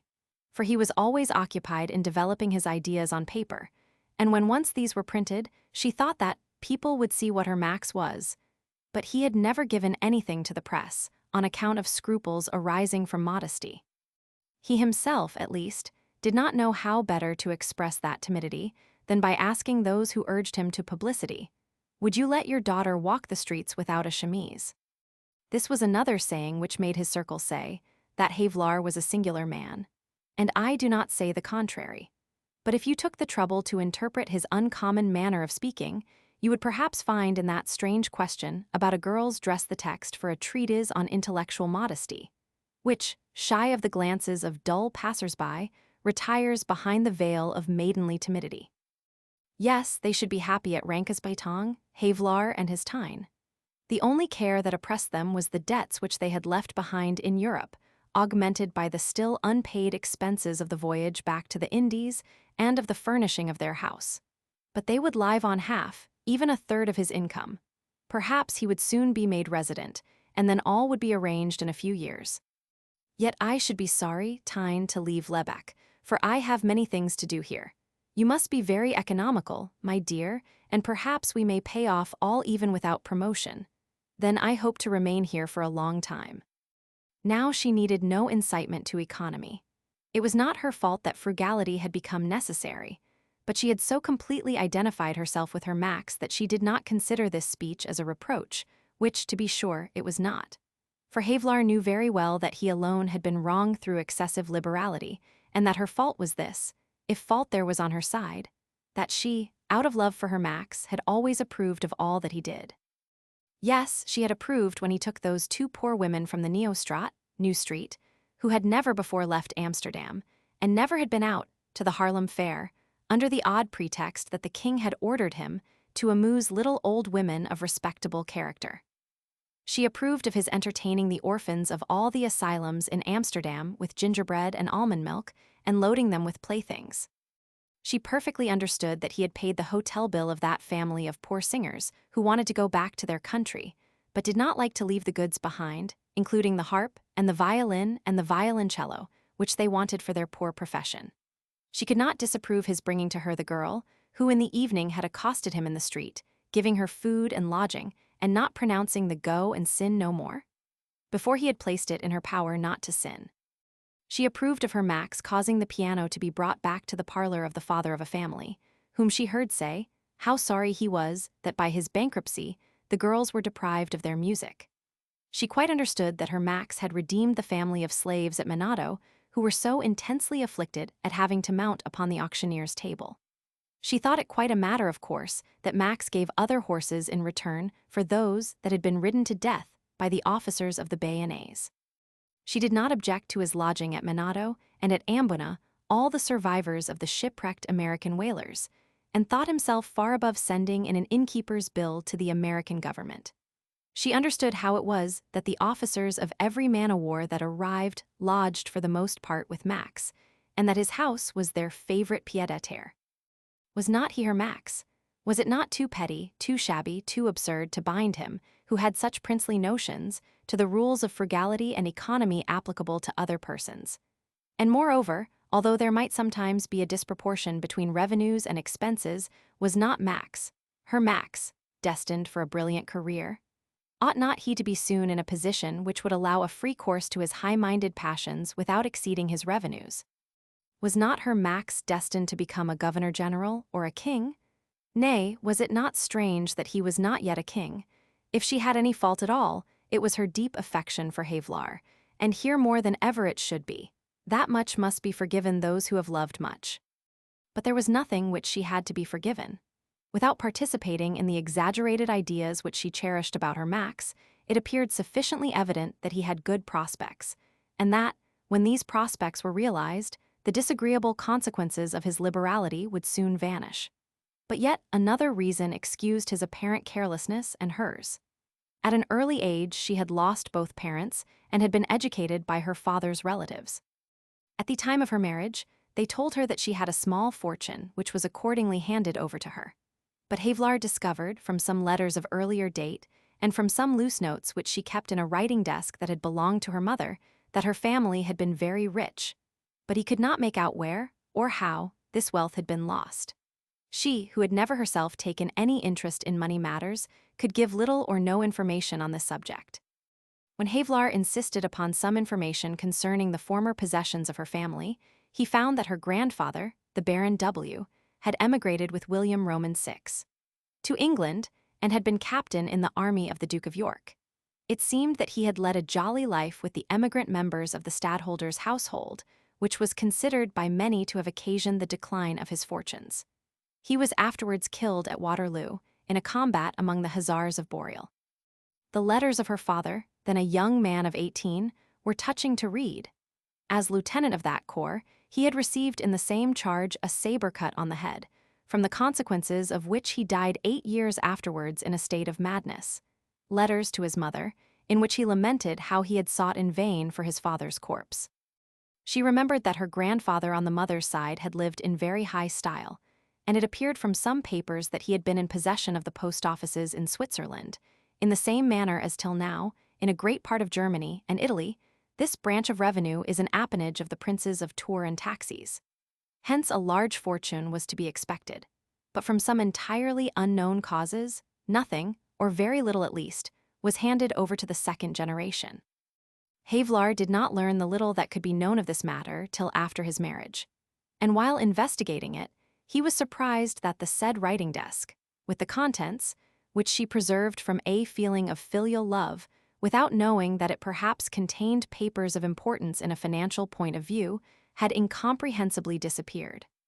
Disinterested as he was, he built on this and many other circumstances the idea that a romantic story was hidden in the background, and one cannot be angry with him that he, who was in want of so much for his style of living, desired that this romance should have a happy end. However this may be, whether there had been spoliation or not, it is certain that in Havelaar's imagination something was produced which one could call unrare ox millions. It is again strange that he who would have so carefully examined and so sharply defended the right of another, though it might have been buried very deep beneath dusky papers and thick-webbed chicanery, here, where his own interest was at stake, carelessly neglected the moment when he ought to have taken the matter up. It seemed as if he was ashamed of it, because it concerned here his own interest, and I believe for certain that had his Tyne been married to another, and he been entrusted to break the cobweb in which her ancestral fortunes remained hanging, Havelaar would have succeeded in putting the interesting orphan in the possession of the fortune she was entitled to. But now this interesting orphan was his wife. Her fortune was his, and he thought it something mean and degrading, something derogatory, to ask in her name, "Don't you owe me something more?" Yet he could not shake off this dream of millions, were it only to have an excuse at hand for the often repeated self-reproach that he spent too much money.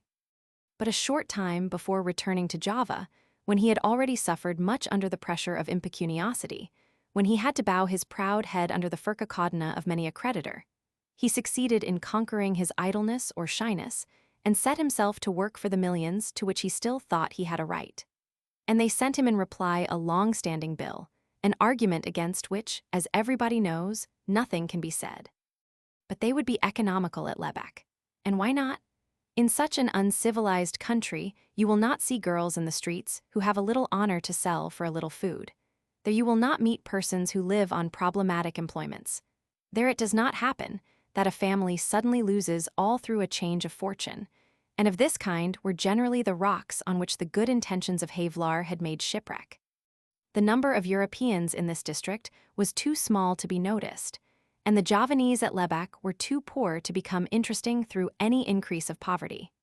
Tyne did not think of all this, for then she ought to have thought more than her love for Max permitted of the causes of their less favorable circumstances. There was something, however, in their new surroundings that breathed a calm, an absence of all cases of falsely romantic appearance, which had made Havelaar so often say in former days, "Is not this, Tyne, a case from which I cannot withdraw?" And the answer always was, "Certainly, Max, you cannot withdraw from it." We shall see how the simple, apparently still life of Lebec cost Havelaar more than all the former excesses of his heart taken together. But that they did not know. They expected the future with confidence, and were so happy in their love and in the possession of their child. "How full this garden is of roses," said Tyne, "and look at the rampe and tijampaka and melody and beautiful lilies." And children as they were delighted with their new house scent, when in the evening Ducklary and Verbrugge, after a visit to Havelaar, returned to their common home, they made many remarks on the childlike joy of the newly arrived family. Havelaar went to his office, and remained there till the next morning. Chapter 8. Havelaar had requested the controller to invite the chiefs who were at Rankesbatang to stay there, till the next day to be present at the Seba Council, which he intended to convene. Such a council generally took place once a month, but either because he wished to spare some chiefs who lived very far from the capital the unnecessary journey to and fro, or because he wished to speak to them immediately impressively, and without waiting for the appointed day, he chose the next morning for the first Seba. To the left of his mansion, but in the same grounds, and opposite the house which Madame Slotering occupied, stood a building, part of which was used for the offices of the assistant resident, where was also the treasury. This building contained a large open gallery, which made it a very good place for such a council. There the chiefs assembled betimes in the morning. Havelaar entered, saluted, and sat down. He received the written reports on agriculture, police, and justice, and put them aside for after examination. Everyone expected an address such as the resident had delivered the day before, and it was not quite certain that Havelaar himself intended to say anything else to the chiefs. But you ought to have seen him on such occasions to conceive how he, at speeches like those, grew excited, and, through his peculiar way of speaking, communicated a new color to the most common things. How he became taller, so to speak, how his glance shot fire, how his voice passed from a flattering softness to a lancet sharpness, how the metaphors flowed from his lips, as if he was scattering some precious commodity round about him, which, however, cost him nothing, and how, when he ceased, everyone looked at him with an open mouth, as if asking, "Good God, who are you?" It is true that he himself, who spoke on such occasions as an apostle, as a seer, afterwards did not exactly know how he had spoken, and his eloquence was therefore more powerful to astonish and to touch than to convince by solid argument. He would have excited the martial spirit of the Athenians to frenzy as soon as they had decided to go to war with Philip. But he would not have succeeded so well if it had been his task to incite them to this war through cogency of reasoning. His harangue to the chiefs of Lebac was of course in Malay, a circumstance which added greatly to its effect, because the simplicity of the Oriental tongues gives to many expressions a force which has been lost in the greater formality of the languages of the West. Whilst, on the other hand, it is difficult to render the sweetness of the Malay in any other language. We must, moreover, take into consideration that the greater part of his listeners consisted of simple, but not at all stupid men, and at the same time Orientals, whose impressions differ considerably from our own. Havelaar spoke almost as follows. Mr. Radin Adhipati, region of Bantam Kidul, and you Radins Demang, that are chiefs of the districts of this province, and you Radin Jaksa, administrator of justice, and you too, Radin Klewan, governor of the chief town, and you Radins, mantries, and all that are chiefs in the district of Bantam Kidul, I salute you. And I tell you that I feel joy in my heart when I see you all assembled, and listening to the words of my mouth. I know that there are amongst you men who excel in knowledge and goodness of heart. I hope to enlarge my knowledge by contact with yours, for it is not so great as I should wish, and I certainly love probity, but I perceive that there are often in my soul faults that overshadow the probity and hinder the growth. For you know how the large tree pushes away and kills the little tree. Therefore I shall look to those amongst you who excel in virtue, to try to become better than I am. I heartily salute you all. When the Governor-General commanded me to come to you as assistant resident in this district, my heart rejoiced. You know that I had never set foot on Bantam Kidul, therefore I have obtained information about your district, and have seen that there is much good in Bantam Kidul. Your people possess rice fields in the valleys, and there are rice fields on the mountains. And you wish to live in peace, and you do not desire to live in those districts that are inhabited by other persons. Yes, I know that there is much good in Bantam Kidul. But not on that account alone did my heart rejoice, for elsewhere also I should have found much good. But I discovered that your population is poor, and therefore I rejoiced with all my soul. For I know that Allah loves the poor, and that he gives riches to whomsoever he will try. But to the poor he sends all who speak his word, that they may rise in the midst of their misery. Does not he give rain when the blade would otherwise wither, and a dewdrop in the cup of the thirsty flower? And is it not sublime to be sent to seek them that are weary, who have lingered behind after the work, and have fallen down exhausted on the road, because their knees were not strong enough to carry them to the place where they should receive their wages? Should not I be glad to give a helping hand to him who tumbled into the ditch, and a staff to him who climbs the mountains? Should not my heart leap with joy when it sees that I have been selected amongst many to turn lamentation into prayer, weeping into thanksgiving? Yes, I am very glad to be in Bantam Kidul. I said to the woman who shares my sorrows and increases my happiness, rejoice, for I see that Allah gives a blessing on the head of our child. He has sent me to a place where work is to be done, and he thought me worthy to be there before harvest time. For the joy is not in cutting paddy, the joy is in cutting the paddy which one has planted. And the soul of man does not rejoice in wages, but in the labor that earns those wages. And I said to her, Allah has given us a child, and there will come a time when he shall say, do you know that I am his son? And then there will be those in the country who will greet him with love, who will put a hand on his head and say, "Sit down to our dinner and live in our house and take your portion of what we have, for we knew your father." For chiefs of Lebak, there is much to be done in your district. Tell me, is not the laborer poor? Does not your paddy often ripen for those who did not plant it? Are there not many wrongs in your country? Is not the number of your children small? Is there no shame in your souls when the natives of Balang, which lies over there in the east, visit your country and ask, "Where are the villages and where the husbandmen, and why do not I hear the gamlang? Which speaks joy out of a mouth of brass, nor the stamping of paddy by your daughters?" Is there no bitterness in journeying from here to the south coast, in seeing the mountains that have no water on their sides, or the plains where the buffalo never drew the plow? Yes, yes, I tell you that your soul and mine are sad because of these things, and therefore we are grateful to Allah that He has given us the power to labor here.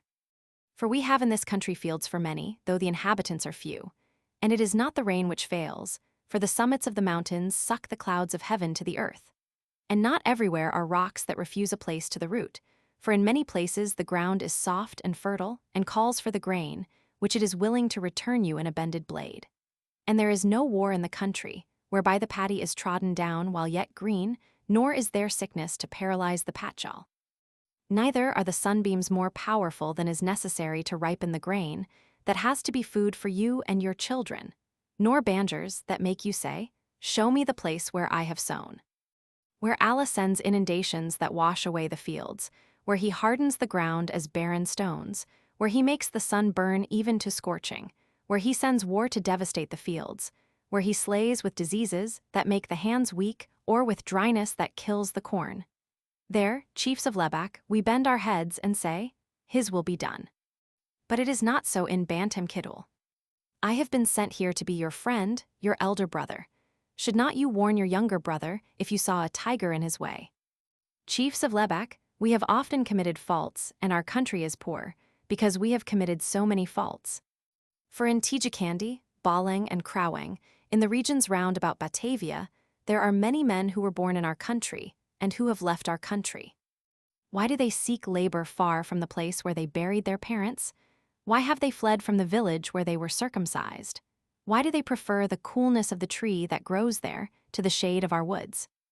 And even there to the northwest, over the sea, are many who ought to be our children, but who have left Lebak to wander in foreign countries with Kreese and Kluang and Gun.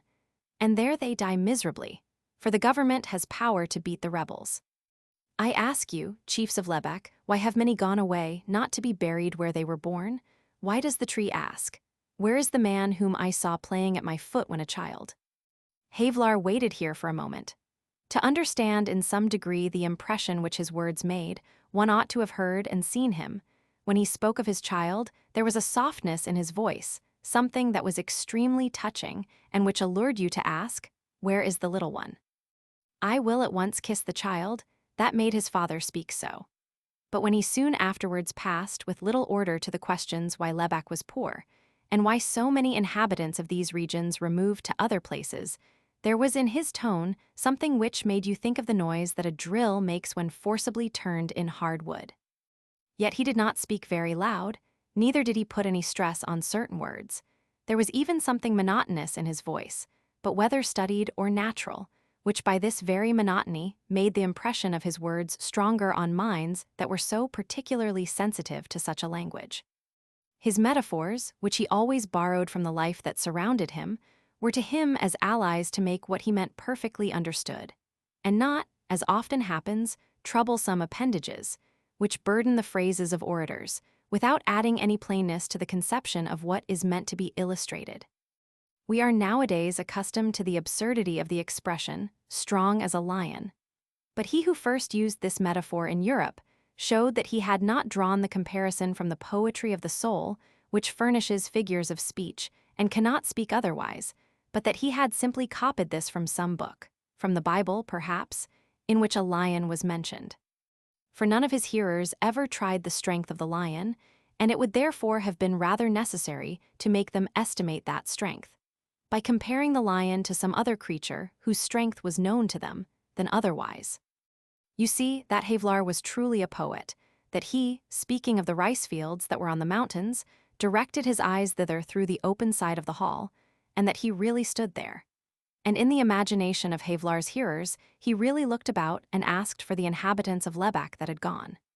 He invented nothing. He heard the tree speak, and only thought that he repeated what he imagined to have heard so distinctly in his poetical inspiration.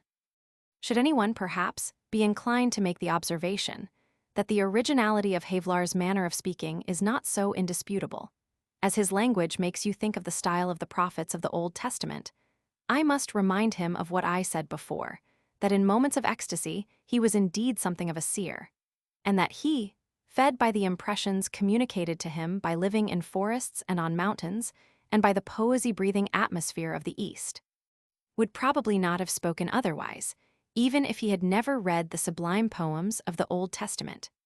Do we not find, in the verses written by him in early youth, lines like the following, which were composed on the Salak, one of the highest summits of the Pringan regencies, in the exordium of which he displays the softness of his emotions, and then suddenly passes to the description of the thunder which he hears below him. "'Tis sweeter hear our Maker loud to praise, prayer sounds more beautiful among the hills than in the plains. Upon the mountain top the heart is nearer to its God, who makes unto himself an altar and a fane unsullied by the foot of human pride. 'Tis here he makes the rattling tempest heard, summons his rolling thunder, majesty." Do you not feel that he could not have written the last two lines if he had not really heard God's thunder, dictating to him in reverberating crashes along the mountain sides? But he did not like to write poetry. It was, as he said, like putting on a stiff corset. And when he was induced to read anything of what he had written, he took pleasure in abusing his own work, either by reading in a ridiculous tone or by stopping short at a most solemn place and throwing in a pun which shocked his hearers. This was nothing more than a satire upon the disproportion between his soul and the corset which confined it. Havelaar had ordered by a sign the customary tea and sweetmeats, but few of the chiefs partook of the refreshments. It appears that he had paused with premeditation at the end of his speech, and there was a reason for it. What must the chiefs have thought of his knowing already that so many had left Lebac with bitterness in their hearts? Of his knowing already how many families had emigrated to neighboring countries to avoid the poverty that reigned here? And of his knowing the fact that there are so many bandhammers amongst the bands in revolt against the Dutch government? What does he mean? What is he aiming at? Who is concerned in his questions? And some of them looked at the district chief of Perinkoujang, but most of them looked at the ground. "Come here, Max," said Havelaar, who perceived his child playing before the house, and the Adhipatti took the boy on his knee. But he was too wild to remain there long. He jumped away and ran round the large circle, amusing the chiefs with his talk and playing with the hilts of their weapons. When he came up to the Jaxa, who excelled all the others in his uniform, and thereby attracted the child, the Jaxa showed something on little Max's head to the Kleewan, who sat near him, and who seemed to assent to an observation about it. "Go away now, Max," Havelaar said. "Papa has something to say to these gentlemen," and the little boy ran away, kissing his hands to them. "Chiefs of Lebac, we are all of us in the service of the King of Holland. But he, who is just and desires that we should perform our duty, is far from here. 30 times 1,000,000 souls, nay more, are under his rule, but he cannot be near all of those who are dependent on his will. The Governor-General at Buitenzorg is just, and desires that everyone should do his duty. But powerful as he is, and commanding all authority in the cities, and the elders of the villages, and disposing of the army on land, and of the ships at sea, he likewise can no more than the king see where injustice has been done, for the injustice is far from him. And the resident at Serang, who is lord of the residency of Bantam, where live 5 times 100,000 men, desires that justice shall be done in his dominion, and that righteousness shall reign in those parts that obey him. But where injustice has been done he lives far from it, and whoever does wickedly hides himself from his face because he fears punishment. And Mr. Adhipatti, who is regent of South Bantam, wills that every one does good, and that there shall be no infamy in that country over which he is regent. And I, who yesterday called God Almighty to witness that I would be just and merciful, that I would maintain justice without fear or hatred, that I would be a good assistant resident, I wish to do my duty. Chiefs of Lebak, we all wish to do our duty. But if there should be amongst us any who neglect their duty for gain, who sell the right for money, or who take away the buffalo from the poor, and bread from those who are hungry, who shall punish them? If any of you knew it, he would stop it, and the regent would not suffer such an injustice to be done in his regency, and I myself should oppose it where I could, but if neither you, nor the regent, nor I knew it. Chiefs of Lebak, who shall then do justice in Bantam Kidul? Hear me, and I will tell you how justice would be done in such a case.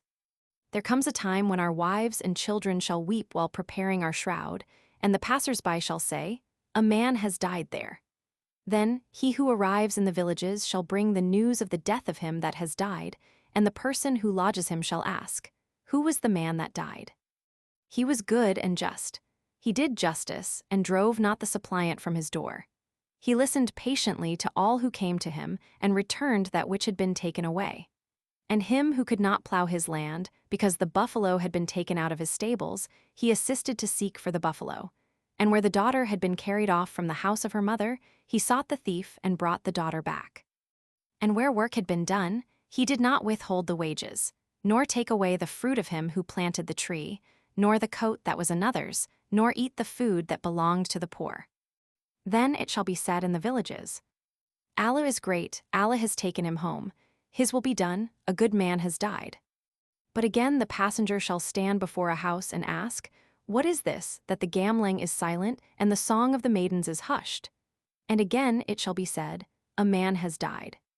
And whosoever journeys to the villages shall sit in the evening with the host, and round about him the sons and daughters of the house, and the children of those who live in the village, and he shall say, "A man has died who promised to be just, and he sold justice to everyone who gave him money.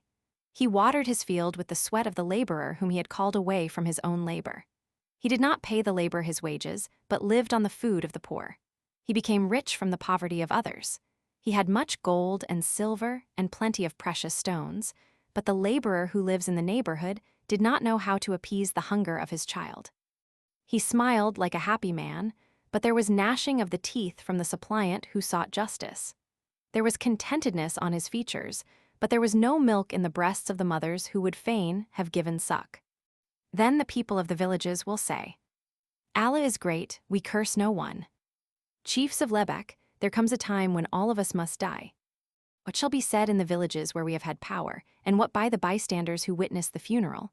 And what shall we answer if, after death, a voice speaks to our soul and asks, "Why is there weeping in the fields, and how is it that the young men hide themselves?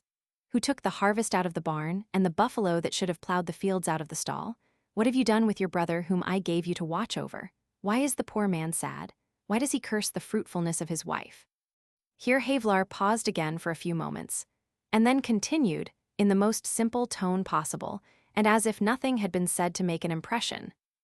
"I wish to live on good terms with you, and therefore I beg you to regard me as your friend. Everyone who has erred may reckon on a lenient sentence from me, for as I err so often myself, I shall not be severe, at least not in ordinary mistakes or negligences. Only where negligence becomes a custom, I will oppose it. Of faults of a more grave kind, of tyranny and extortion, I do not speak. Such a thing shall not happen. Is it not so, Regent?" "Oh no, Mr. Assistant Resident, such a thing shall not happen in Lebak." "Well then, gentlemen, chiefs of Bantam Kidul, let us be glad that our province is so poor. We have a noble work before us. If Allah preserve us alive, we shall take care that prosperity comes. The ground is fertile enough, the population willing. If everyone is suffered to remain in the enjoyment of the fruits of his labor, there is no doubt that within a short time the population will improve, as well both in the number of souls as in possessions and civilization, for these things generally go hand in hand. I beg you again to regard me as a friend who will help you where he can, above all where injustice must be prevented. And now I commend myself to your cooperation. I will return to you the reports I have received on agriculture, cattle breeding, police, and justice, with my orders. Chiefs of Lebak, I have said, you can return everyone to his home. I cordially greet you all." He bowed, offered his arm to the old regent, and conducted him to his house, where Tyne awaited him in the gallery. "Come, Verbrugge, don't go home yet. Come, a glass of Madeira, and yes, I must know that, Radine Jacksa, stop a moment." Havelaar said this whilst all the chiefs, bowing low, prepared to return to their homes. Verbrugge, too, was about to take his leave, but returned with the Jaxa. Tyne, I'll take some Madeira, so will Verbrugge. I say, Jaxa, tell me what you said about Max to the Kleeone. Minta Ampong, I beg your pardon, Mr. Assistant Resident. I looked at his head because you had spoken. What the deuce has his head to do with that? I have already forgotten what I said. Sir, I said to the Kleeone. Tyne approached. They spoke about little Max. I said to the Kleeone that the Sinjo, Portuguese, Senko, which here means young gentleman on the same principle as Lucas and non-lucendo, was made for a king. Tyne was glad to hear that, she thought so too. And the Adhipati looked at the head of the little one, and to be sure, he too saw the Isarisaran, according to Javanese superstition, destined to wear a crown. As etiquette did not permit the Jaxa a place in the presence of the regent, he took his leave, and we were for some time together with the regent without speaking of anything relative to the service. But the regent asked all of a sudden if the money which was to the tax-gatherer's credit could not be paid. Certainly not, said Verbrugge. Mr. Adhipati knows that this cannot be done till his responsibility ceases. Havelaar played with Max, but this did not prevent him from reading in the regent's face that Verbrugge's answer displeased him. Come, Verbrugge, don't let us be troublesome, said he, and he called for a clerk out of the office. We will pray that his account will certainly be approved. After the Adhipati had taken his leave, Verbrugge, who was a confirmed red tapist, remonstrated. But, Mr. Havelaar, that must not be. The tax-gatherer's account is under examination at Serang. Suppose anything to be wanting. Then I will make it good, Havelaar said. Verbrugge did not understand this great consideration for the tax-gatherer. The clerk soon returned with some papers. Havelaar signed his name and ordered payment to be hastened. Verbrugge, I will tell you why I do this. The regent has not a farthing in the house. His writer told me so. He himself wants this money, and the tax-gatherer will advance it to him. I would rather transgress, on my own responsibility, a form than leave a man of his rank and years in perplexity. Moreover, Verbrugge, people at Lebec abuse their power in a fearful way. You ought to know it. Do you know it? Verbrugge was silent. I know it, Havelaar continued. I do know it. Did not Mr. Slotering die in November? Well, the day after his death, the regent forced the population to labor in his rice fields without payment. You ought to have known it. Did you know it? Verbrugge did not know it. You ought to have known it. I know it, continued Havelaar. There you have the monthly reports of the districts, and he showed the parcel which he had received in the council. Look, I have opened nothing. There are statements of the number of laborers that have worked in the metropolis for the different chiefs. Well, are these statements correct? I have not yet seen them. Neither have I, still I ask you if they are correct. Were last month's statements correct? Verbrugge was silent. I will tell it you, they were false. For 3 times the number of laborers had to work for the regent that the orders regulating such matters permit, and they did not dare put this in the reports. Is what I say true? Verbrugge was silent.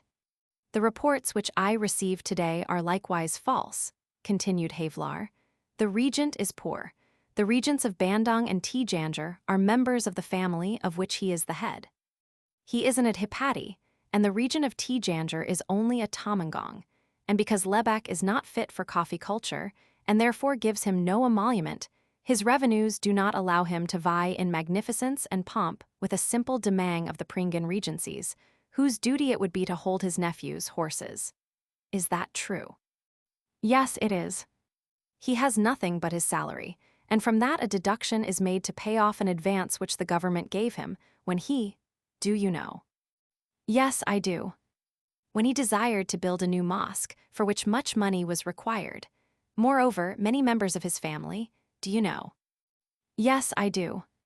Many members of his family, who do not properly belong to Lebec, and are therefore not much esteemed, range themselves as a troop of plunderers round him and extort money from him? Is that true? Yes, said Verbrugge. And when his purse is empty, which is often the case, they take in his name from the people what they like. Is that so? Yes, it is. I am also well informed, but more about that by and by. The regent, who is old, has for some years been ruled by a desire to become meritorious through gifts to the priests. He spends much money for the traveling expenses of pilgrims to Mecca, who bring him back all sorts of old relics and talismans. Is it not so? Yes, that is true. Well, because of all this he is very poor. The Demang of Parangkujang is his son-in-law. Where the regent himself does not dare to take, out of shame for his rank, this Demang does it.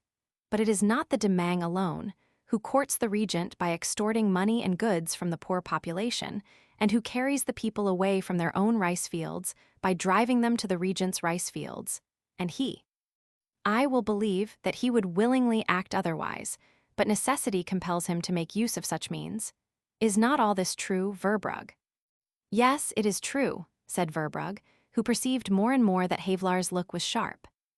I knew, said Havelaar, that he had no money in his house. You heard this morning that it is my intention to do my duty. I will not suffer injustice. God help me, I will not suffer that. And he jumped up, and there was something in his tone quite different from that of the day before while taking his official oath. But I will do my duty with leniency. I do not care to know too exactly what has happened. But all that happens henceforth is on my responsibility. I shall, therefore, take care of that. I hope to remain here a long time. Do you know, Verbrugge, that our vocation is noble indeed? But do you know also that I ought to have heard from you all that I have just told you? I know you quite well as I know who are in revolt on the south coast. You are a good man, I know, but why did not you tell me of so much wrong going on here? You have been for 2 months temporary assistant resident, and moreover, you have been here a long time as controller. You ought to know it. Mr. Havelaar, I never served under anyone like you. There's something very peculiar about you, don't be offended. Not at all, I know very well that I am not as all men, but what does that matter? You communicate to others conceptions and ideas never heard of before. No, they had fallen asleep in that despicable official stillness, whose style is, I have the honor to be, and it's feeling the perfect satisfaction of the government. No, Verbrugge, do not trouble yourself about it, you need not learn anything from me. For instance, this morning in the council have I told you anything new? No, no news, but you spoke quite differently from others. Yes, that is, because my education has been neglected. I speak at random, but you must tell me why you complied with all the wrong existing in Lebec. I never before had such an impression at an initiation. Moreover, all this has always been so in these countries. Yes, yes, I know that very well. Every one cannot be a prophet or an apostle. Wood would soon be too dear because of the crucifying. But certainly you will help me to make all right. You undoubtedly like to do your duty.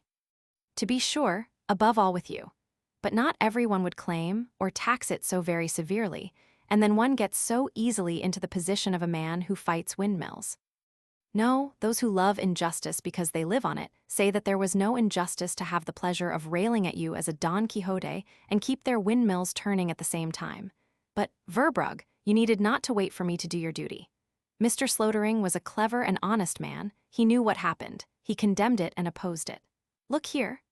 Havelaar took out of a writing desk 2 sheets of paper, and showing them to Verbrugge, he asked, Whose handwriting is this? That is the handwriting of Mr. Slotering. Exactly so. Well, here are 2 rough copies, evidently containing subjects on which he wished to speak to the resident. Look here. 1. On rice culture. 2. On the houses of the village chiefs. 3. On the gathering of the land taxes. Etc. After the last are 2 points of exclamation. What did Mr. Slotering mean by that? I cannot tell, said Verbrugge. I can. That means that more taxes are paid than flow into the exchequer of the country. But I will show you something which we both know, because it is written in words and not in signs. Look here. 12. On the abuses practiced on the population by the regents and the inferior chiefs. On the keeping of different houses at the cost of the population, etc. Is that clear? You see that Mr. Slotering was certainly a man who knew how to take the initiative. You could have supported him. Listen. 15. That many persons of the families and servants of the inland chiefs appear on the payment lists, who indeed take no part in the culture, whereby they have advantages to the prejudice of the real participants. They also get unlawfully into possession of rice, fields, which are only due to those persons who have a share in the culture. Here I have another note written in pencil. Look here, too, we may read something that is very clear. The emigration of the population at Parangkujang can only be ascribed to the excess of abuses by which the people are victimized. What do you say about that? You see, I am not so eccentric as I appear to be when I mean to do what is right, and that others shall do the same. It is true, said Verbrugge. Mr. Slotering often spoke to the resident about all this. And what was the consequence? The regent was summoned, and he had an interview with the resident. Exactly so, and what more? The regent generally denied all. Then witnesses were called for. Nobody dared to bear witness against the regent. Mr. Havelaar, these things are very difficult. The reader, before he has finished the book, will know as well as Verbrugge why those things were so difficult. Mr. Slotering was much offended about this, continued the controller. He wrote sharp letters to the chiefs. I read them last night, said Havelaar. And I often heard him say that, if there were no change, and if the resident would not act with energy, he should apply direct to the Governor-General. This he also said at the last council at which he presided. Then he would have done wrong, for the resident was his superior, whom he ought not to pass over, and why should he?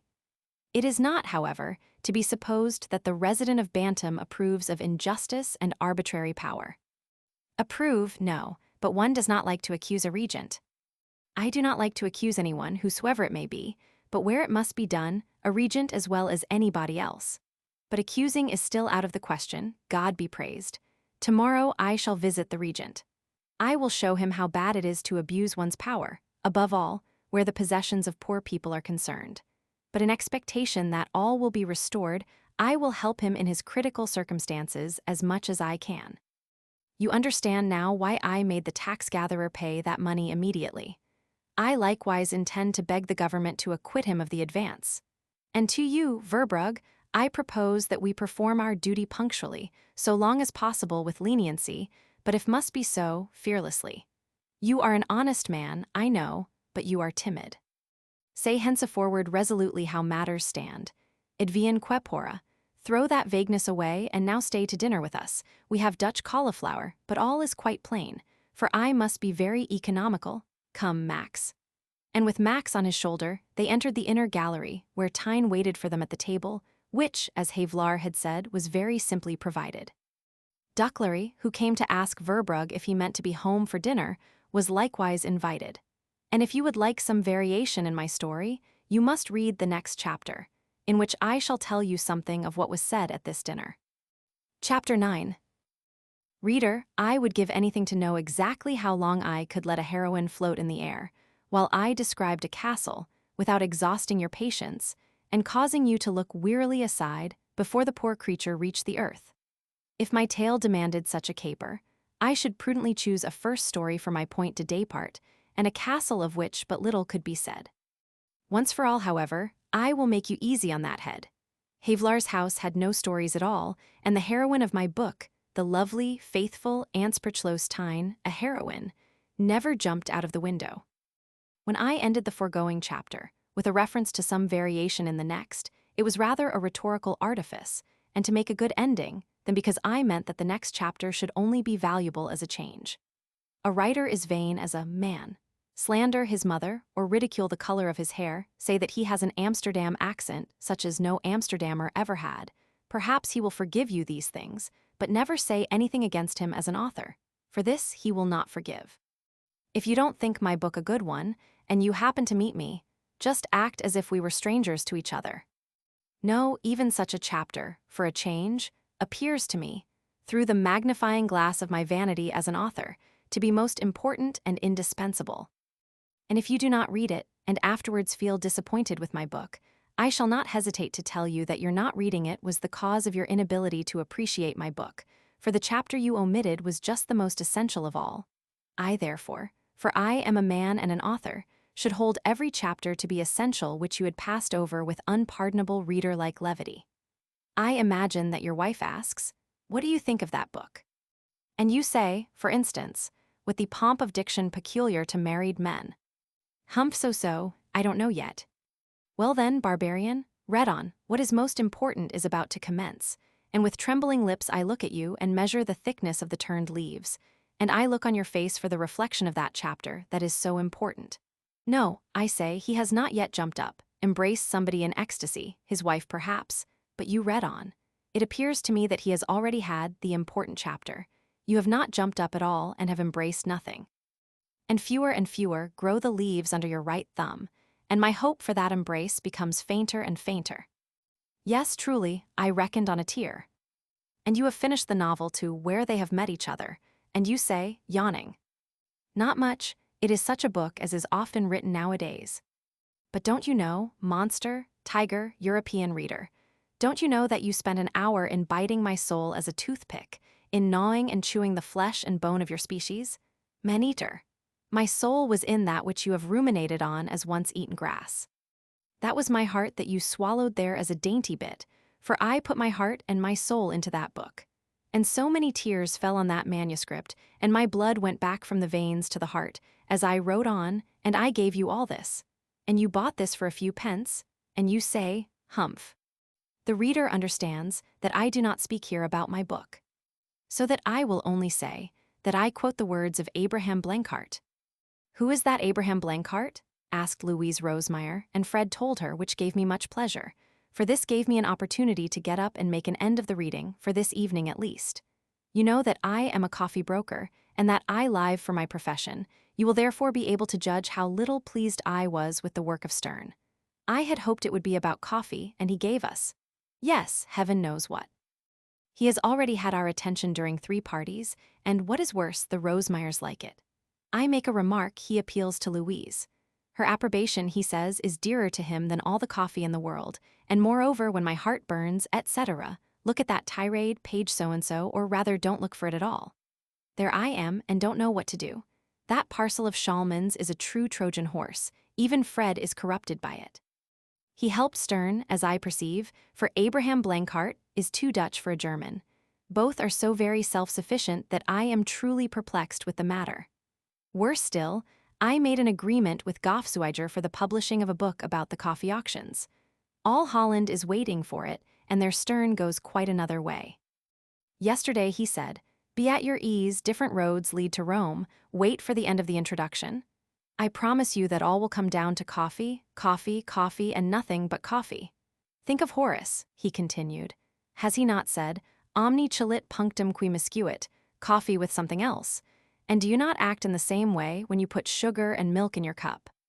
And then I am forced to be silent, not because he is right, but because I and the firm Last & Co. have to take care that old Mr. Sterne does not fall into the hands of Busselink and Waterman, who would serve him very badly, because they are bunglers. With your permission, reader, I give vent to my feelings, and in order that you, after reading what Sterne has written, have you really read it, should not pour out your wrath on an innocent head, for what man will employ a broker who scolds him for a man-eater? I take it for granted that you are convinced of my innocence. I cannot exclude young Sterne from a share in my book, now that matters have gone so far. Louise Rosemeyer, when she comes out of church, the boys appear to wait for her, asks if he will come early in the evening to read a good deal about Max Havelaar and Tyne. But as you bought or borrowed the book trusting in the respectable title, which promises something worth reading, I acknowledge your claims to something that is worth your money, and therefore, I once more write a couple of chapters. You, reader, do not go to the parties of the Rosemeyers, and therefore you are more fortunate than I am, who have to hear all. You are at liberty to pass over the chapters that have a flavor of German excitement, and to read only what has been written by me, who am a respectable man and a coffee broker. With surprise, I learnt from Sterne's scribbling and Schalman's parcel the fact that no coffee is planted in the district of Lebec. That is a great mistake, and I shall consider my pains largely rewarded if the government through my book perceives this fault. From Schalman's papers, it would appear that the soil in these regions is not fit for coffee culture. But that is no excuse, and I maintain that it is an unpardonable neglect of the interests of Holland generally, and of the coffee brokers in particular. Yes, of the Javanese, neither to make the ground fit for coffee.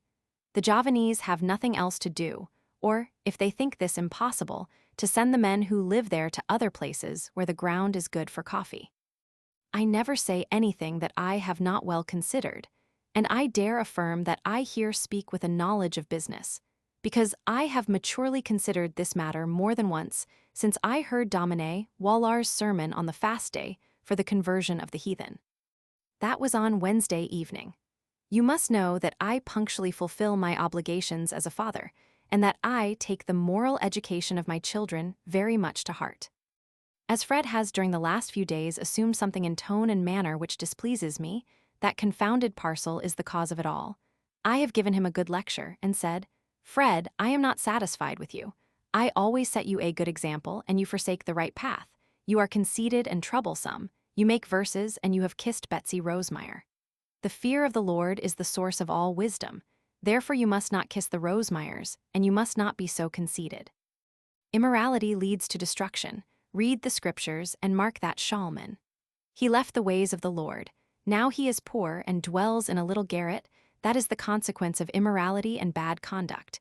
He wrote improper articles in the Independence and let the Aglaja fall. Such are the consequences of being wise in one's own eyes. He does not now know what o'clock it is, and his little boy wears knee breeches. Think that your body is a temple of God, and that your father has always had to work very hard for his bread.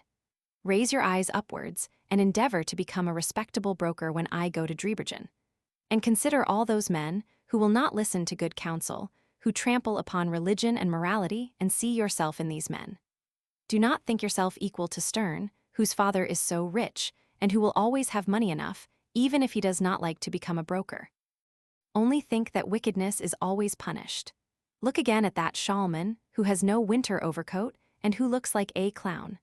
Pay attention when you are at church, and you must not fidget so much on your bench, as if you were annoyed, and do not wait for girls when the service is over, for that destroys all chance of edification. Do not make Mary laugh when I am reading the Bible at breakfast. All this should not be in a respectable household. You have also drawn caricatures on Bastianus' desk when he was not at the office on account of the gout, which continually plagues him. This keeps them in the office away from their work, and you may read in the word of God that such follies end in ruin. This Shalman did the same when he was young. When a child he beat a Greek on the Western market, now he is idle, conceited, and sickly. Do not always make fun with Stern, his father is rich, and do as if you did not see it when he makes wry faces to the bookkeeper and when he is busy with verses outside the office. Tell him that he had better write to his father that he likes our company very much, and that he is so contented here, and that Mary has embroidered slippers for him. Ask him if he thinks that his father will go to Busselink and Waterman, and tell him that they are low fellows. Do you see that you will in this way bring him into the right path? You owe this to your fellow creatures, and all that verse-making is nonsense. Be just and obedient, Fred, and do not pull the maidservant's dress when she brings tea into the office, and do not make me ashamed that she spills it, and St. Paul says that a son must never vex his father. These 20 years I have frequented the exchange, and I may say that I am esteemed there at my stall. Therefore listen to my exhortations, Fred, fetch your hat, put on your coat, and go with me to the prayer meeting. That will do you all the good in the world. So I have spoken, and I am convinced that I made some impression, above all because Domine Wallar had for his subject the love of God evident in his wrath against unbelievers. Samuel's reproof of Saul, 1 Sam, Roman 15, 33. I continually thought, while listening to his sermon, how great is the difference between human wisdom and divine. I have already told you that in Shalman's parcel there is, amongst much rubbish, a great deal of what appeared to be sound common sense. But of how little significance is this, when compared with such language as that of Parson Wallar? And not from his own strength, for I know Wallar, and consider him to be a man of middling capacity. His eloquence is given him by the power that comes from above. This difference was still more obvious, because he hinted at many things, about which Shalman himself had written. For you have seen that in his parcel he speaks much about Javanese and other pagans.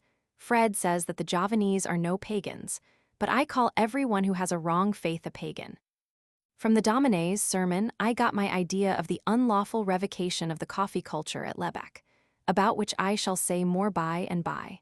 And because, being an honest man, I am not willing that the reader should receive nothing for his money, I will here communicate some extracts from the sermon, which I consider particularly touching. He had proved in a few words from the above-named text the love of God, and very soon went on to the point in question, viz., the conversion of Javanese, Malay, and other pagan races, whatever may be their names. Such, my beloved, was the vocation of Israel. He meant the destruction of the inhabitants of Canaan, and such is the vocation of Holland. No, it shall not be said that the light which beams upon us has been put aside under a bushel, nor that we grudgingly communicate the bread of life.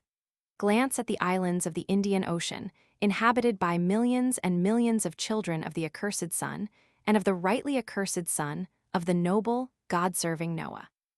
There they creep in the disgusting snake-holes of pagan ignorance. There they bow the black woolly head under the yoke of selfish priests. There they worship God, invoking a false prophet that is an abomination in the eyes of the Lord. And, beloved, as if it were not enough to obey a false prophet, there are even those among them who worship another god, or rather other gods. Yes, gods of wood and stone, which they themselves have made in their own image, black, abominable, with flat noses, and devilish. Yes, beloved. Tears almost arrest me, for deeper still is the depravity of the race of Ham. There are amongst them that know no God under any name whatever, who think it sufficient to obey the laws of society, who consider a harvest song, wherein they express their joy on the success of their labor, as a sufficient thanksgiving to the Supreme Being who made the harvest ripen. There are ignorant men, my beloved, who think that it is sufficient to love wife and child, and not to take from their fellow beings what does not belong to them, and that they may then calmly lay down their heads and sleep. Do you not shiver with horror at this picture? Does not your heart shrink when you think of what will be the fate of all those fools as soon as the trumpet shall sound which will summon the dead and separate the faithful from the unfaithful? Do you not hear? Yes, you do hear. For from the text you have perceived that your God is a mighty God, and a God who will inflict vengeance. Yes, you hear the breaking bones and the crackling of the flames in the eternal Gehenna, where there is weeping and gnashing of teeth. There they burn and perish not, for the punishment is eternal. There the flame licks with a never-satisfied tongue the screaming victims of unbelief. There the worm dies not that gnaws their hearts through and through without destroying them. That there may always remain a heart to gnaw in the breast of the God-forsaken. Look how they strip off the black skin of that unbaptized child, that, scarcely born, was slung away from the breast of its mother into the abyss of eternal damnation. But, beloved, continued Domine W., God is a God of love. It is not his will that the sinner should perish, but that he should be saved by his mercy in Christ through faith.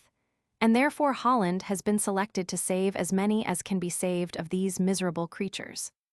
Therefore he has given power to a country small in extent, but great and strong by the knowledge of God, power over the inhabitants of those regions, that they may be saved from the torments of hell by the holy, never sufficiently to be praised gospel. The ships of Holland navigate the great waters and bring civilization, religion, Christianity to the erring Javanese. No, our happy Holland does not desire salvation for itself alone. We wish to communicate it to the unfortunate creatures on far-off strands, that there lie bound in the fetters of unbelief, superstition, and immorality, and the contemplation of the duties that rest on us shall be the seventh head of my sermon. For what preceded was the sixth. Amongst the obligations, which we have to fulfill respecting these poor pagans were named. 1. The giving of large sums in money to the missionary societies. 2. The support of the Bible societies, in order that they may be able to distribute Bibles in Java. 3. The erection of places for religious purposes at Harderwijk for the use of the colonial recruiting depot. 4. The writing of sermons and religious songs proper to be read and sung to the Javanese by the soldiers and sailors. 5. The formation of an association of influential men, whose duty it would be to supplicate our most worthy king. A. Only to appoint such governors, officers, and employees as can be regarded as steadfast in the true religion. B. To allow the Javanese to visit the barracks, the ships of war and merchantmen, that by intercourse with Dutch soldiers and sailors they may be instructed in the kingdom of God. C. To prohibit the acceptance of Bibles or religious treatises as payment in public houses. D. To stipulate in the conditions of the opium license in Java that in every opium house a number of Bibles must be provided, in proportion to the apparent number of visitors of such a place, and that the farmer binds himself not to sell any opium unless the buyer takes a religious treatise at the same time. E. to order that the Javanese be by labor educated to the kingdom of God. 6. The giving of large sums of money to the missionary societies. I know that I have given the last statement under number 1, but he repeated it, and such a superfluity seems to me to be very explicable in the enthusiasm of discourse. But reader, did you pay attention to number 5e? Now then, that was what put me so much in mind of the coffee auctions and the pretended sterility of the soil of Lebec, that you will not be surprised, on my assuring you, that this matter has not been for a moment out of my thoughts since Wednesday evening. Domine W. read the reports of the missionaries. Nobody can dispute his thorough knowledge of the business. Well then, when he, with these reports in his hands, and his eyes turned to God, asserts that much labor will be favorable to the conquest of Javanese souls to the kingdom of God, then I may certainly assume that I am not so far from the truth when I say that Lebec will do very well for coffee culture. And more still, that the Supreme Being perhaps made the ground unfit for coffee culture, only in order that by the labor that is necessary to construct another soil there, the population of that province may be made fit for salvation. I do hope that my book will fall under the king's eye, and that it may be very soon apparent in enlarged auctions how strong a relation there is between the knowledge of God and the well-known interest of all citizens. Look how the simple, humble Havelaar without wisdom of men, but enlightened by the gospel which is a lamp to his path, suddenly gives me, a coffee broker, a hint which is not only important to all Holland, but whereby I may be able to go perhaps 5 years earlier to Driebergen, if Fred behaves well. Yes, labor, that is my maxim. Labor for the Javanese, that is my principle, and my principles are sacred to me. Is not the gospel the summum bonum? Is there anything better than salvation? Is it not, therefore, our duty to make sure the salvation of these men? And when labor is necessary for that, I myself have frequented the exchange for 20 years. Can we then refuse labor to the Javanese when it is necessary for his soul, in order that it may not be tormented hereafter? Selfishness. It would be abominable selfishness if we did not employ all possible efforts to save those poor erring men from the terrible future which Domine Havelaar so eloquently described. A lady fainted when he spoke of that black child. Perhaps she has a little boy of dark features. Such are women. And should not I insist upon labor? I, who think from morning till evening only about business? Is not even that book, which Stern makes me dislike so much, a proof how good my intentions are for the welfare of the country, and how I like to sacrifice all for that? And when I have to labor so hard, I who was baptized in the Amstel Kirk, is it not lawful to exact of the Javanese, who is still to earn his salvation, that he should employ his hands? When that society is formed, I will join it, and endeavor to engage the Rosemeyers to join it too, because the sugar raffiners have also an interest in it, though I do not believe that they are very particular in their ideas. I mean the Rosemeyers, for they have a Roman Catholic servant. In any case, I shall do my duty. That I promised myself while returning home with Fred from the prayer meeting. In my house the Lord shall be served, I will take care of that. And with the more zeal, the more I perceive how wisely all has been settled, how good the ways are by which we are conducted to the hand of God, how he wills to preserve us for eternal and temporal life. For that ground at Lebec can be very well fitted for coffee culture. Chapter 10. Though I spare nobody where principles are concerned, yet I have come to the conclusion that I must act otherwise with Stern than with Fred. And as I foresee that my name, the firm is Last & Co., but my name is Dristable, Bathavis Dristable, will be connected with a book, wherein matters appear that are not in harmony with the respect which every honorable man and broker owes to himself. I conceive it to be my duty to communicate to you how I have endeavored to bring this young man Stern back to the true path. I did not speak to him of the Lord because he is a Lutheran, but I worked on his mind and his honor. See how I did this, and observe how useful a knowledge of mankind is. I heard him say, off Aaronwort, and asked him what he meant by that. Well, he said, that I pledge my honor for the truth of what I say. That is much, I said. Are you so sure of speaking the truth? Yes, he replied, I always speak the truth. When my breast glows, the reader knows the rest. That is indeed very noble, said I, and I made as if I believed it. But this was a part of the trap that I had prepared for him, to show the young fellow his right place, and to make him understand how great is the distance between a mere beginner, though his father may have a large business, and a broker who has frequented the exchange for 20 years, but I said it in a manner not to run the risk of seeing old Mr. Stern fall into the hands of Busselink and Waterman. I was acquainted with the fact that he knows all sorts of verses by heart, and as verses always contain lies, I was quite sure that I should very soon catch him telling lies. It was not long before I did. I sat in the back parlor, and he was in the suite, for we have a suite. Mary was occupied with knitting, and he was going to tell her something. I listened very attentively, and when he had finished I asked him if he possessed the book containing the story which he had just narrated. He said yes, and gave it me.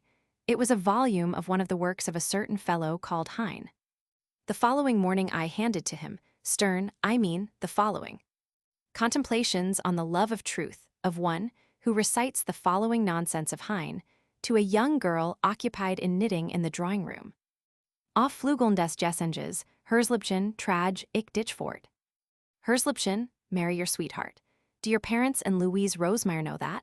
Is it proper to say that to a child who might on account of it very readily become disobedient to her mother by thinking herself of age because she is called Herzliebchen? What is the meaning of that carrying away on your wings? You have no wings, nor has your song. Try to fly over the Laurier Canal, it is not very wide. But if you had wings, could you propose such a thing to a girl who is not yet confirmed? What do you mean by that flying away together? For shame. Fort nach den Fleuren des Ganges da Weiss, ich den Skansen Ort. Then you may go there alone and hire lodgings, but don't take with you a girl who has to help her mother at home. But you do not mean it, for you never saw the Ganges, and you cannot therefore know whether you will be comfortable there. Shall I tell you how matters stand? You tell nothing but lies only, because you make yourself in the verses a slave of cadence and rhyme. If the first line had ended in cake, you would have asked Mary whether she would go with you to a lake, and so on.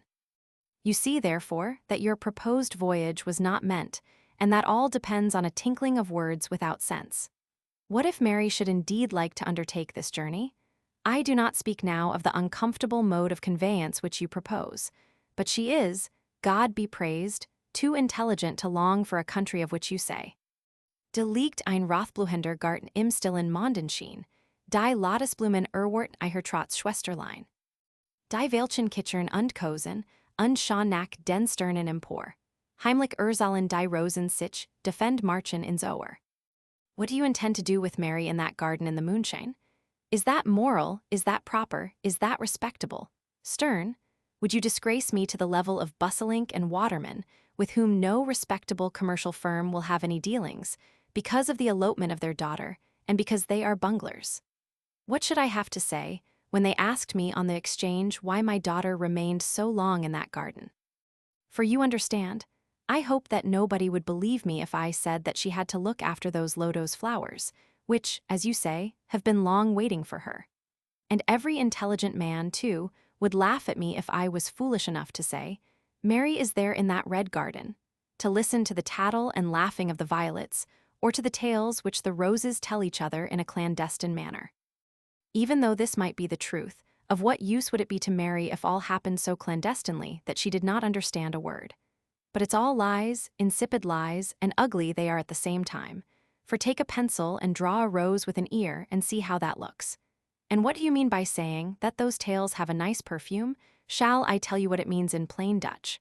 That means that you can smell the lie, so it is.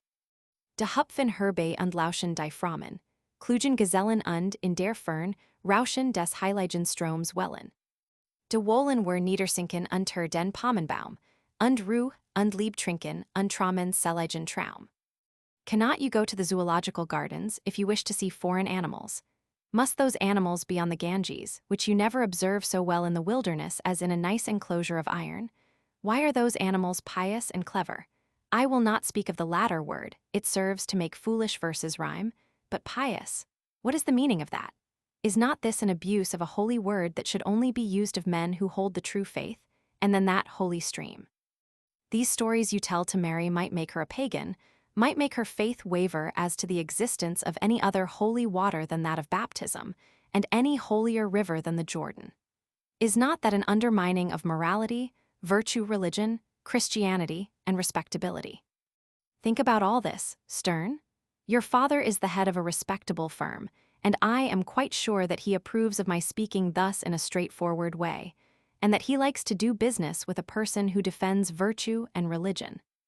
Yes, principles are sacred to me, and I do not scruple to say plainly what I mean. Therefore, make no secret of what I say. You may write to your father that you are here in a respectable family, that shows you the right path, and ask yourself what would have become of you if you had gone to Busselink and Waterman. There you would likewise have recited such verses, and nobody would have told you the folly of it, because they are bunglers. You may write this to your father, for when principles are concerned, I fear nobody.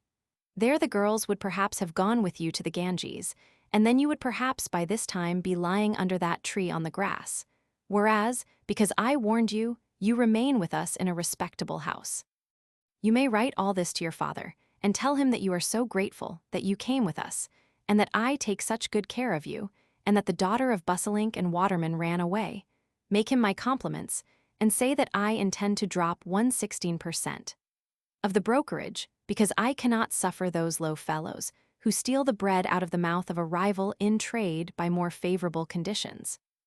And be so kind as to give us something more substantial in your readings at the Rosemeyers. I have seen in Schallmann's parcel statements of the coffee culture of the last 20 years, in all the residencies in Java. Read us something of that. And you must not scold the girls and all of us by saying that we are cannibals who have swallowed a part of you. That is not respectable, my boy. Believe one who knows what goes on in the world. I served your father before his birth. I mean the firm Last & Co., formerly it was Last & Mayer. You understand, therefore, that I speak for your good. And incite Fred to behave himself better, and do not teach him to make verses, and make as if you did not see it when he makes wry faces at the bookkeeper and such like things. Show him a good example, because you are much older, and try to impress him with steadiness and gravity, because he must become a broker. I am your fatherly friend. Badev is Dristable. Firm Last & Co., Coffee Brokers No. 37 Laurier Canal. Chapter 11. So that I will only say, to speak with Abraham Blanchart, that I consider this chapter to be essential, because it makes you, in my opinion, better acquainted with Havelaar, and he seems to be the hero of the history. Tyne, what sort of ketamine, gherkin, cucumber is this? Never, my dear, give such sour things with fruits. Cucumbers with salt, pineapples with salt, all that comes from the ground with salt, vinegar with fish and meat. There is something about it in Liebig. Dear Max, Tyne said, laughing, how long have we been here? That ketamine is from Madame Slotering. And it seemed difficult for Havelaar to remember that he had arrived only the day before, and that Tyne, with the best intentions, had not yet been able to regulate anything in kitchen or household. He had already been a long time at Rankus Batang. Had not he spent the whole night in reading the archives, and had not too many things already passed through his soul in connection with Lebec, for him to know so soon that he only arrived there the day before? Tyne knew this very well. She always understood. Oh yes, that is true, said he, but still you may like to read something from Liebig. Verbrugge, have you read much of Liebig? Who was he? Asked Verbrugge. An author who wrote much on the preserving of gherkins. He also discovered how to change grass into wool. You understand? No, said Verbrugge and Duclary together. Well, it had been known for a long time. Send a sheep into the field and you will see. But it was Liebig who discovered the manner in which it happens. Others, however, say that he knows but little about it. They are now trying to discover the means of dispensing with the sheep altogether. Oh, those scholars. Molière knew it very well. I like Molière. If you like, we shall have reading every evening. Tyne will also be of the party when Max is in bed. Duclary and Verbrugge liked this. Havelaar said that he had not many books, but amongst them he had Schiller, Goethe, Heine, Lamartine, Thiers, Say, Malthus, Sialogia, Smith, Shakespeare, Byron, Vondel. Verbrugge said that he was not acquainted with the English language. What the deuce? You are more than 30 years of age. What have you been about all this time? But it must have been very disagreeable for you at Padang, where English is so much spoken. Did you know Miss Mata API, Fire-Eye? No, I do not know the name. It was not her name. We gave her this nickname because her eyes were so brilliant. I think she must be married by this time. It was long ago. I never saw such eyes, except at Arles. You must go there. That is the prettiest place I ever visited in my travels. It seems to me that there is nothing that so well represents beauty in the abstract as a beautiful woman, a visible image of true immaterial purity. Believe me, go to Arles and Nims. Ducklery, Verbrugge, and Tyne also, I must confess, could not suppress a loud laugh at the thought of stepping over so unexpectedly from the west of Java to Arles or Nims.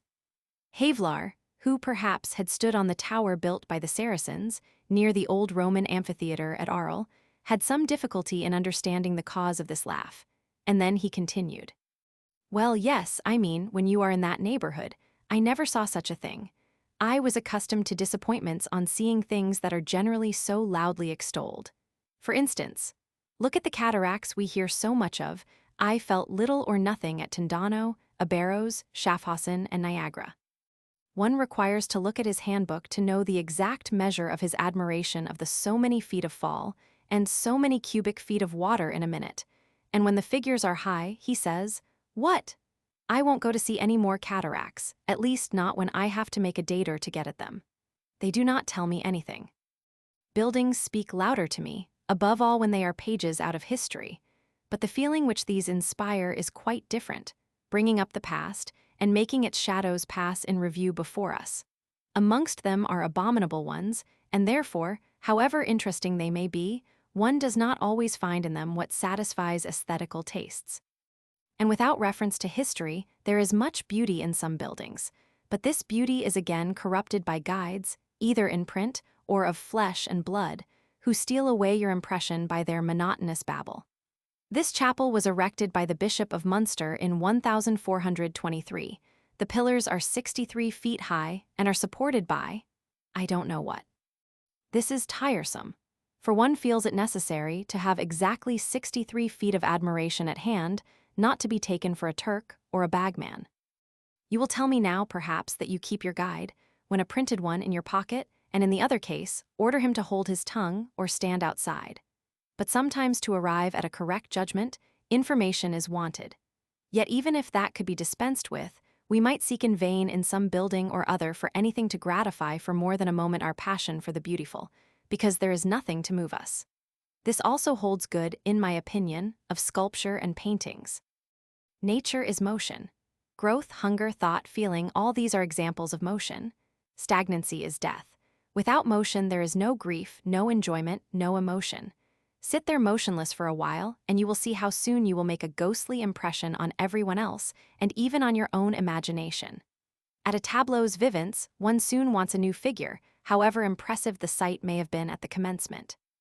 As our taste for beauty is not satisfied with one look at anything beautiful, but needs a good many successive looks to watch the motion of the beautiful, we are dissatisfied when contemplating works of art, and therefore I assert that a beautiful woman, provided her beauty is not too still, comes nearest to the ideal of the divinity. How great is the necessity for motion that I speak of, you can partly realize from the loathing which a dancer causes you, even if an Elssler or a Taglioni, when she, having just finished a dance, stands on her left foot and grins at the public. That is beside the question, Verbrugge said, for it is absolutely ugly. That is just my opinion, but she fancies it beautiful, and as a climax to all the previous performance, in which much beauty may have been displayed.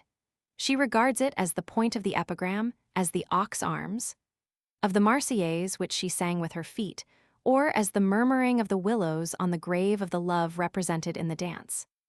And that spectators, who generally, like us, found their taste more or less on custom and imitation, think that moment to be the most striking is evident, because just then everyone explodes in applause as if they said, all the former was beautiful, but now we cannot refrain from giving vent to our feelings of admiration. You said that these pauses were absolutely ugly, so do I, but what is the reason? It is because motion was at an end, and with that the history which the dancer told. Believe me, stagnation is death. But, interrupted Ducklery, you also rejected as an exponent of beauty the cataracts, yet they move. Yes, but without a history. They move, but do not change their place. They move like a rocking horse minus the to and fro. They make a noise, but don't speak. They cry Aru, Aru, Aru. Try crying Aru, Aru for 6,000 years or more, and you will see how few persons will think you an amusing man. I shall not try it, said Ducklery, But still, I do not agree with you that this motion is so strictly necessary. I give up the cataracts, but a good picture can express much, I should think. To be sure, but only for a moment. I will try to explain my meaning by an example. This is the 8th of February. Certainly not, said Verbrugge. We are still in January. No, no. It is the 8th of February 1587, and you are shut up in the castle of Fotheringay. I asked Ducklary, who thought that he had not quite understood the remark. Yes, you are weary and try to get some variation. There in that wall is a hole. It is too high for you to look through, but still that is what you desire to do. You place your table under it, and upon this table a three-legged stool, one of the legs being decidedly weak. You have seen at a fair an acrobat, who piled 7 chairs one above another, and then placed himself on the top with his head downwards. Self-love and weariness press you to do something of the kind. You climb on your chair and reach the object. You look for one moment through the hole. Oh dear, you fall, and don't you now know why? I think that the weak leg of the stool broke down, said Verbrugge. Yes, that leg broke down, but that is not the reason why you fell. The leg broke after your fall. Before every other hole, you could have stood a year on that chair, but now you would have fallen even if there had been 13 legs to the stool. Yes, even had you been standing on the ground. I take it for granted, said Ducklary. I see that you intend to let me fall, caut que caut.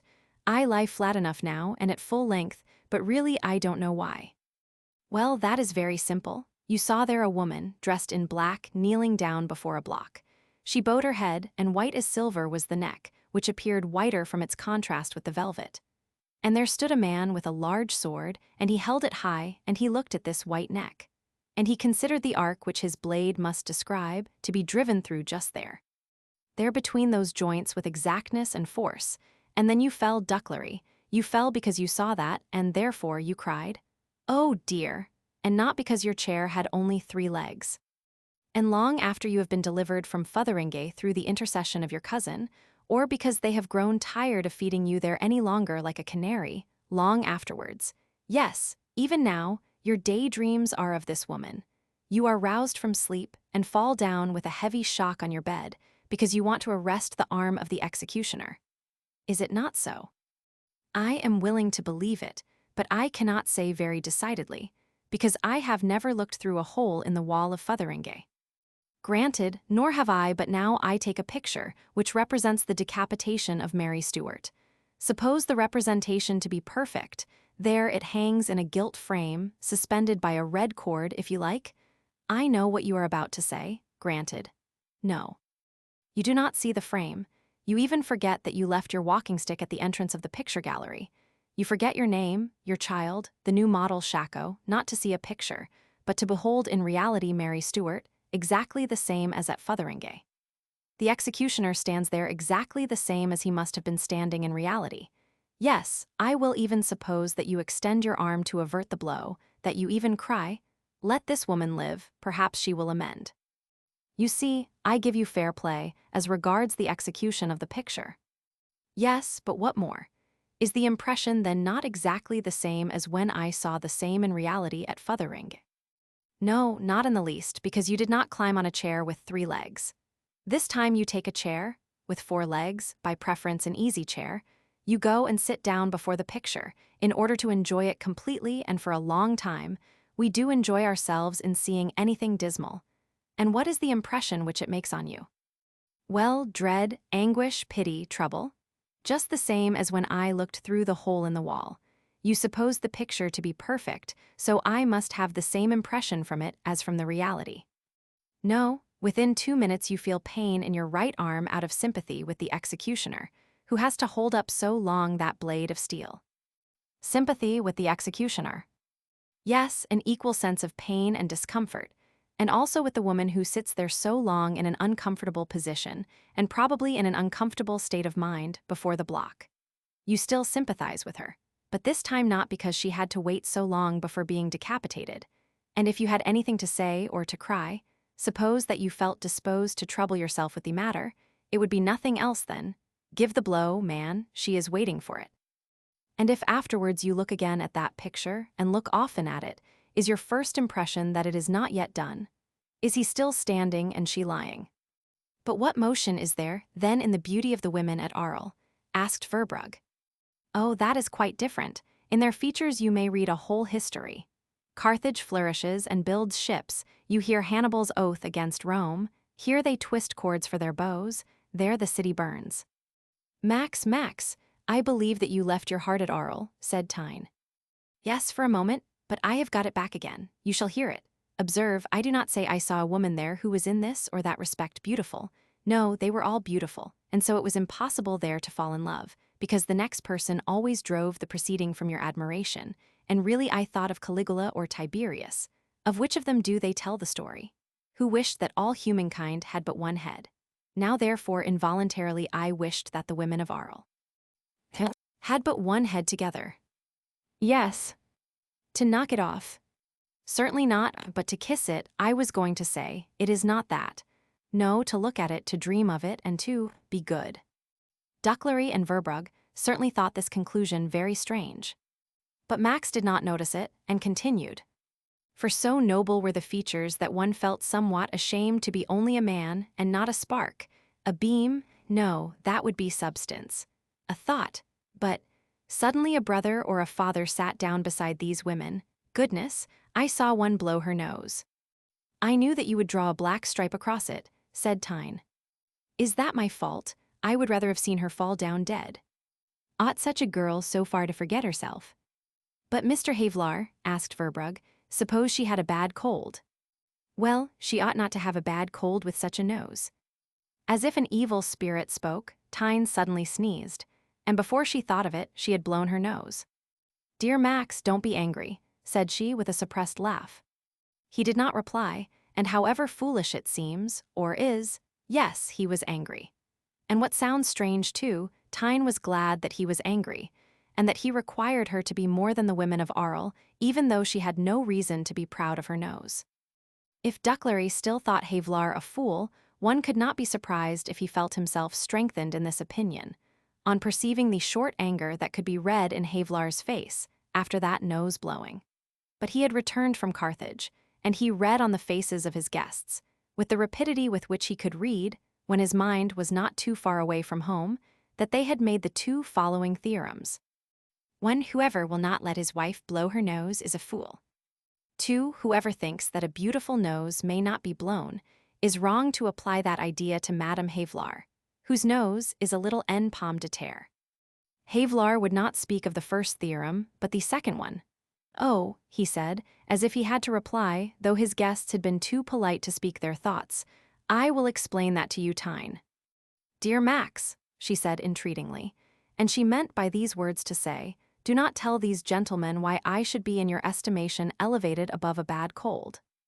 Havelaar appeared to understand what Tyne meant, for he replied, very well, dear. But do you know, gentlemen, that one is often deceived in estimating the rights of men by material imperfections? I am quite sure that his guests never heard of these rights. I knew a little girl in Sumatra, he continued, the daughter of a dadu. Well then, I am certain that she had no claim to such imperfection, and yet I saw her fall into the water in a shipwreck just like another. I, a man, had to help her to land. But ought she to have flown like a seamew? Certainly, or no, she ought not to have had a body. Would you have me tell you how I became acquainted with her? It was in 42, I was controller at Natal. Have you been there, Verbrugge? Yes. Now then you know that pepper is cultivated at Natal. The pepper grounds are situated at Tallowbale, north of Natal, near the coast. I had to inspect them, and having no knowledge of pepper, I took with me in the pirogue, Praco, a dadu, someone who knew more about it than I, his daughter, then a child of 13 years went with us. We sailed along the coast and found it very wearisome. And then you were shipwrecked. No, it was fine weather. The shipwreck happened many years afterwards, otherwise I should not have been weary. We sailed along the coast and it was fearfully hot. Such a pirogue gives little occasion for relaxation, and moreover, I was then in a very bad humor, to which many causes had contributed. First of all, I had an unfortunate love. That was in those days my daily bread. But moreover, I found myself in a state between two attacks of ambition. I had made myself a king and been dethroned, I had climbed up a tower, and had fallen down again to the ground. I shall now pass by the reason of this. Enough, I was sitting there in that pirogue with a sour face and a bad humor. I was, as the Germans call it, ungenießbar. I thought it derogatory to inspect pepperfields, and that I ought a long time ago to have had the appointment of governor of a solar system. Moreover, I thought it moral murder to put a spirit like mine in a pirogue with that stupid dadu and his child. I have to tell you that generally speaking I liked the Malay chiefs very much and harmonized well with them. They even possess qualities which make me prefer them to the Javanese grandees. Yes, I know, Verbrugge, that you do not agree with me in this matter. There are but few who do, but I leave this question now. If I had performed this voyage on another day, when less restless, I should perhaps immediately have commenced a conversation with this dadu, and perhaps have found that it was worth my while. Perhaps the little girl would have spoken too, and that would have entertained me, for a child has generally something original, though I was still myself too much a child to take an interest in originality. Now this is otherwise. Now I see in every girl of 13 years old a manuscript in which little or nothing has been effaced. They surprise the author en négligé, and that is often pretty. The child was stringing coral beads, and this seemed to absorb all her attention. 3 red, 1 black, 3 red, 1 black, it was pretty. Her name was Si Opikete. This means in Sumatra about the same as Little Miss.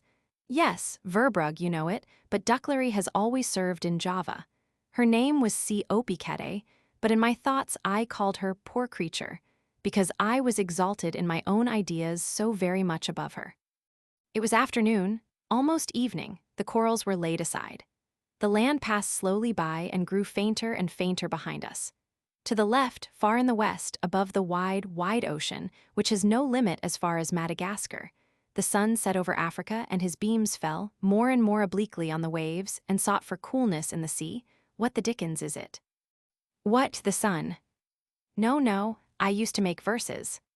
Thou askest why the ocean stream, that washes Natal's shore, elsewhere so gentle and serene, is known to boil and roar. Thou askest the poor fisher's son, who scarce can understand, and he points out horizon done, without a trace of land. He casts a glance of his dark eye along the western main, and he and you cannot descry but see and see again.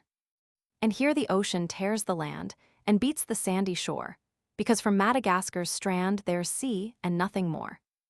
A sea where shrieks of terror wild, to all the world unknown, unheard by friend or wife or child, are heard by God alone. A hand with agonizing bound oft sprang above the wave and snatched and clutched and swung around for something that could save. But there was naught to give a hold. The waves that on him pressed soon o'er his head forever rolled, and I don't know the rest. You could ascertain it, said Verbrugge, by writing to Craigsman, who was your clerk at Natal. He knows it. How did he get hold of it? Asked Max. Perhaps out of your waste-basket, but certain it is that he has it. Does not then follow the story of the fall of man, which made the island sink that formerly protected Natal's coast? The history of Jiwa and the 2 brothers. That is true. This legend was no legend at all. It was a parable which I made, and which 200 years hence will be a legend if Craigsman often relates it. Such has been the origin of all legends. Jiwa is soul, as you know. Max, what became of the little girl with the coral beads? Asked Tyne. They had been laid aside. It was 6 o'clock, and there under the equator, Natal being a few minutes north of it, when I went on horseback to Ayerbanji, I made my horse walk over the equator, or almost walk. Fearing I should fall over it, it was 6 o'clock, a signal for evening thoughts. Now, I think that a man in the evening is always a little better or less vicious than in the morning, and that is natural. A controller wipes his eyes and dreads meeting an assistant resident, who assumes a foolish ascendancy because he has been a few years more in the service, or has to measure fields that day and is in doubt between his honesty. You do not know that, Ducklery, because you are a military man. But there are indeed honest controllers. Then he is in doubt between that honesty and the fear that Radine Demang so-and-so will desire to have that gray horse that ambles so well. Or he has to say that day yes or no in answer to letter no. In a word, when you awake in the morning, the world falls on your heart, and that is a heavy burden for a heart, even when it is strong. But when it is evening, you pause. There are 10 hours, 36,000 seconds before you will see your official coat again. That allures everyone. That is the moment when I hope to die, to arrive yonder with an unofficial face. That is the moment when your wife finds something once more in your face of what caught her when she allowed you to keep that pocket handkerchief with an E in the corner. And before she had time to catch a bad cold. Ah, don't disturb me. I only mean to say that during the evening one is more susceptible, gemeth liquor. So when the sun set, I became a better man, as the first proof of my improvement may show, and said to the little girl, "Now it will soon be cooler." "Yes, sir," she replied. But I lowered my dignity still further and commenced a conversation with this poor creature. My merits were still greater because she replied little. I was right in all that I said, which is annoying even in spite of one's arrogance. "Should you like to go again to Tallowbale?" I asked. "As you please, sir."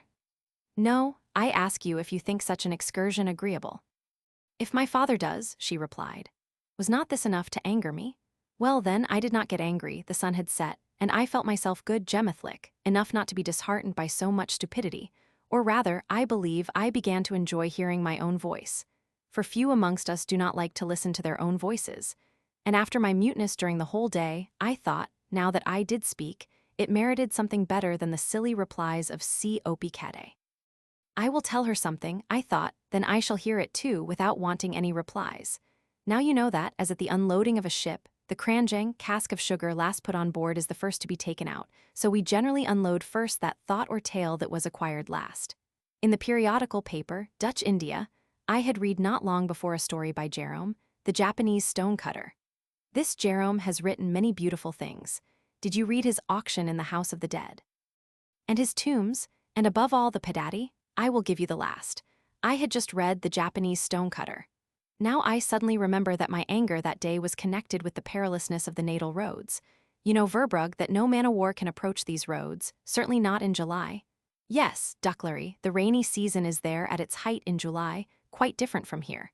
Now then, the perilousness of these roads was linked with my mortified ambition. I had often proposed to the resident to construct at Natal a breakwater, or at least an artificial harbor at the mouth of the river, with a view to bring commerce into the district of Natal, which unites the Bata districts with the sea. 1.5 million of inhabitants in the interior do not know what to do with their produce, because the Natal roads are so bad. Now then, these proposals had not been approved by the resident, or at least he asserted that the government would not approve of them, and you know that the residents never propose anything, but what they know pretty well beforehand will be agreeable to the government. The making of a harbor at Natal was in principle contradictory of the separate system, and far from encouraging ships there, it was even forbidden to admit ships with yards on the roads, unless in case of superior force. Yet when a ship came, they were mostly American whalers, or French ships that had loaded pepper in the small independent countries on the north side. I always caused a letter to be written by the captain, wherein he asked permission to take in fresh water. My anger about the miscarriage of my efforts to do something for the benefit of Natal, or rather my offended vanity at being still of so little consequence that I could not even have a harbor made where I liked, and all this in connection with my candidateship for the ruling of a solar system. All this made me so peevish that day. When I recovered a little at sunset, for discontent is a sickness exactly, this sickness reminded me of the Japanese stonecutter, and perhaps I only thought this history aloud, in order to take the last drop of the medicine which I felt that I wanted, whilst I imposed upon myself by saying that I did it out of benevolence for the child. But she, the child, cured me, for some days at least, better than any tale. Opie, there was a man who cut stones out of a rock. This labor was heavy, and he labored much, but his wages were small, and he was not content. He sighed because his labor was heavy, and he cried, "Oh, that I were rich, in order to rest on a bale with clambu." And there came an angel out of heaven, who said, "Be it as you have said." And he was rich, and he rested on a bale, and the clambu was of red silk. And the king of the country passed with horsemen before his carriage, and likewise behind the carriage there were horsemen, and the golden pajang was held over the head of the king. And as soon as the rich man heard this, he was sad, because they held no golden pajang over his head, and he was not content. He sighed and cried, "I should like to be a king." And there came an angel out of heaven and said, "Be it as you have said." And he became a king. And before his carriage were many horsemen, and behind were also horsemen, and over his head they held the golden pajang. And the sun shone with hot beams, and burned the earth in such a manner that the grass was dried up. And the king complained that the sun burned his face, and had more power than he, and he was not satisfied. He sighed and cried, I should like to be the sun. And there came an angel out of heaven who said, Be it as you have said. And he became the sun, and he sent up his beams on high and down to the earth, to the right and to the left, everywhere. And he burned up the grass on the earth, and the faces of the princes who were on the earth. And a cloud came between him and the earth, and the beams of the sun were turned back. And he was angry that his power was resisted, and he complained that this cloud had more power than he, and he was dissatisfied. He desired to be the cloud that was so mighty. And there came an angel from heaven who said, Be this as you have said. And he became a cloud, and placed himself between the sun and the earth, and intercepted the beams, so that the grass became green. And the cloud rained in large drops on the earth, and made the rivers swell, and the bangers carried away the herds. And the cloud devastated the field with much water. And it fell on a rock which did not move, and rattled in large streams, but the rock did not yield.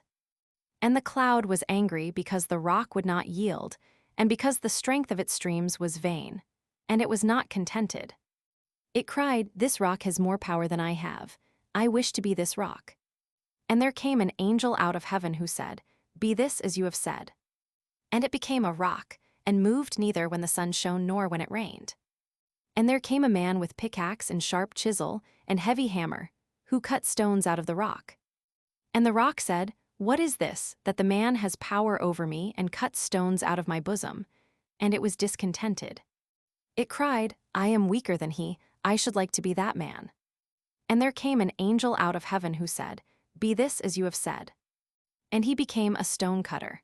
And he cut stones out of the rock with heavy labor, and he labored hard for small wages, and was contented. Very nice, said Ducklary, but now you still owe us the proof that this little Opie ought to have been imponderable. No, I did not promise to prove that. I only desired to tell you how I got acquainted with her. When I had done with my story, I asked, And you, Opie, what would you choose if an angel from heaven came to ask you what you desired? Sir, I should pray him to take me with him to heaven. Is not that beautiful? Said Tyne to her guests, who perhaps thought it very foolish. Havelaar stood upon his legs, and wiped away something from his forehead. Chapter 12. Dear Max, said Tyne, our dessert is so scanty, would you not? You remember Madame Geoffrin. Talk to us of something else than pastry. What the deuce? I am hoarse, it is Verbrugge's turn. Yes, Mr. Verbrugge, please relieve Max, said Madame Havelaar. Verbrugge hesitated for a moment, and began. Once upon a time there was a man who stole a turkey. Oh, you rogue, cried Havelaar, that is from Padding, and how does it go on? It is finished. Do you know the end of the story? To be sure, I ate the turkey in company with somebody. Do you know why I was suspended at Padding? People said that there was a deficit in your cash at Natal, replied Verbrugge. That is not altogether untrue, but neither is it true. From many causes I had been very careless in my pecuniary responsibilities at Natal, on which many observations were made. But this happened in those days very often. Matters in northern Sumatra were, soon after the pacification of Barrows, Tapos, and Sinkel, so confused, all was so turbulent, that fault could not be found with a young man who was more inclined to be on horseback than at the desk, or in keeping cash books in order. It could not be expected that everything would be in such strict order as if an Amsterdam bookkeeper had been in charge with nothing else to do. The Bata countries were in revolt, and you know, Verbrugge, how all that happens there reacts on Natal. I slept every night in my clothes to be ready for anything, which was often necessary. Moreover, there was danger. A few days before my arrival, a plot had been discovered to revolt and murder my predecessor, and danger has something attractive, above all to a man of 22, and this attractiveness makes him the more incapable for office work or the stiff accuracy which is wanted for the proper management of money matters. Moreover, I had all sorts of nonsense in my head. It is not necessary, said Madame Havelaar in reply to a manservant. What is not necessary? I had told them to make something ready in the kitchen, an omelet or some such thing. Ah, and that is not necessary because I have begun my story. That is naughty, Tyne, very well as far as I am concerned, but these gentlemen have also a voice in the matter. Verbrugge, what do you like? Your share of the omelet or the story? That is a difficult choice for a polite man, said Verbrugge. Nor should I like to choose, added Ducklary, for it would be a verdict between man and wife, and intra la corset le boys, il n'y faut pas mettre le doigt. I will help you, gentlemen, the omelet is. Madam, said the courteous Ducklary, the omelet will certainly be worth as much as the story, certainly if it is worth anything, but there is a difficulty. I wager that there is no sugar in the house, said Verbrugge. Pray fetch from mine whatever you want. There is sugar from Madame Slotering. No, it is not that. If the omelet were good, that would not matter. What then, madam? Has it fallen into the fire? I wish it had. No, it cannot fall into the fire, it is. But Tyne, said Havelaar, what is it then? It is imponderable, Max. As your women at Arles ought to have been, I have no omelet. I have nothing more. Then, for heaven's sake, the story, said Ducklary in droll despair. But we have coffee, cried Tyne. Good, then we shall drink coffee in the foregallery, and let us invite Madame Slotering and the girls, said Havelaar, whereupon the small company moved. I suppose that she will not come, Max. You know that she prefers not to dine with us, and in this I cannot say that she is wrong. She may have heard that I tell stories, said Havelaar, and that must have frightened her. You are wrong there, Max. This would not harm her. She doesn't understand Dutch. No, she told me that she wished to have her own household, and I understand that very well. You know how you translated my name? E.H.V.W. Eigenhard Vielwaard. Just so, she is quite right. She seems, moreover, a little unsociable. Only fancy, she makes the servants drive away all strangers that come near the house. I beg for the story or the omelet, said Ducklary. So do I, cried Verbrugge. Evasions are not accepted. We are entitled to a complete dinner, and therefore I ask for the history of the turkey. I have told you that already, said Havelaar. I stole the turkey from General Van Dam and ate it with somebody. Before something went to heaven, said Tyne playfully. No, that's an evasion, cried Ducklary. We want to know why you stole that turkey. Well, because I was hungry, and that was the fault of General Van Dam, who had suspended me. If you don't tell me more than that, I will bring an omelet next time myself, complained Verbrugge. Believe me, it was nothing more than that. He had many turkeys, and I had none. These birds were driven before my door. I took one, and said to the man who imagined that he watched them, tell the general that I, Max Havelaar, take this turkey, because I want to eat it. And what about that epigram? Did Verbrugge speak to you about it? Yes. That has nothing to do with the turkey. That was because he had suspended so many functionaries. There were at Padding 7 or 8 of them whom he had suspended, with more or less justice, from their functions. Many amongst them deserved it less than I, the assistant resident of Padding himself, had been suspended, and for a reason which, as I believe, was quite a different one from that given in the decision. I must tell you, however, that I cannot assure you that I know all about it, and that I say only what was thought to be true at Padding, and what may have been true, when taking into consideration above all the peculiarities of the general. He married his wife to gain a wager of an anchor of wine. He often went out in the evening and went everywhere. Mr. Valkenaar on one occasion so respected his incognito that in a small street near the girls' orphan house he gave him a thrashing as a common disturber of the public peace. Not far from that place lived Miss. There was a rumor that this Miss had given birth to a child that had disappeared. The assistant resident was about to examine into the matter, and seems to have expressed his intention at a whist party at the General's. The next day he received an order to go to a certain district, whose controller had been suspended from his functions because of true or supposed dishonesty, there to examine and report upon these affairs. The assistant resident certainly wondered that he was charged with a thing that had no connection whatever with his district, but as he could, strictly speaking, consider this charge as an honorable distinction, and as he was on very good terms with the general, so that he had no cause to think of a snare, he acquiesced in the mission, and went to I don't know where to execute his orders.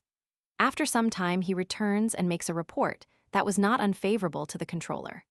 But lo, the public, that is, nobody and everyone, at Padang had now discovered that the controller had only been suspended to afford an opportunity for the removal of the assistant resident from the place, in order to prevent his intended investigation of the disappearance of that child, or at least to delay it till it would be more difficult to clear up the mystery.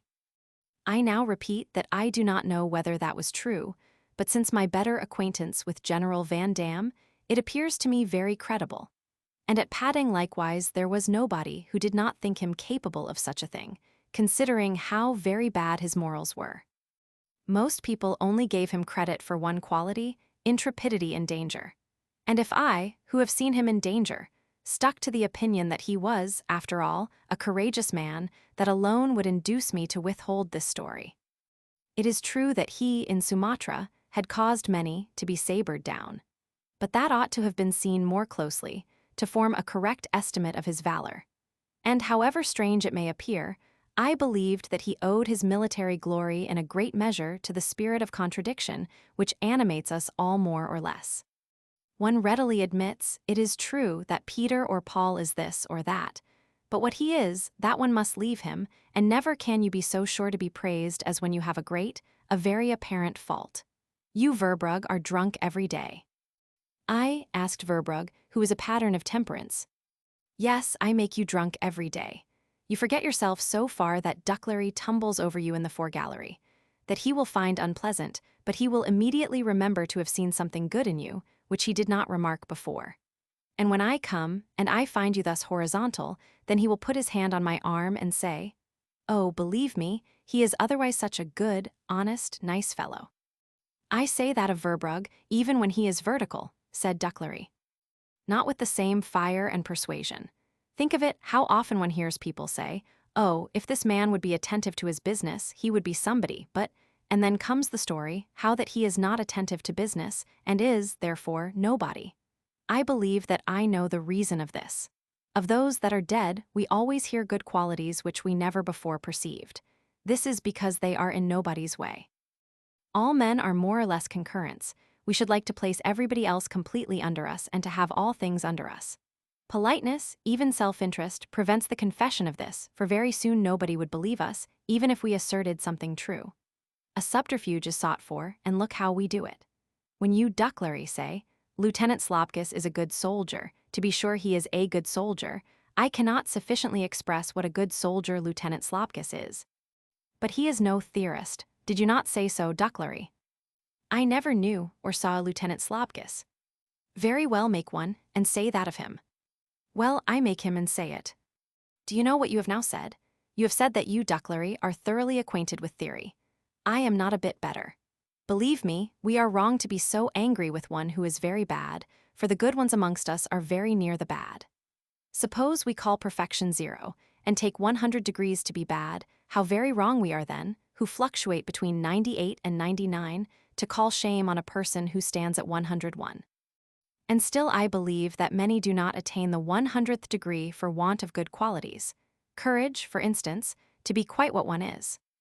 At what degree do I stand, Max? I want a magnifying glass for the subdivisions, Tyne. I object, cried Verbrugge. No, madam, considering your proximity to the 0. No, functionaries are suspended, a child is lost, a general is accused. But where's the story? Tyne, take care that next time there is something in the house. No, Verbrugge, you will not get the story until I have been a little time longer on my hobby horse, on the spirit of contradiction. I said every man sees in his fellow creature a sort of rival. One must not always blame what is but too obvious, therefore, we like to exalt a good quality excessively, to make the bad quality, which is properly the only thing we want to reveal, the more obvious, without displaying the appearance of partiality. If anyone comes to me complaining that I have called him a thief, when I have also called his daughter a lovely girl, then I reply, "How can you be so angry since I have called your daughter a lovely girl?" Do you see? I win both ways. Each of us is a grocer. I take away his customers, who will not buy raisins of a thief, and at the same time, it is said that I am a good man because I praise the daughter of a rival in business. No, it is not so bad, said Ducklary. That is going much too far. You think so, because I made the comparison a little short and blunt. You must mitigate it a little. But if we must indeed acknowledge that somebody is in the possession of a quality which merits esteem, respect, or credit, then we are pleased to discover, near this quality, something which releases us in part or altogether of this tribute. To such a poet we should bow, but he beats his wife. You see, then, we like to use the black and blue of this wife as a motive to keep our backs straight, and in the end we are pleased that he beats the poor creature, a practice which in any other case we should condemn. If we must acknowledge that somebody possesses qualities that allow him the honor of a statue, if we can no longer deny his claims thereto without being thought ignorant, insensible, or jealous, then we say, well, set him up. But already, while mounting him upon the pedestal, and while he himself still thinks that we are full of admiration of his excellence, we have already made the noose in the lasso that is intended, on the first favorable opportunity, to pull him down.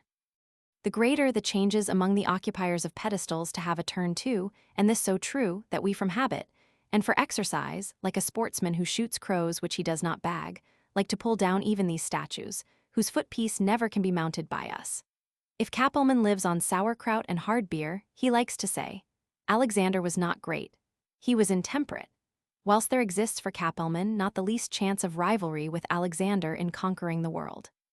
How this may be, I am sure that many never would have the idea that General Van Dam was so very brave if his bravery could not have served as a vehicle for the always added. But his morality. And at the same time, that this immorality would not have been much thought of by many, who were not themselves so very invulnerable in this respect, if it had not been wanted to counterbalance his renown for prowess, which disturbed the slumbers of some. One quality he possessed in a very high degree, energy. What he intended to happen did generally happen. You see, however, I have immediately an antithesis ready. But in the choice of the means he was very free, and, as Van der Palm has said, as I believe unjustly, of Napoleon, obstacles of morality never arrested him. And then it is certainly easier to attain your aim than when you think yourself bound by such rule. The assistant resident of Padang had made a report that sounded favorably for his suspended controller, whose suspension got in this way a color of injustice.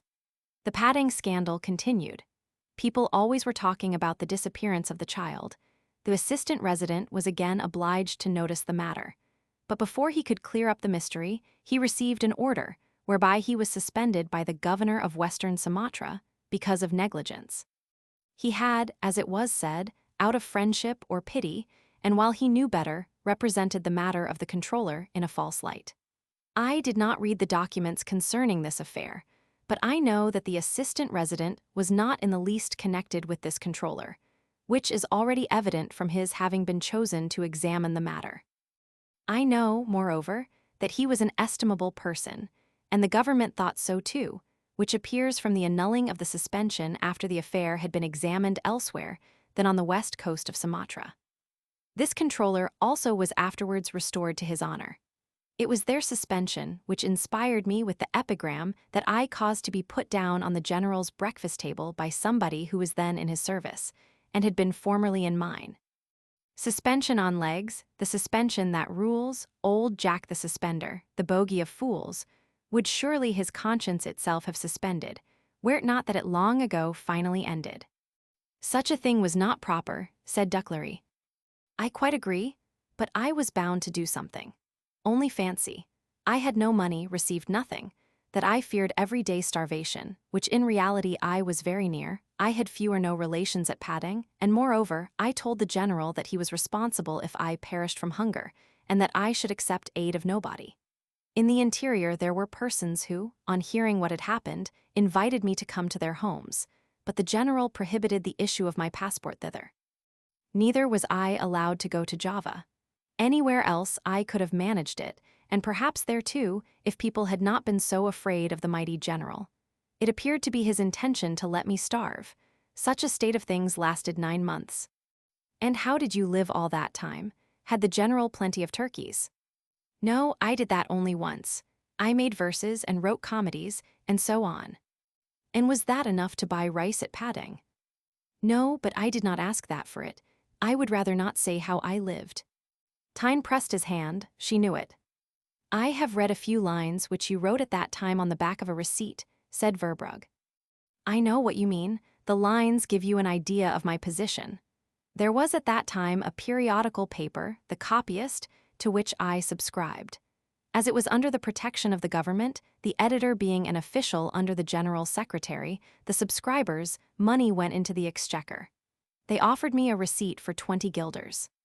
As this money had to be booked at the governor's office, and the receipt, if the money was not paid, had to pass these offices to be sent back to Batavia, I made use of this opportunity and protested against my poverty on the back of the paper.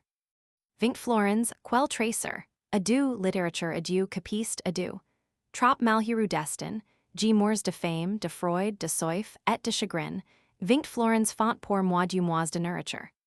Si j'avais vingt florins, je serais mia bate mia nourri, mia legay, j'en ferais bon cheer. Il faut vivre avant tout, soit vitamusur, le crime fait la honte, et non la pauvreté. But when, afterwards, I went to the publishers of The Copyist to give them my 20 guilders, I was told that I owed nothing. It appears that the general had himself paid the money for me to prevent this illustrated receipt being sent back to Batavia.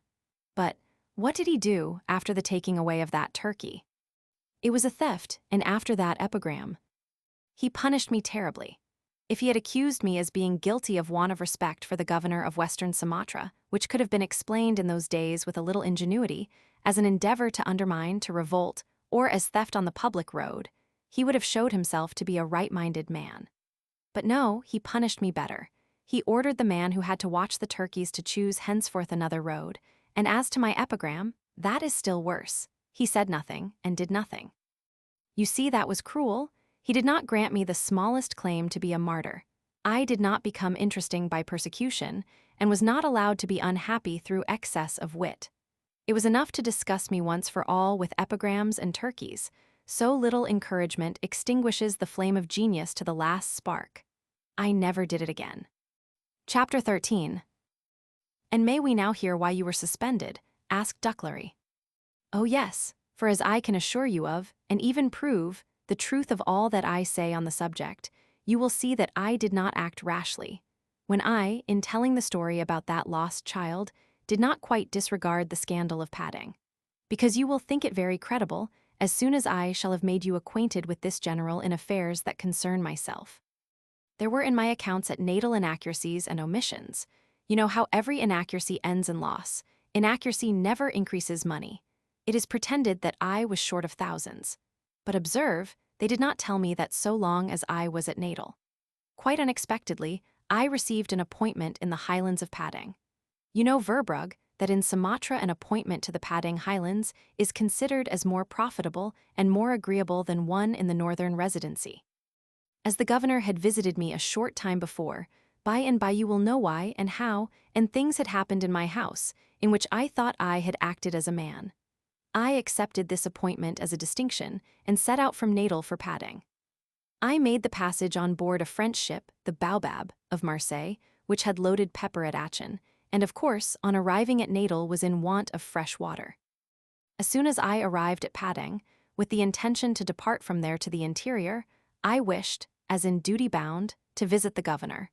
But he sent word that he could not receive me, and at the same time that I must delay my setting out for my new situation till further orders. You may believe that I was very much surprised at that, the more so because he left me at Natal in a humor which made me think that he entertained a high opinion of me. I had but few acquaintances at Padang, but from the few I had, I heard, or rather perceived, that the general was very angry with me. I say that I perceived it because, at a country place such as Padang was then, the goodwill of many can serve as a thermometer of the favor in which one stands in the eye of the governor. I felt that a storm was near, without knowing from which point of the compass the wind would come. As I was in want of money, I asked one and another of my friends to lend me some, and was quite astonished that I was met everywhere by a refusal. At Padang, as everywhere else in the Indies, there is great liberality in this respect. In every other case, a few hundred guilders would have been lent with pleasure to a controller who had been detained on his journey contrary to his expectations. But I was refused every assistance. I pressed some to tell me the cause of this distrust, and by little and little I got to know at last that in my money matters at natal faults and oversights had been discovered, which now caused me to be suspected of dishonest administration. That there were faults in my administration I was not surprised to hear. The contrary would have surprised me, but I wondered that the governor, who had himself witnessed how I had always to struggle far from my office with a discontented population, ready to revolt at any moment, that he, who had himself given me credit for what he called manliness, could accuse me of dishonesty, as he knew better than anyone that there could be no other question than that of force majeure. And though this force majeure was denied, though they wanted to make me responsible for faults that had happened at moments when I, often in danger of my life, far away from the cash or anything connected with it, had to entrust others with the administration of it, even if it was expected that I, while doing one thing, ought not to have neglected the other. Even then my only fault would have been a carelessness that had nothing in common with dishonesty. Moreover, in those days, there were many instances in which the government took into consideration this difficult position of their functionaries in Sumatra, and it seemed to be accepted as a principle on such occasions that some allowance should be made. It only required that these functionaries should make good the deficiency, and the word dishonest was never pronounced without very clear proofs. This was so much a custom that I myself told the governor at Natal that I feared I should have to pay a good deal, after my account had been examined at the offices at Padang, whereupon he replied, shrugging his shoulders, "Ah, those money matters," as if he himself felt that matters of smaller importance ought to give place to those of greater. I readily admit that money affairs are important, but, however important in themselves, they were in this case subordinate to other branches of duty and business. If through carelessness or oversight some thousands failed in my administration, I call this no trifle. But if these thousands failed in consequence of my successful efforts to prevent a revolt, that would have devastated the district of Mandhaling with fire and sword, and that would have brought back the Achinese to the haunts from where we had just driven them, with great sacrifice of blood and treasure. Then the magnitude of the shortcoming disappears, and it seems even a little unjust to make him refund who has saved infinitely more important interests. Yet I thought such a repayment right, for the non-exaction of it would lay one open to a charge of dishonesty. After waiting for many days, you may conceive with what feelings I received at last from the governor's secretary a letter, in which I was given to understand that I was suspected of dishonesty, and I was ordered to reply to a number of charges that had been made against my administration. Some of them I could explain immediately, for others I wanted to look at documents, and above all, it was most important for me to look into these matters at Natal. I could have examined clerks and other employees to ascertain the causes of the mistakes, and very likely I should have succeeded in my endeavors to clear up all. The neglect, for instance, to book money that had been sent to Mandhaling. You know, Verbrugge, that the troops in the interior are paid out of the natal exchequer, or something like that, which I should, perhaps, have seen immediately if I could have examined into it on the spot, as having been the cause of these sad faults. But the general refused to let me go to Natal. This refusal caused me to pay still more attention to the strange manner in which this accusation of dishonesty had been brought forward against me. Why had I been suddenly transferred from Natal, and under color of good intentions to me, if I was really suspected of dishonesty? Why did they communicate to me that disgraceful suspicion only for the first time, when I was far from the place where I should have had an opportunity to clear myself? And above all, why had these affairs been brought against me in the most unfavorable light, contrary to the usual custom and to justice? Before I had replied to all these observations as well as I could without written or verbal information, I learned that the reason why the general was so angry with me was because I had opposed him so much at Natal, in which, as was added, I had done wrong. Now then, I saw it all. Yes, I had opposed him, but with the innocent idea that he would esteem me because I had opposed him. But after his departure, nothing made me suppose that he was angry with me on that account. Stupid as I was, I had accepted the favorable transfer to Padang as a proof that he had thought my opposition very noble. You will see how little I knew him then. But when I heard that this was the cause of the severity with which my money administration was condemned, I was at peace with myself. I answered every point as well as I could, and ended my letter, of which I still have a copy, with the words, "I have answered the observations made on my administration as well as is possible without consulting documents or having recourse to local investigation. I beg your honor, on all benevolent considerations, to excuse me. I am young and insignificant in comparison with the power of the dominant ideas, which my principles compel me to oppose.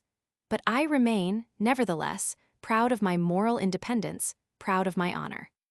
The following day I was suspended on the plea of dishonest administration.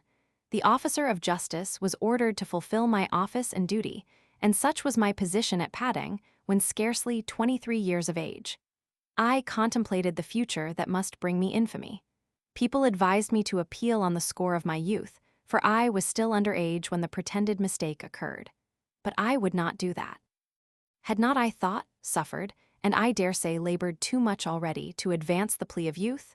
You may see from the end of the letter above named that I would not be treated as a child, I who had done my duty at Natal against the governor, and like a man. And at the same time, you may perceive from this letter how unfounded the accusation was which they brought to bear against me, for a guilty man writes in another style. I was not, however, taken into custody, though this ought to have been done if this accusation had been well founded. Perhaps this apparent neglect was not without foundation, for a prisoner must be housed and fed. As I could not leave Padang, I was in reality still a prisoner, but a prisoner without shelter and without bread. I had often written, but without success, to the general, requesting that he would not prevent my departure from Padang, for even supposing me to be guilty, no crime was punishable with starvation. After the Council of Justice, which was at a loss how to deal with the affair, had found a way out of the difficulty by declaring itself unable to decide. Because a prosecution for crime in the service of the country could not be held without the authorization of the government at Batavia, the general kept me, as I said, 9 months at Padang. At last he himself received instructions from headquarters to let me set out for Batavia. A few years afterwards, when I had some money, dear Tyne, you had given it me, I paid some 1,000 guilders to clear the natal accounts of 1841 and 1842, and then a person, who may be considered to represent the government of the Dutch Indies, said, "I would not have done that in your place. I should have drawn a bill of exchange on eternity." Ainsi Velamond.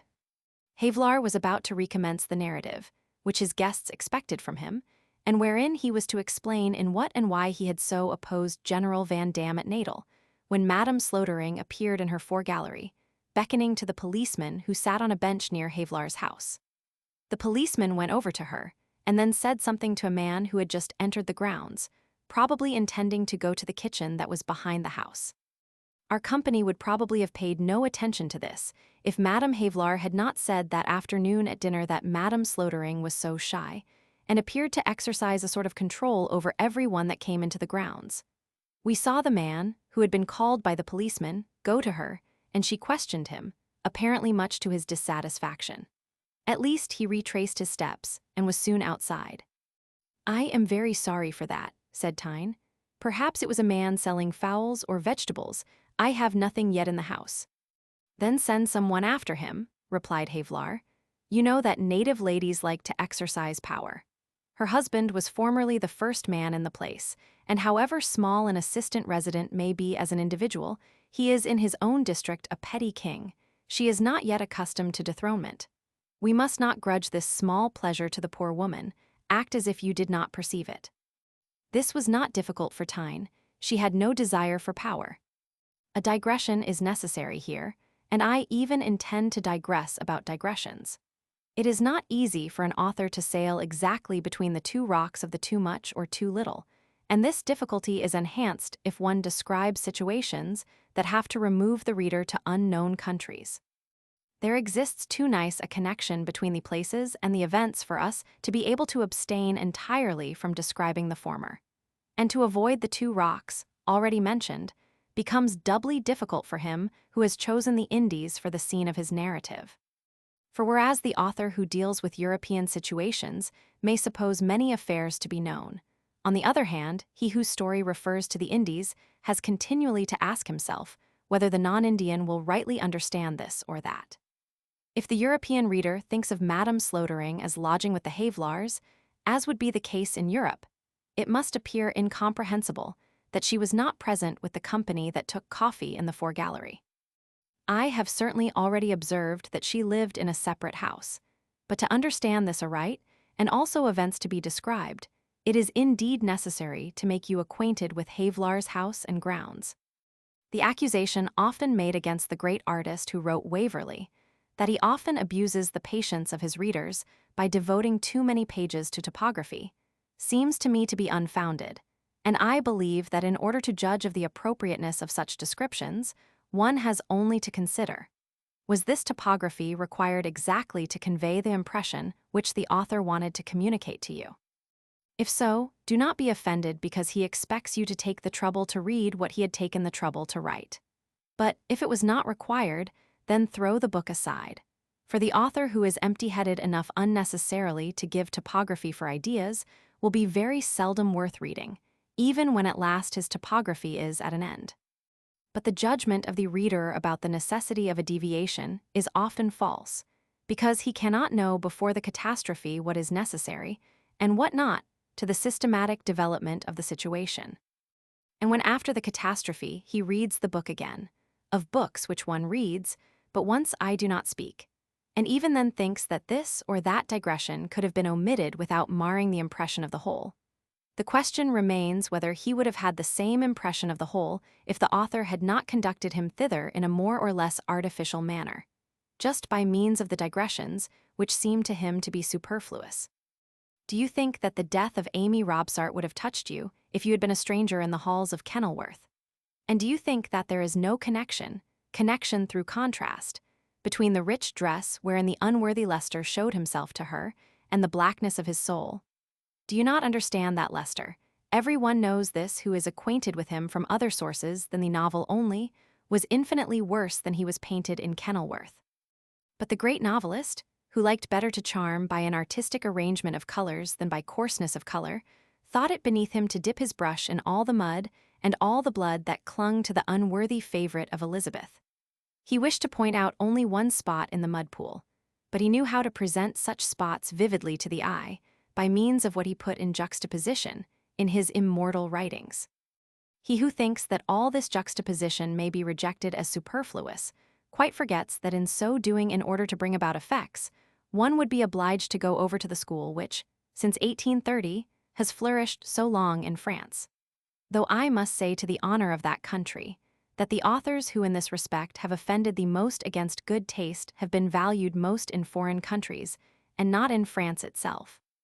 The authors, I believe that this school is now no more, thought it easy to dip their hands in pools of blood and throw it in great spots on the picture, in order to be able to see them from a distance.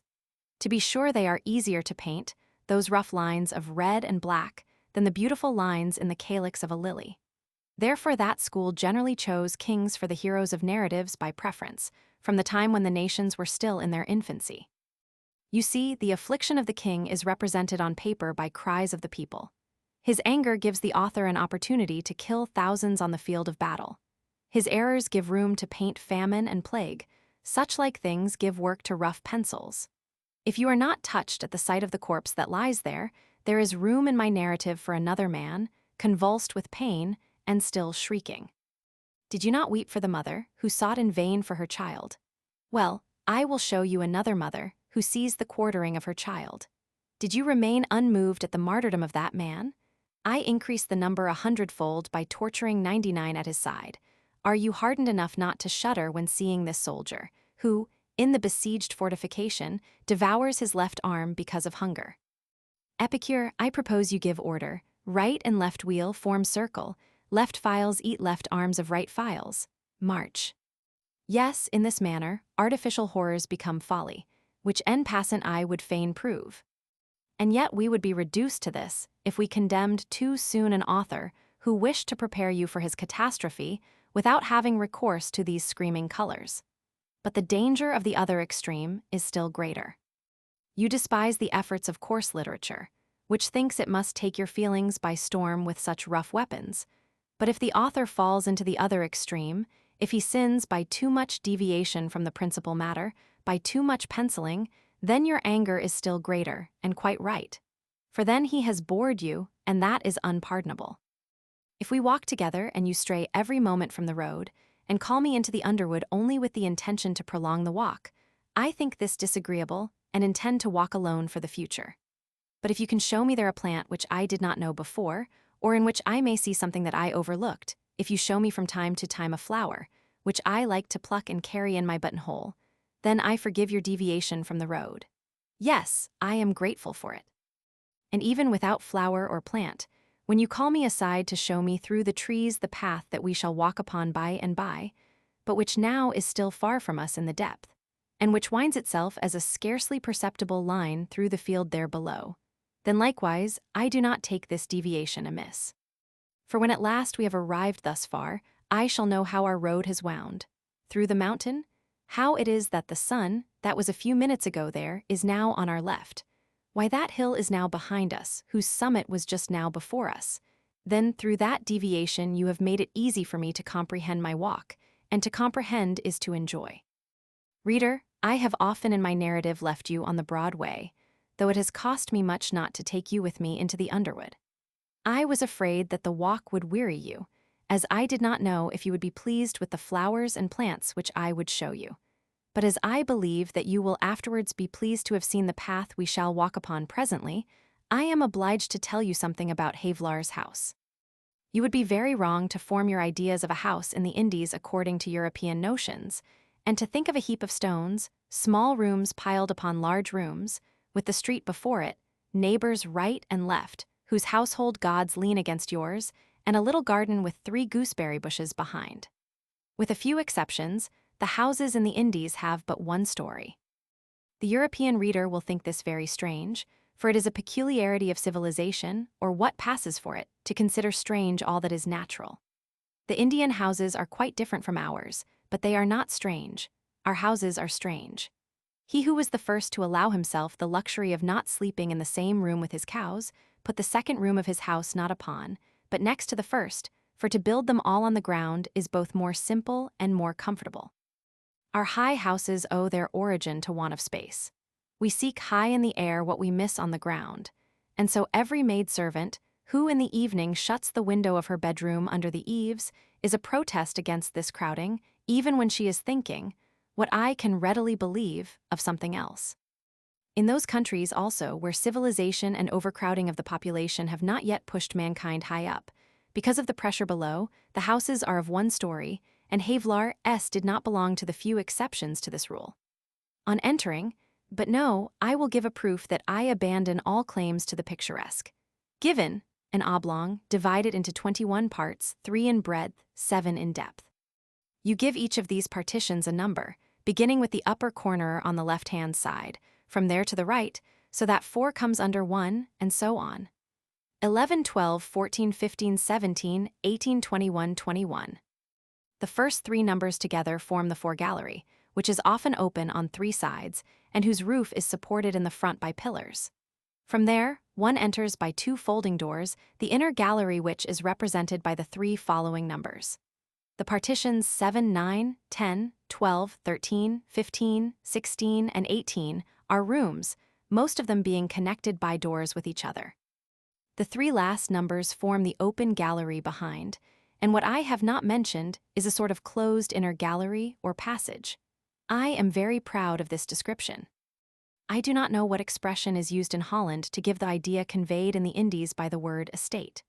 Estate is there neither garden, nor park, nor field, nor wood, but either something or that, or altogether, or none of these. It is the ground that belongs to the house, in so far as it is not covered by the house. Thus, in India, the expression garden and estate would be a pleonasm. There are no houses, or very few, without such ground. Some estates contain wood and garden and field and make you think of a park. Others are flower gardens. Elsewhere, again, the whole estate is one large grass field. And lastly, there are some very simple ones reduced to a macadamized square, which is perhaps less agreeable to the eye, but which promotes cleanliness in the houses, because many insects are harbored by grass or trees. Havelaar's estate was very large. Yes, however strange it may sound, it might be called on one side boundless, as it was bordered by a ravine that extended to the shores of the Tjayajung, the river that surrounded Rangkas with one of its many windings. It would be difficult to say where the ground of the assistant resident's house ended, and where the common commenced, as the great ebb tides and floods of the Tjayajung, which at this time had drawn back its shores as far as the horizon, and which at another time filled the ravine up to very near Havelaar's house, changed its limits every moment. This ravine had always been a thorn in the eye of Madame Slotering. That was very clear. The vegetable growth, everywhere so rapid in India, was always particularly luxuriant, on account of the mud that was left behind, to such an extent that, though the rising and falling of the water happened with a force that rooted up and carried away the underwood, a little time was sufficient to cover the ground with a shagginess which rendered the clearing of the grounds, even near the house, very difficult. And this would have been no little grief even to one who was not a mother. For not to speak of all sorts of insects that generally flew during the evening round the lamp in such a multitude that to read and write became impossible, which is very tiresome in many parts of the Indies, there were a number of snakes and other animals in the underwood, not only in the ravine, but even found every moment in the garden, near and behind the house, or in the grass of the square in front. Standing in the foregallery with the face to this square, one's back was to the house. On the left was the building with the offices, the counting house, and the place for meetings, where Havelaar had spoken that morning to the chiefs, and behind that was the ravine which extended to the Tjayajung. Exactly opposite the offices was the old mansion of the assistant residents, which was now temporarily inhabited by Madame Slotering. And as one could reach the estate by two ways that were approached on both sides by the grass fields, of course everyone who came on the estate to go to the kitchen or stalls that were behind the principal building had either to pass the offices or Madame Slotering's house. On one side of the principal building and behind it was the very large garden which had excited the joy of Tyne, because of the many flowers which she found there, and above all, because their little Max could so often play. Havelaar had made his excuses to Madame Slotering for not having yet paid her a visit. He would go there next morning, but Tyne had been there and made acquaintance with her. I have already said that this lady was a so-called native, who spoke no other language than Malay. She had intimated her desire to keep her own household, to which Tyne readily agreed. And she did not comply for want of hospitality, but chiefly out of fear that she, just arrived at Lebec, could not receive Madame Slotering so well as she considered she ought under the peculiar circumstances in which she was placed. True, this lady, who understood no Dutch, need not have apprehended any harm from the narratives of Max, as Tyne had said. But she understood that more was required than not to harm the Slotering family, and the scanty kitchen, in connection with the intended economy, made her consider the intention of Madame Slotering very wise.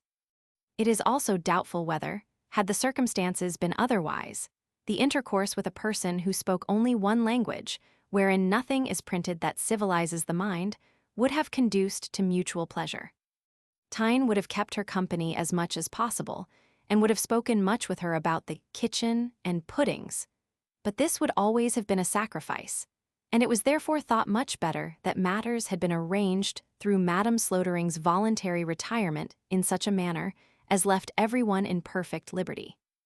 Yet it was curious that this lady had not only refused to take part in social dinners, but that she even made no use of the offer to have her food prepared in the kitchen of Havelaar's house, and this reserve went a little too far, as Tyne said, for the kitchen was large enough.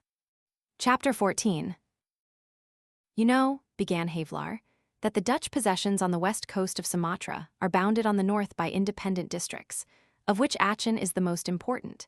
It is said that a secret article in the Treaty of 1824 restrains us from extending our frontier in that direction beyond the river Sinkel. General Van Dam, who with a faux heir Napoleon wanted to extend his government as far as possible, here, therefore, stopped short at the insurmountable obstacle. I must believe in the existence of that secret article, because otherwise it would surprise me that the Rajas of Truman and Analabu, whose provinces are not without importance on account of their active trade in pepper, have not long ere now been brought under the Dutch power. You know how easy it is to find a pretext for war with such petty sovereigns, and for the annexation of their territory. To steal a province will always be easier than to steal a mill.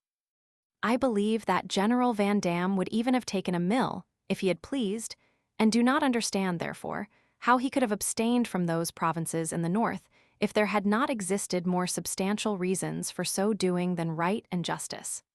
However this may be, he extended his conquests, not north but east.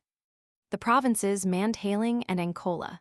The latter was the name of the assistant residency formed out of the hardly tranquilized Bata countries, were not yet quite freed from Achinese influence. For when once fanaticism has taken firm root in a country, extirpation of it is difficult, although the Achinese were no longer there. But this was not enough for the governor.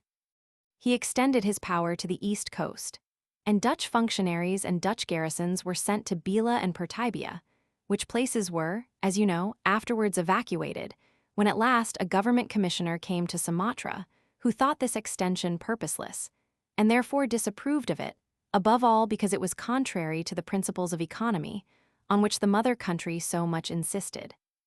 General Van Dam asserted that this extension would not add to the budget, for that the new garrisons consisted of troops for whom money had already been voted, and that he had thus brought a very large province under the Dutch government without incurring any additional expenses.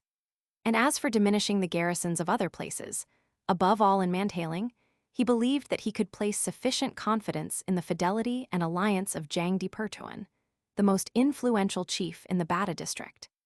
The government commissioner reluctantly concurred, upon the reiterated assurance of the general that he would be personally responsible for the fidelity of Jang di Pertuan. Now the controller, who was my predecessor in the province of Natal, was the son-in-law of the assistant resident of the Bata countries, who was at enmity with Jang di Pertuan. I afterwards heard many complaints brought against this assistant resident, but received them with caution, as coming from Jang di Pertuan, who had himself been recently accused of other offenses, and on that account perhaps tried to make good his own defense by exposing the faults of his accuser. However this may be, the controller of Natal took his father-in-law's part against Jang di Pertuan, and the more readily because this controller was very intimate with a certain Sotan Salim, a chief of Natal, who also bore the Bata chief a grudge. There was a feud between the families of these two chiefs. The rejection of marriage proposals, jealousy of each other's influence, pride on the part of Jang di Pertuan, who was of better family, and many more causes contributed to keep Natal and Mandhaling at enmity with each other. Suddenly, a report was circulated that a conspiracy had been discovered in Mandhaling, in which Jang di Pertuan was concerned, and which had for its object to display the holy banner of revolt and murder all the Europeans. The first discovery of this was of course made at Natal, as one is always better instructed in neighboring provinces how matters stand, than on the spot, because many who at home, from fear of compromising a chief, are careful not to mention a circumstance known to them, lay aside that fear as soon as they enter a territory where such a chief has no influence. This is also the reason, Verbrugge, why I am no stranger to the affairs of Lebec. I knew much of what happened there, before I ever thought I should be appointed here. I was in 1846 in the Krauing districts, and made many excursions in the Pringen, where, as early as 1842, I met with many landed proprietors in the neighborhood of Buitenzorg and Batavia, and I know how those landlords have always rejoiced at the miserable condition of the Lebec district, whose refugees flock to cultivate their estates. Now then, the conspiracy at Mandhaling, which, if real, would have branded Jang di Pertuan as a traitor, must have been discovered in the same manner at Natal. According to the evidence of witnesses examined by the controller of Natal, that chief, together with his brother, Sotan Adam, would have summoned Bata chiefs to assemble in a sacred grove, where they were to swear not to rest before the power of the Christian dogs in Mandhaling was destroyed. Of course, he had received an inspiration from heaven to this effect. You know this qualification is never wanting on such occasions. Whether such was the intention of Jang di Pertuan, I cannot say for certain.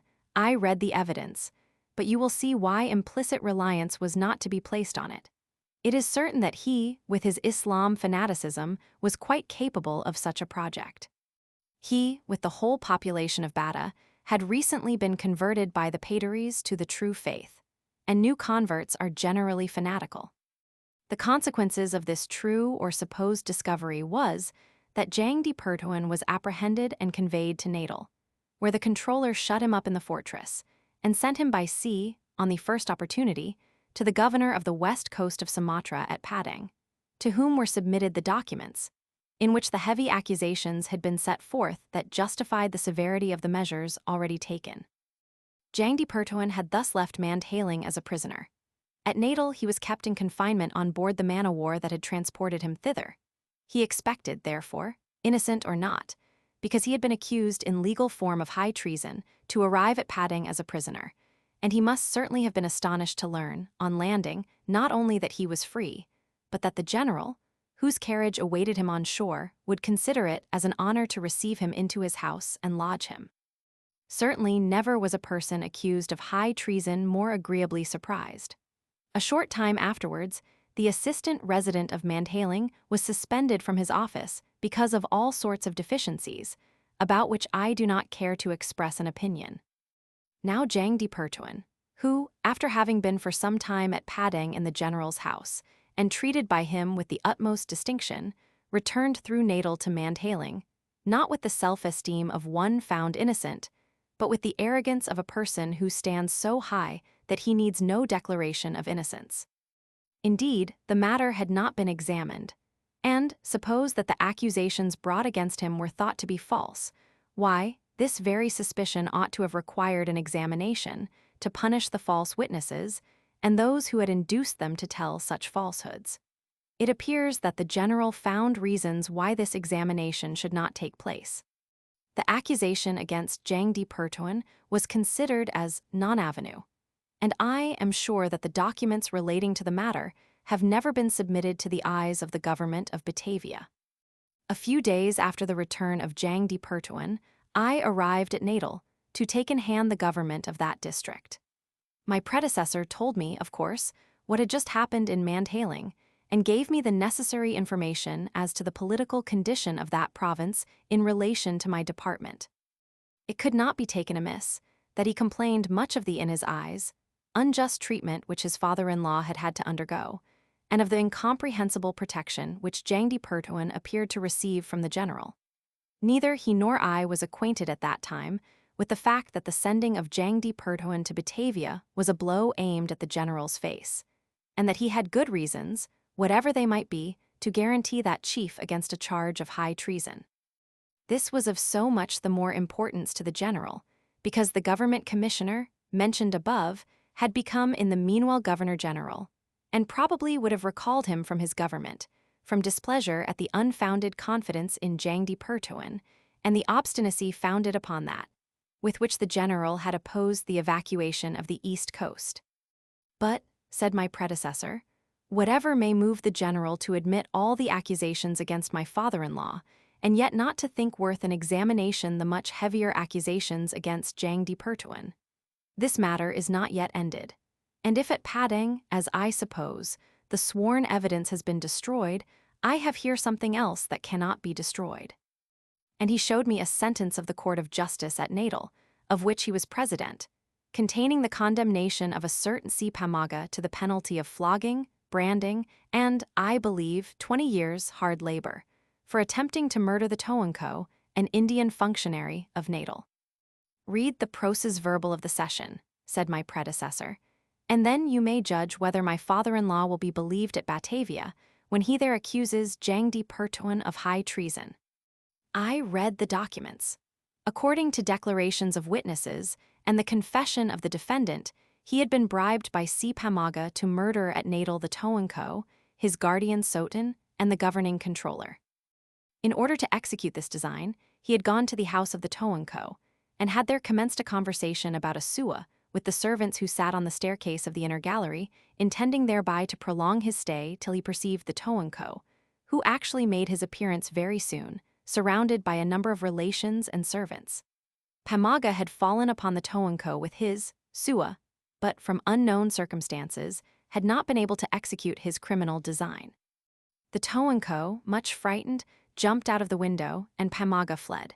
He hid himself in the wood and was a few days afterwards taken by the Natal police. When the accused was asked what had moved him to this assault and the intended murder of Sotin Salim and the controller of Natal, He replied that he had been bribed to that by Sultan Adam in the name of his brother Jang di Pertuan of Mandhaling. "Is that clear or not?" asked my predecessor. The resident sentence fiat execution was carried out as regards the flagellation and branding, and Si Pamaga is now on his way through Padang to be sent to Java, there to undergo his hard labor. At the same time with him, the documents of the proces verbal arrive at Batavia to show who the man was upon whose accusation my father-in-law was suspended. That sentence the general cannot annul, even if he would. I undertook the government of the Natal district, and my predecessor left. After some time, they acquainted me that the general would come in a war steamer to visit the north, and also Natal. He arrived with a large retinue at my house and asked to see the original documents concerning that poor man who had been so extremely ill-treated. "The accusers themselves," added he, "deserve to be flogged and branded." I did not understand it at all, for the causes of this contest about Jang di Pertuan were then still unknown to me, and I could therefore not conceive either that my predecessor had willfully and knowingly condemned an innocent person to such heavy punishment, or that the general wished to protect a criminal from a just sentence. I was charged to have Sultan Salim and the Toanko taken prisoners. As the young Toanko was very much beloved by the population, and as we had but a small garrison in the fortress, I begged to be allowed to leave him at large, which was granted me. But for Sultan Salim, the enemy of Jang di Pertuan, there was no pardon. The population was in great excitement. The Natalers took it into their heads that the general was debasing himself to be a tool of Mandhaling hatred, and it was under these circumstances that I could do from time to time something which he deemed a brave action, above all because he did not give me for escort the small force that could be spared out of the fortress, and the detachment of mariners which he had brought from the ship, when I went on horseback to the places where there were seditious assemblies. I observed, on this occasion, that the General Van Dam took good care of his own safety, and, therefore, I do not subscribe to his military renown. He formed a council which I might call ad hoc. The members were a few adjutants, other officers, the magistrate, whom he had taken from Padang, and myself. This council was to investigate how under my predecessor the proces had been conducted against Si Pamaga. I had to summon a number of witnesses, whose declarations were necessary for the purpose. The general, who of course presided, interrogated, and the evidence was written down by the magistrate. As the latter understood but little Malay, and nothing at all of the Malay spoken in North Sumatra, it was often necessary to translate to him the replies of the witnesses, which the general, for the most part, did himself.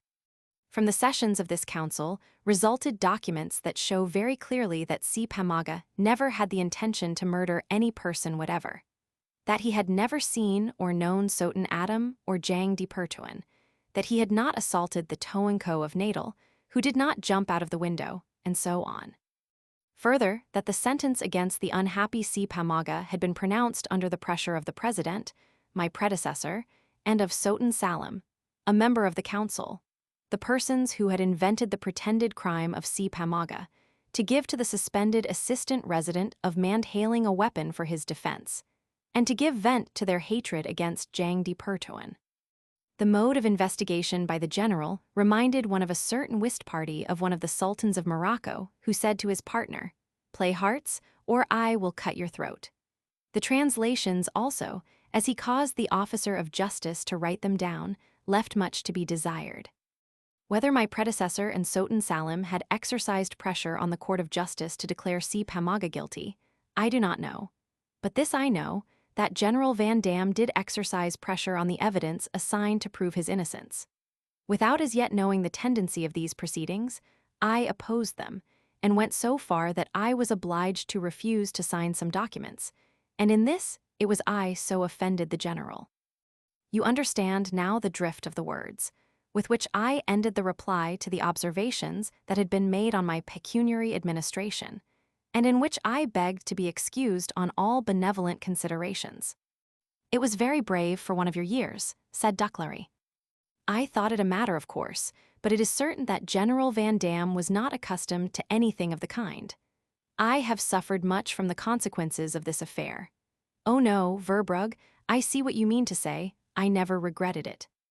I must even add that I should not have contented myself with simply protesting against the manner in which the general examined the witnesses, and refusing my signature to the documents, if I could have guessed at that time, what I learned only afterwards, that all this arose from a determination fixed beforehand to accuse my predecessor in question. I thought that the general, convinced of the innocence of C. Pamaga, allowed himself to be carried away by a praiseworthy desire to save an innocent victim from the consequence of any error in justice, as far as was possible, after the flagellation and the brand. Though this opinion made me oppose falsehood, yet for that reason I did not become so indignant as I should have been if I had known that all this was not to save an innocent man, but that this falsehood was designed to annul the proofs that stood in the general's way, at the expense of the honor and the welfare of my predecessor. "And what became of your predecessor?" asked Verbrugge. Happily for him, he had already gone to Java before the general returned to Padang. It seems that he has been able to account for his conduct to the government at Batavia. At least he has remained in the service. The resident of Ayurbanji, who had issued the fiat execution, was suspended. Of course, you see that I was not so very wrong when I said in my epigram that the governor reigned over us as a suspender. And what became of all these suspended functionaries? Oh, there were still many more. All of them have been, one after another, re-established in their functions. Some of them have afterwards been invested with very considerable employments. And Sultan Salim. The general took him as a prisoner to Padang, and from thence he was exiled to Java. He is now at Tjianjor in the Pringan Regencies. In 1846 I was there and paid him a visit. Do you now remember, Tyne, why I came to Tjianjor? No, Max, I have quite forgotten that. Well, who can remember everything? I was married there, gentlemen. But, asked Ducklary, as you have told us several things, is it true that you fought so many duels at Padang? Yes, I fought very often. There were many reasons for that. I told you already that the favor of the governor in such an out-of-the-way place is the rule with which many measure their friendliness. Most of them were very ill-disposed towards me, and this often showed itself in rudeness. I, on the other hand, was very sensitive. A salutation not acknowledged, a taunt on the folly of one who would take up the cudgels with the general, an allusion to my poverty, my state of starvation, the poor food, that seemed to be the reward of moral independence. All this, you conceive, made me bitter. Many, above all amongst the officers, knew that the general liked to see people dueling, and above all, with one so much in disgrace as I was. Perhaps, therefore, my sensitiveness was intentionally excited. Likewise, I sometimes fought for somebody else, whom I considered to be wronged. However this may be, dueling was the order of the day, and it often happened that I had 2 meetings in one morning. There is something very attractive in dueling, particularly with the saber. Yet you understand that I would not do such a thing now, even if there were as much reason for it as in those days. Come here, Max. No, don't catch that little insect, come here. I say you must never catch butterflies. That little creature at first crept for a long time as a caterpillar on a tree. That was no happy life. Now it has just got wings and likes to flutter in the air and enjoy itself, seeking food in the flowers and hurting nobody. Look, is it not prettier to see it fluttering there? So the conversation went on from dueling to butterflies, from the compassion of the merciful man to his cattle to cruelty to animals, from the Loi Grammont to the French Parliament at Paris, where that law was accepted from the Republic, to many other things. At last, Havelaar got up. He excused himself to his guests because he had business to attend to. When the controller visited him the following morning at his office, he did not know that the new assistant resident had ridden out the day before to Parangkujang after the conversation in the foregallery, and had only just returned. I beg the reader to believe that Havelaar was too courteous to speak so much at his own table, as I have represented in the last chapters, by which I make him appear to monopolize the conversation, and neglect those duties of a host, which prescribe that guests should take or decline the opportunity of showing what they are. I have selected a few of the many materials that were before me, and I could have prolonged the table talk for a longer time with less difficulty than the breaking it off has cost me. I hope that what I have communicated will be sufficient to justify, in part, the description which I gave of Havelaar's character and mind, and that the reader will observe with some interest the adventures that are in store for him and his family at Rangkasbatang. The small family lived on in peace. Havelaar went out very often during the day and spent half the nights in his office. The intercourse between him and the commandant of the garrison was most agreeable, and also in his familiar conversation with the controller, no trace could be discovered of difference in rank, which often makes social intercourse in the Indies so stiff and disagreeable. Whilst the inclination of Havelaar to lend assistance where he could was often to the advantage of the regent, who also was very fond of his elder brother. And finally, the amiability of Madame Havelaar contributed much to the agreeable intercourse between the few Europeans and the native chiefs. The correspondence about the service with the resident of Serang showed a mutual cordiality. The orders of the resident were given with courtesy and very punctually followed. The household of Tyne was soon in good order. After we had waited for it a long time, the furniture arrived from Batavia. Ketamins, gherkins were pickled, and in future when Max related anything at table, it was not for want of eggs for the omelette, though the manner in which the little family lived showed very clearly that the intended economy was strictly adhered to. Madame Slotering seldom left her house, and only now and then joined the Havelaar family at tea in the front veranda. She spoke little, and always kept a vigilant eye upon everyone who approached her own or Havelaar's house. People got accustomed to what they called her monomania, and soon paid no more attention to it. All seemed to breathe peace. For Max and Tyne, it was comparatively a trifle to submit to the privations which are inevitable at a place in the interior with but little communication. As no bread was baked in the neighborhood, they had no bread. We could have had it brought from Serang, but the expenses of transport were too high. Max knew as well as others that there were many means of having bread brought to Rangkasbatang without payment, but unpaid labor, that Indian cancer, was horrible in his eyes. So there was much at Lebak that could be got for nothing, through power, but could not be bought for a reasonable price, and in such cases Havelaar and his wife willingly endured privation. To be sure, they had undergone other privations. Had not the poor woman lived for months on board of an Arab vessel, without other bed than the deck, without other shelter from the heat of the sun and the showers of the rainy season than a small table, between the legs of which she had to squeeze herself? Had not she been obliged to satisfy herself in that vessel with a small allowance of dry rice and dirty water? And had not she in these and many other circumstances always been contented if she could only be with her Max? One circumstance, however, at Lebak caused her pain. Little Max could not play in the garden because there were so many snakes. When she perceived this and complained of it to Havelaar, he promised the servants a reward for every snake they could catch. But on the first day he paid so many premiums that he was obliged to withdraw his promise for the future. For even in ordinary circumstances, and without the economy so necessary for him, this payment would soon have exceeded his means. It was resolved that little Max should henceforward leave the house no more, and that when he wished to take an airing, he would have to content himself with playing in the foregallery. Notwithstanding this precaution, Tyne was always anxious, and above all in the evening, as it is known that snakes often creep into the houses, and, seeking warmth, hide themselves in the bedrooms. Snakes and such-like vermin are to be found everywhere in the Indies, but in the chief towns, where the population live closer together, they are of course more rare than in wilder places such as Rangkasbatang.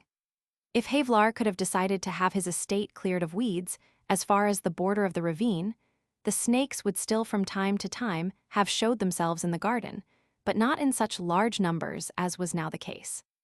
The nature of these reptiles makes them prefer darkness and lurking holes to the open daylight, so that, if Havelaar's grounds had been kept clean, the snakes would not then, as it were, unwillingly have lost their way and left the weeds of the ravine.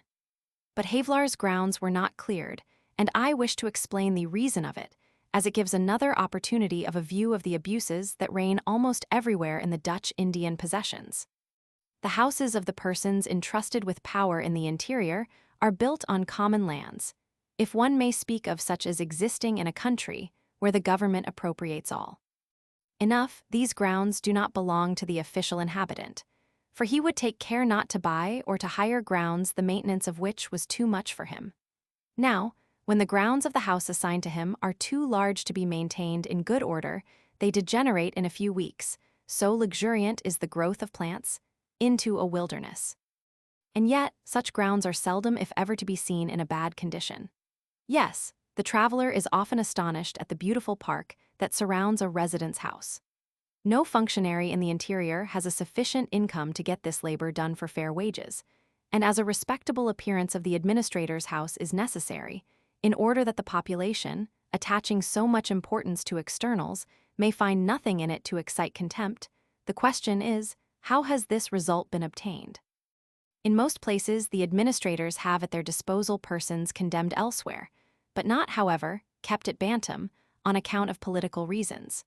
But even in places where such are located, their number, considering the other kinds of labor required of them, is seldom in proportion to the work that would be required to keep large grounds in good order. Other means must be found, and the summoning of laborers to perform feudal tasks is had recourse to. The regent or demesne who receives such a summons makes haste to obey it, for he knows very well that it will be very difficult for the administrator who abuses his power, afterwards to punish a native chief for a similar fault, and so the error of the one becomes the passport of the other. Yet it seems to me that such a fault on the part of an administrator must not in some cases be judged of with too much severity, and above all, not according to European notions. The population itself would think it strange, perhaps because so unwanted, if he always and in every case held too strictly to the stipulations that prescribed the number of those destined for feudal labor, as circumstances may occur which were not foreseen when these stipulations were made. But as soon as the limit of what is strictly lawful has been exceeded, it is difficult to fix the point where such an excess would become criminal. Above all, great circumspection is wanted, when it is known that the chiefs only wait for a bad example to imitate it in still greater excess. The story of that king who ordered that every grain of salt which he had used at his simple dinner, when he traveled through the country at the head of his army, should be paid for, because otherwise, as he said, this would be a beginning of an injustice that would at last destroy his kingdom. His name may have been Tamerlane Noeredian or Genghis Khan, certainly either this fable, or if it is no fable, the occurrence itself is of Asiatic origin. And just as looking at sea dikes makes you think of the possibility of high water, so it must be admitted that there exists an inclination to such abuses in a country where such lessons are given. The persons whom Havelaar had lawfully at his disposal could only keep clear a very small part of his grounds, in the immediate neighborhood of his house, from weeds and underwood. The rest was in a few weeks a wilderness. Havelaar wrote to the resident about the means of remedying this, either by paid labor or by proposing to the government to cause persons under sentence of hard labor to work in the residency of Bantam as elsewhere. Thereupon he received a refusal, with the observation that he had a right to put to work on his grounds the persons who had been condemned by him, as a magistrate, to labor on the public roads. Havelaar knew this very well, but he had never made use of this right, neither at Rankesbytong, nor at Amboina, nor at Minato, nor at Natal. It shocked him to have his garden kept in good order as a fine for small errors, and he had often asked himself how the government could permit stipulations to remain, of a nature to tempt the functionary to punish small excusable offenses, not in proportion to the offenses themselves, but in proportion to the condition or the extension of his estate. The very idea that he who was punished, even justly, might think that self-interest was hidden under the sentence pronounced, made him, where he was obliged to punish, always give preference to the system, otherwise very objectionable, of confinement. And it was from this cause that little Max could not play in the garden, and that Tyne had not so much pleasure from the flowers as she had anticipated on the day of her arrival at Rankesbytong. Of course, this and such like small misfortunes had no influence on the minds of a family that possessed so much material to procure itself a happy domestic life. And it was not to be ascribed to these trifles when Havelaar sometimes entered with a clouded brow, after his return from an excursion, or after having listened to someone who had asked to speak to him. We have heard from his speech to the chiefs that he would do his duty, that he would oppose injustice. And at the same time, I hope that the reader may have seen from the conversations which I have communicated that he certainly was a person capable of discovering and bringing to light what was hidden from others, or but dimly seen. It might therefore be supposed that not much of what happened in Lebak escaped his observation. We have also seen that many years before he had paid attention to this province in such a manner that, from the very first day when he met Verbrugge in the Pendapo, where my history begins, he showed that he was no stranger in his new sphere of duty. By investigation on the spot, he had discovered much that was confirmatory of what he had previously suspected, and above all, the official records had made him acquainted with the exceedingly miserable condition in which this country was. From the letters and notes of his predecessor, he observed that the latter had made the same observations. The letters to the chiefs contained reproach upon reproach, menace upon menace, and showed very clearly how this functionary would at last have said that he intended to apply direct to the government if this state of affairs continued. When Verbrugge communicated this to Havelaar, the latter had replied that his predecessor would in that case have acted very wrongly, as the assistant resident of Lebak ought in no case to pass over the resident of Bantam. And he had added that this could in no case be justified, as it was not likely that that high functionary would side with extortion and tyranny. Such countenance of injustice was not to be supposed, in the way that Havelaar meant, namely, that the resident would derive any advantage or gain from these crimes. But still, there was a cause which made him unwilling to do justice to the complaints of Havelaar's predecessor. We have seen how this predecessor had often spoken to the resident about the prevailing abuses and of how little use this had been. It is therefore not quite without interest to examine why he who, as the head of the whole residency, was obliged to take care as much as the assistant resident. Yes, even more than he, that justice was done, chose rather continually to oppose it. When Havelaar was staying at the resident's house at Serang, he had already spoken to him about the Lebak abuses and had received for answer that this was everywhere the case in a greater or less degree. Now Havelaar could not deny this. Who could pretend to have seen a country where nothing wrong happened? But he thought that this was no motive to tolerate abuses where they were found, above all, not when one is appointed to oppose them. And moreover, that after all that he knew of Lebak, the question was not of abuses more or less, but of abuses on a very large scale, whereupon the resident replied that it was still worse in Tijiringian, likewise belonging to Bantam. If it is now taken for granted, as it may be, that a resident has no direct advantage in extortion and the tyrannical disposal of the population, the question presents itself: what then induces many to tolerate such abuses without acquainting the government with them, and that contrary to their oath and duty? And he who thinks about this must think it very strange indeed that the existence of these abuses is so coolly acknowledged, as if it were a question of something out of reach or competence. I will try to explain the causes of this. To bring bad news is generally disagreeable, and it seems as if something of this unfavorable impression sticks to him whose lot it is to communicate them.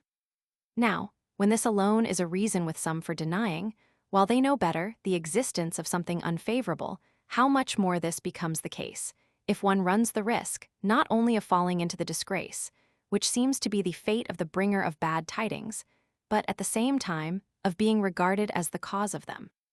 The government of Dutch India likes to write home to its masters in the mother country that all goes on satisfactorily. The residents like to announce this to the government. The assistant residents, who receive themselves from their controllers nothing but favorable accounts, send again, in their turn, no disagreeable tidings to the residents. From all this arises in the official written accounts of these matters an artificial optimism, contradictory not only to the truth, but also to the real opinions of these optimists themselves, as soon as they treat these same matters by word of mouth, or, what is still more curious, even in contradiction to their own written reports. I can cite many examples of reports that rate very high the prosperous condition of a residency, but at the same time give themselves the lie, especially when accompanied by figures. These examples would, if the matter were not too serious on account of the final consequences, give occasion for laughter and satire, and the naivete is really astonishing, with which, in such cases, the grossest untruths are maintained, though the writer exposes himself, a few sentences further on, to the weapons with which these untruths can be rebutted. I will quote a single example, to which I could add many more. Among the documents which I have before me I find the yearly account of a residency. The resident praises the flourishing state of trade, and asserts that everywhere the greatest prosperity and activity are to be seen. A little further on, he speaks of the scanty means which he has in his power to prevent smuggling, but to take away the disagreeable impression which would be produced on the government at the thought that in his residency many import duties are evaded. No, he immediately adds, there is no fear of that. Little or nothing is smuggled into my residency, for so little business is done here that nobody would venture his capital in the trade. I have read a report that commenced with the words, during the past year, in this residency, tranquility has remained tranquil. Such phrases certainly testify to a very tranquil tranquility founded on the indulgence of the government to everyone who spares it disagreeable tidings, or, as the saying goes, does not bother it with sad reports.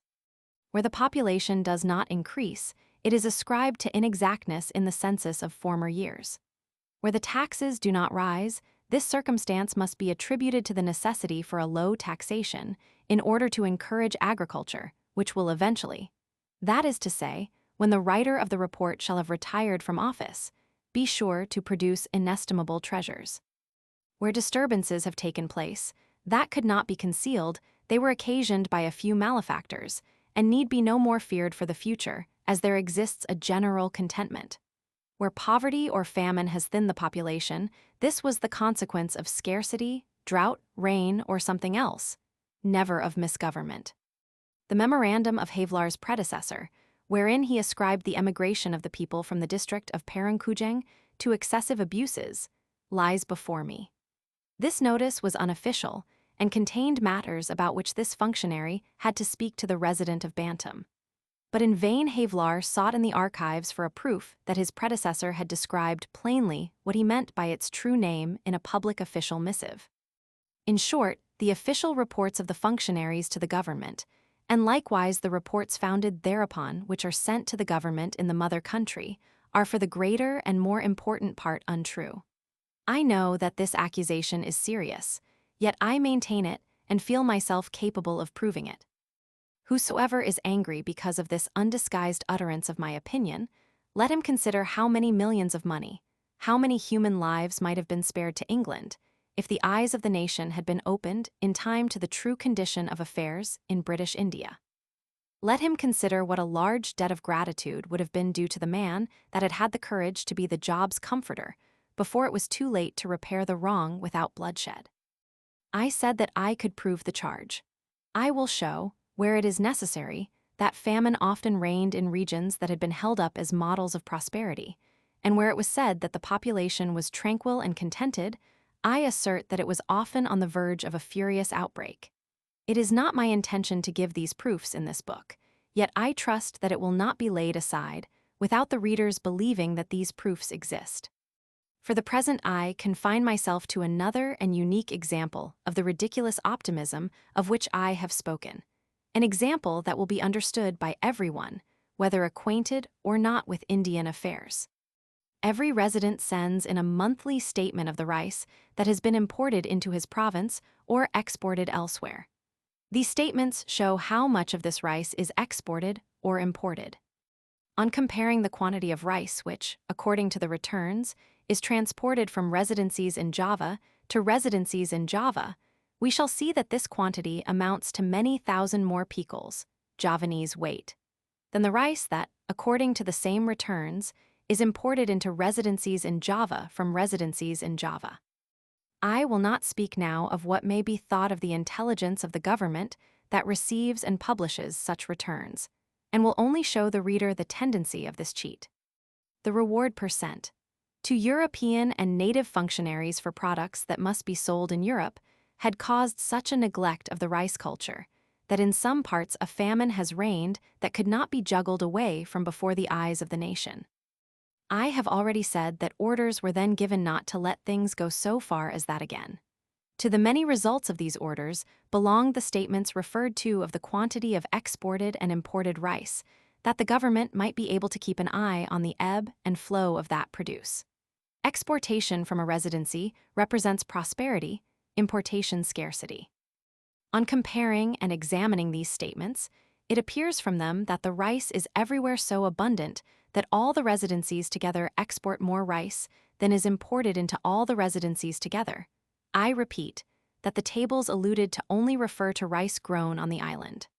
Thus, the conclusion of the matter is the absurd theorem that there is more rice in Java than there is rice in Java. That is what I call prosperity. I have already said that the desire to communicate no other than good news to the government would be ridiculous if the consequences of all this were not very sad.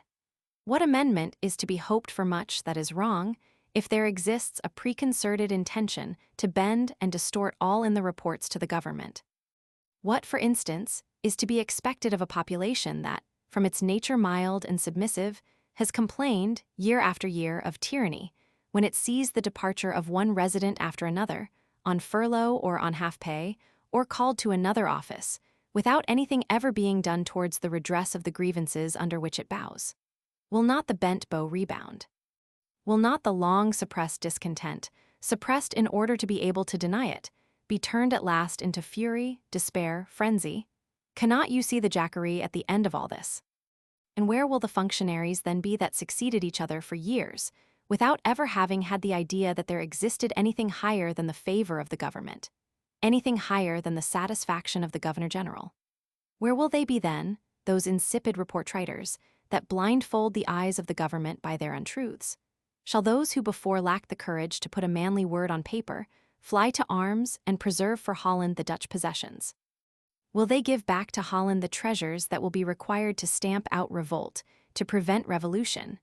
And finally, will they give back life to the thousands that have fallen through their fault? And those functionaries, those controllers and residents, are not the most guilty. It is the government itself which, as it were, struck with incomprehensible blindness, invites, encourages, and rewards the sending in of favorable reports. And above all this is the case where the question is that of the oppression of the population by native chiefs. Many persons ascribe this protection of the chiefs to the ignoble calculation that as they have to exhibit pomp and magnificence to preserve that influence on the population which the government requires, they ought to enjoy a much higher salary than they do now, if they were not to be at liberty to supply what was still wanting by unlawfully disposing of the possessions and the labor of the people. However this may be, the government consents but very unwillingly to the application of the regulations, ostensibly for the protection of the Javanese against extortion and plunder. For the most part, it is easy to find, in political reasons not to be called in question, but often fictitious, a cause why this regent or that chief should be spared, and the idea is therefore generally spread throughout the Indies that the government would rather dismiss 10 residents than 1 regent.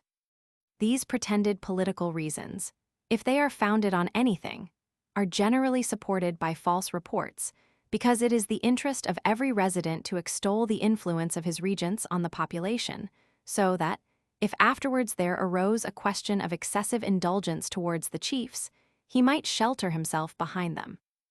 I will not speak now of the horrible hypocrisy of the humane-sounding stipulations, and of the oaths that protect the Javanese against tyranny, and beg the reader to remember how Havelaar, when repeating these oaths, had something of a disdainful look, and will only now point out the difficult situation of the man who thought himself bound to his duty quite independently of the repeated oaths.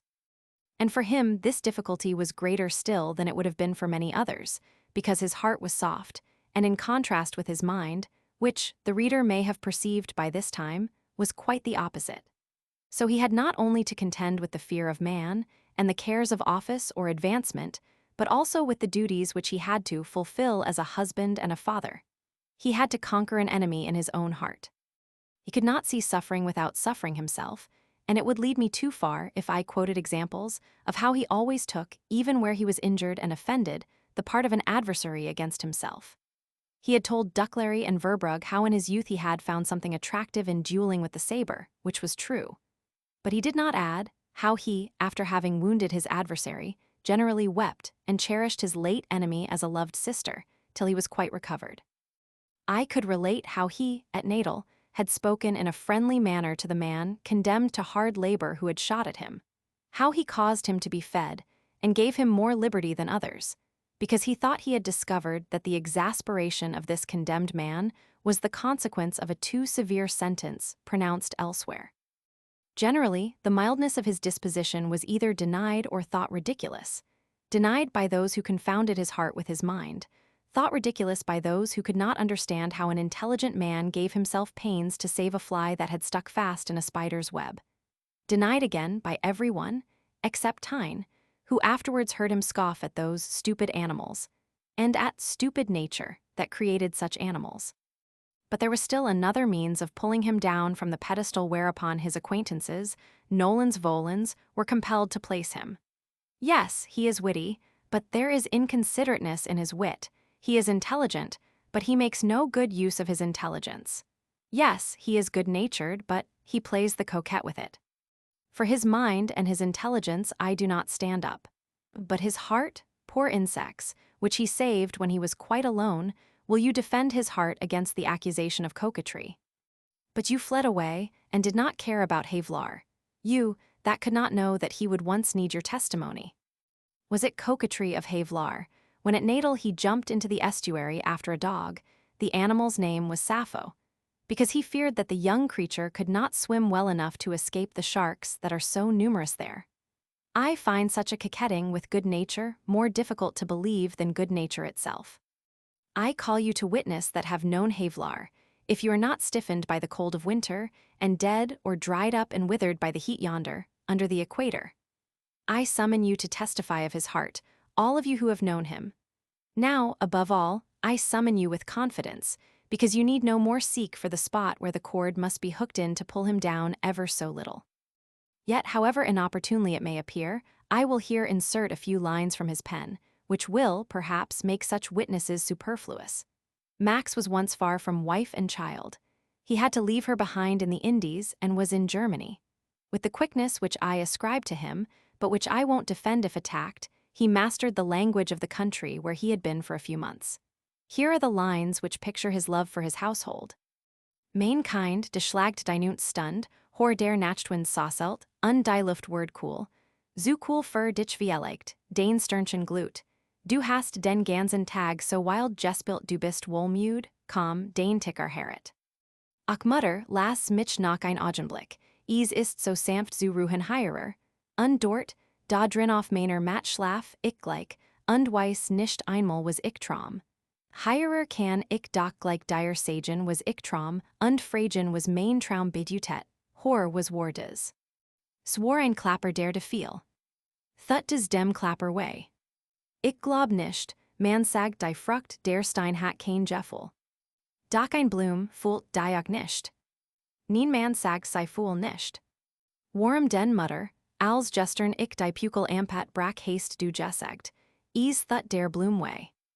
Mein kind, die Pukal ampet war so skan du zogst die zarten blatchen row and sway, das that mir für die arm Blum laid. When gleich die Blum selbst is nicht jeffelt ich fühlt. Is für die Blum, while sei skan war. Doch Mutter bist du auch skan. Nien mein kind, ich glaub nicht. Allein du hast jefful. Ja Menschen haben es, doch nicht alle gleich. Und kann dir etwas way thun? Thut dir's way, when dir I am sku so schwer mein Kopfchen root. Nien, des thut mir nicht way. Und Mutter ich, hab ich jefful. Jewis, Erinner dich why du gestrachelt einst, en einem Stein den Handchen hast verwundet, unjuint, auch weintest du all se Idien dir erzalt das, auf den Hugeln dort ein Schaflein Teif in ein Schlucht hinunter viel, unstarb, da hast du lang juint, das war Jeffel. Doch Mutter ist Jeffel den Schmers. Ja oft doch immer nicht, bei Swalen nicht. Du weißt wenn's Schwesterlein dir in die Haar greift, und krahen dirs Jessichen nahdruckt, dan latst du freudig, des ist auch Jeffel. Und dan mein Schwesterlein, is weint so oft, ist des vor Schmers, hat sei den auch Jeffel. Vielleicht mein kind, were wissens aber nicht, while sei so klein is noch nicht sagen kann. Doch Mutter, hor was war des. Ein Hirsch der sich verspetet I am jebusch, und jetzt mit Eilheimworts kaet und Ruh, suckt bei andren Hirschen die I am lieb sind. Mutter, hat solch ein Hirsch ein Schwesterlein wie ich, und ein Mutter auch. Ich weiß nicht kind. Des word trorig sein wenn's nicht so wär, doch Mutter sie, was skimmert dort I am strach, sie is hupft untanzt, ist des ein Funk. S ist ein Fürfliege. Darf ich's fangen? Du darfst es, doch das Flieglein ist so zart. Du wirst es weithen und sobald du's mit den Fingern all so roh beruhest, ist's Thierchenkrank, unstirbt und glanzt nicht mehr. Das Wort shade sein, ich fang es nicht. Sie de verschwind es. Neen es kommt hierher. Ich fang es doch nicht. Wieder fliegt es fort und fruit sich das ich nicht gefangen heb. Da fliegt es, hock, da oben was ist das, sind das auch fewer Flieglein dort. Das sind die Stern. Ein, und zwei und seinen tausend, wieviel sind den wolde? Ich weiß es nicht, der Stern soll hat niemand noch geselt. Sag Mutter, sollt auch die Stern nicht. Nien Liebskind auch nicht. Ist es white dort oben wo die Stern sind? Sei white. Doch haben dies Stern auch Jeffel und Worden sei, wenn ich sei mit der Hand beruhet, gleich Kranken, und den Glanz verlieren wie des Flieglein. Sie noch schwebt es, sag, Word, es auch den Sternen weithun. Nien thuts den Sternen nicht. Dox ist so white für den klein Hand, du reichst so hoch nicht. Kann die Stern fangen mit der Hand? Auch nicht, das kann niemand. Das ist shade, ich gab so gern dir einen. Wenn ich grosch bin, dann will ich so dich lieben, das ich's kann. Das kind schlief ein untrompt von Jeffel, von Sternen die is fast mit der Hand. Die Mutter schlief noch lang nicht, doch trompt auch sei, und dackt in den der Fern war. Kassel, January 1859. Yes, at the risk of becoming tedious, I have inserted the above lines. I wish to lose no opportunity of making known the man who plays the principal part in my narrative, in order to inspire the reader with interest, as black clouds afterwards gather over our hero's head. Chapter 15. Havelaar's predecessor had good intentions, but seemed to have been in some measure afraid of the displeasure of his superiors, had many children and no fortune, had thus preferred speaking to the resident about what he called excessive abuses than describing them plainly in an official report. He knew that a resident does not like to receive a written report, which remains in his archives, and which may be afterwards a proof that he had been made acquainted in time with this or that wrong, whilst a verbal communication leaves him, without danger, the choice of paying attention to a complaint or not. Such verbal communications generally brought about a conversation with the regent, who, of course, denied all and asked for proof. Then the men were summoned who had the boldness to complain, and creeping before the feet of the regent, they begged pardon. No, that buffalo had not been taken away from them without payment. They certainly believed that double its value would be paid for it. No, they had not been summoned from their fields to labor without payment in the regent's sawas. They knew very well that the regent would pay them afterwards handsomely for their labor. They had complained in a moment of groundless malice. They had been mad, and begged that they should be punished for such excessive disrespect. Then the resident knew very well that he had to think about this revocation of the complaint, but it gave him nevertheless a nice opportunity to maintain the regent in office and honor, and spared himself the disagreeable task of troubling the government with an unfavorable report. The rash accusers were punished by caning, the regent triumphed, and the resident returned to the capital with the agreeable consciousness of having again managed so nicely. But what was the assistant resident now to do when the next day other complainers announced themselves? Or, and this often happened, when the same plaintiffs returned and revoked their revocation? Must he again insert this affair in his memoranda, to speak to the resident about it a second time, to see the same comedy played again, to run the same risk as before, to pass at last for a person who, stupid and malicious, was continually producing complaints that were to be rejected every time as unfounded? And what would become of the relations so necessary between the first native chief and the first European functionary, when the latter seemed to give ear continually to false complaints against his younger brother? And, above all, what became of those poor plaintiffs, after they had returned to their village, under the power of the district or village chief, whom they had accused as the instrument of the regent's arbitrariness? What became of these poor men?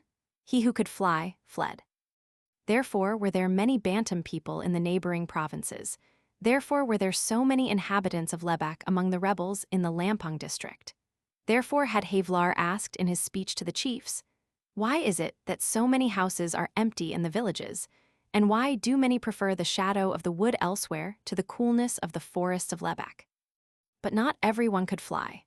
The man whose corpse floats down the river in the morning, after having asked the foregoing evening, secretly, hesitatingly, and anxiously, for an audience of the assistant resident, he needs flight no more. Perhaps it may be deemed philanthropy to spare him a further life by consigning him to an immediate death. The torture was spared him that awaited him on his return to the village, and the stripes which are the punishment of everyone who could for a moment think himself above the brute, and no inanimate piece of wood or stone. The punishment for him who in a moment of folly had thought that there was justice in the country, and that the assistant resident had the will and the power to maintain that justice. Was it not indeed better to prevent that man from returning the next day to that assistant resident, as he had given notice in the evening, and to smother his complaint in the yellow water of the Tj that would carry him away softly to its mouth, accustomed as that river was to be bearer of the brotherly presence of salutation from the sharks in the interior to the sharks in the sea? And Havelaar was acquainted with all this. Does the reader understand what went on in his mind when he considered that his vocation was to do justice, that he was responsible for that to a higher power than the power of a government, that to be sure stipulated for this justice in its laws, but did not always like to see the application of it? Do you understand how he was perplexed with doubt, not of what he had to do, but of how he ought to act? He had commenced with moderation.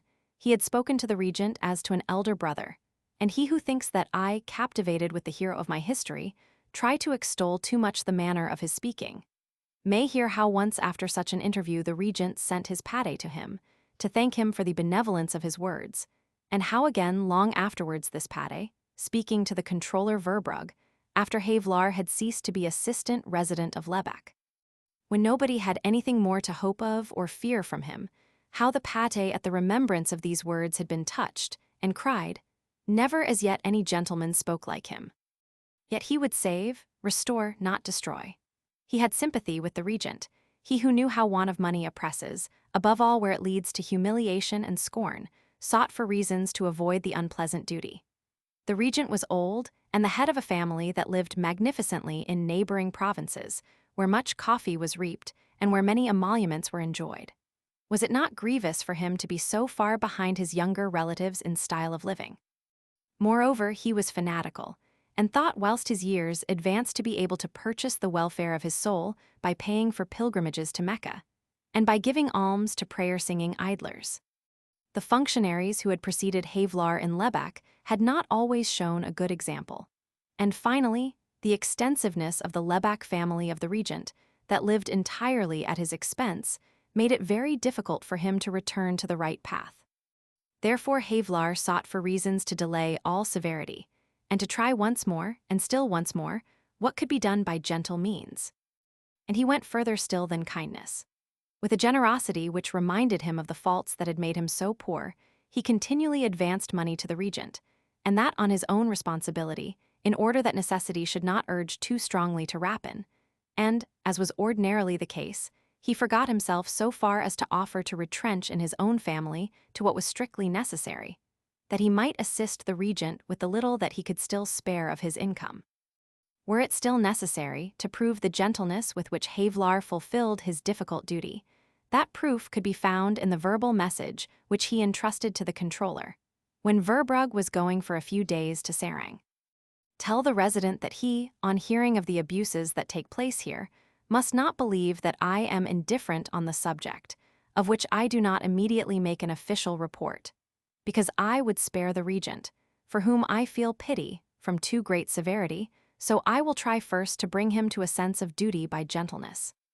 Havelaar was often out for many days together.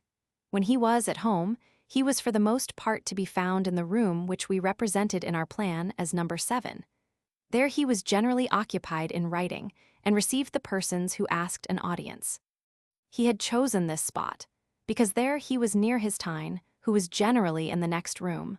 For so cordially were they bound together, that Max, even when he was occupied with work that needed attention and exertion, continually wanted to see and hear her. It was often comical how he suddenly spoke to her about what came up in his thoughts about the subjects that occupied him, and how quickly she, without understanding of what he treated, knew how to seize the sense of his meaning, which he did not generally explain, as if it was a matter of course that she knew what he meant. Often, when he was discontented with his own labor or bad news just received, he would jump up and say something unkind to her, who was not to blame for his discontent. But she liked to hear this, because it was another proof how Max confounded her with himself. And therefore, there was never a question of repentance of such apparent unkindness, or of pardon on the other side. This would have appeared to them as if somebody had asked his own pardon, because he in ill humor had beaten his own forehead. She knew him so well that she could tell exactly when she had to be there to procure him a moment's relaxation, exactly when he needed her advice, and not less exactly she knew when she had to leave him alone. In this room, Havelaar was seated on a certain morning, when the controller entered with a letter in his hand, just received. "This is a difficult matter," he said, entering, "very difficult. When I state that this letter imposed on him the duty of stating to Havelaar why there was a change in the prices of joiners, work and laborers' wages, the reader will think that the controller Verbrugge saw difficulties rather too readily. I make haste, therefore, to add that many others would have thought the answer of this simple question very difficult. A few years ago, a prison had been built at Rangkasbitung. Now it is generally known that the functionaries in the interior of Java understand the art of erecting buildings that are worth thousands without spending more than so many hundreds for them. This gains them the reputation for capacity and zeal for the service of the country. The difference between the money expended and the value of what they get for it is supplied by unpaid labor. For a few years, regulations have existed which forbid this. It is not the question here whether these regulations are observed, nor if the government itself wishes them to be fulfilled with an exactness that would be burdensome on the budget of the building department. It is with this, as with other regulations, that look so philanthropic on paper. Now many buildings had to be erected at Rangkasbitung, and the engineers who were instructed to prepare plans of these had of course asked for information regarding the local rates of wages and the price of materials. Havelaar had charged the controller to prepare an exact estimate of these matters, and had recommended him to give the true prices without looking back to what had happened before, and Verbrugge had fulfilled this duty. But these prices did not agree with the statements made a few years back.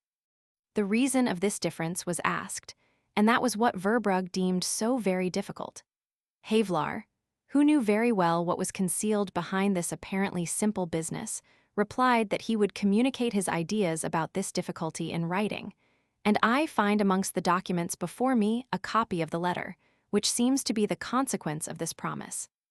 If the reader should perhaps complain of this detention with a correspondence on the price of joiners' work, with which he has apparently nothing to do, I must beg him to observe that the question here is properly about quite another matter, viz., the condition of the official Indian economy, and that the letter which I communicate does not only throw another ray of light on the artificial optimism of which I have spoken, but paints at the same time the difficulty with which a man like Havelaar had to struggle, who would go on straightforward. Number 114. Rangkasbitung, March 15, 1856. To the Controller of Lebec. When I sent you the letter of the Director of Public Works, dated the 16th ultimo, no. 271 354, I begged you to answer the questions which that letter contained, after having consulted the Regent and duly considered what I wrote in my missive of the 5th inst. No. This missive contains some hints about what may be considered right, and just with regard to the fixing of the prices of materials to be supplied by the people, to and at the charge of the government. This you have done in your letter of the 8th inst. Number 6, and as I believe to the best of your knowledge, so that I, confiding in your local information and that of the Regent, have submitted these accounts, as prepared by you, to the Resident. This was followed by a missive from that chief functionary, dated the 11th inst.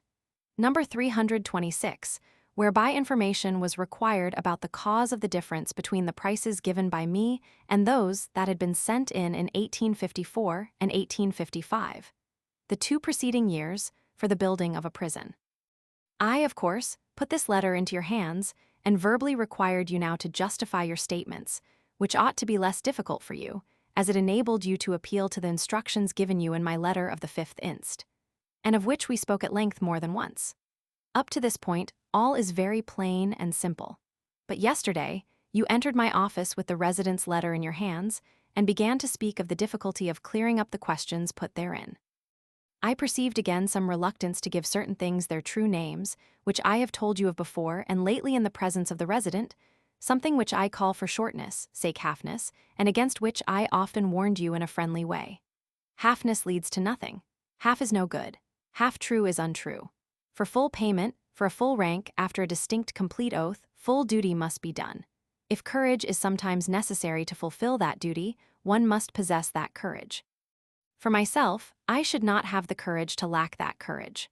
For apart from the discontentedness with oneself, which is a consequence of neglect of duty or lukewarmness, the seeking for easier byways, the desire always and everywhere to escape collisions, to settle, produces indeed more care, more danger than is to be met with in a straight policy. During the course of a very important affair, which is now under the consideration of the government, and in which you ought to be concerned in an official way, I left you tacitly, as it were, neutral, and alluded laughingly from time to the circumstance. When, for instance, I lately received your report about the causes of poverty and starvation among the population, and replied thereto. All this may be the truth. It is not the whole truth, nor the cardinal truth. The principal or main cause lies deeper. You freely assented to this, and I made no use of my right to exact that you should make known that cardinal truth.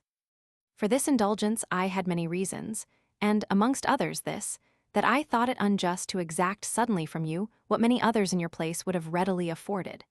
To force you to say farewell in such a hurry to a course of reserve and timorousness that is not your fault, but that of the training which you have received.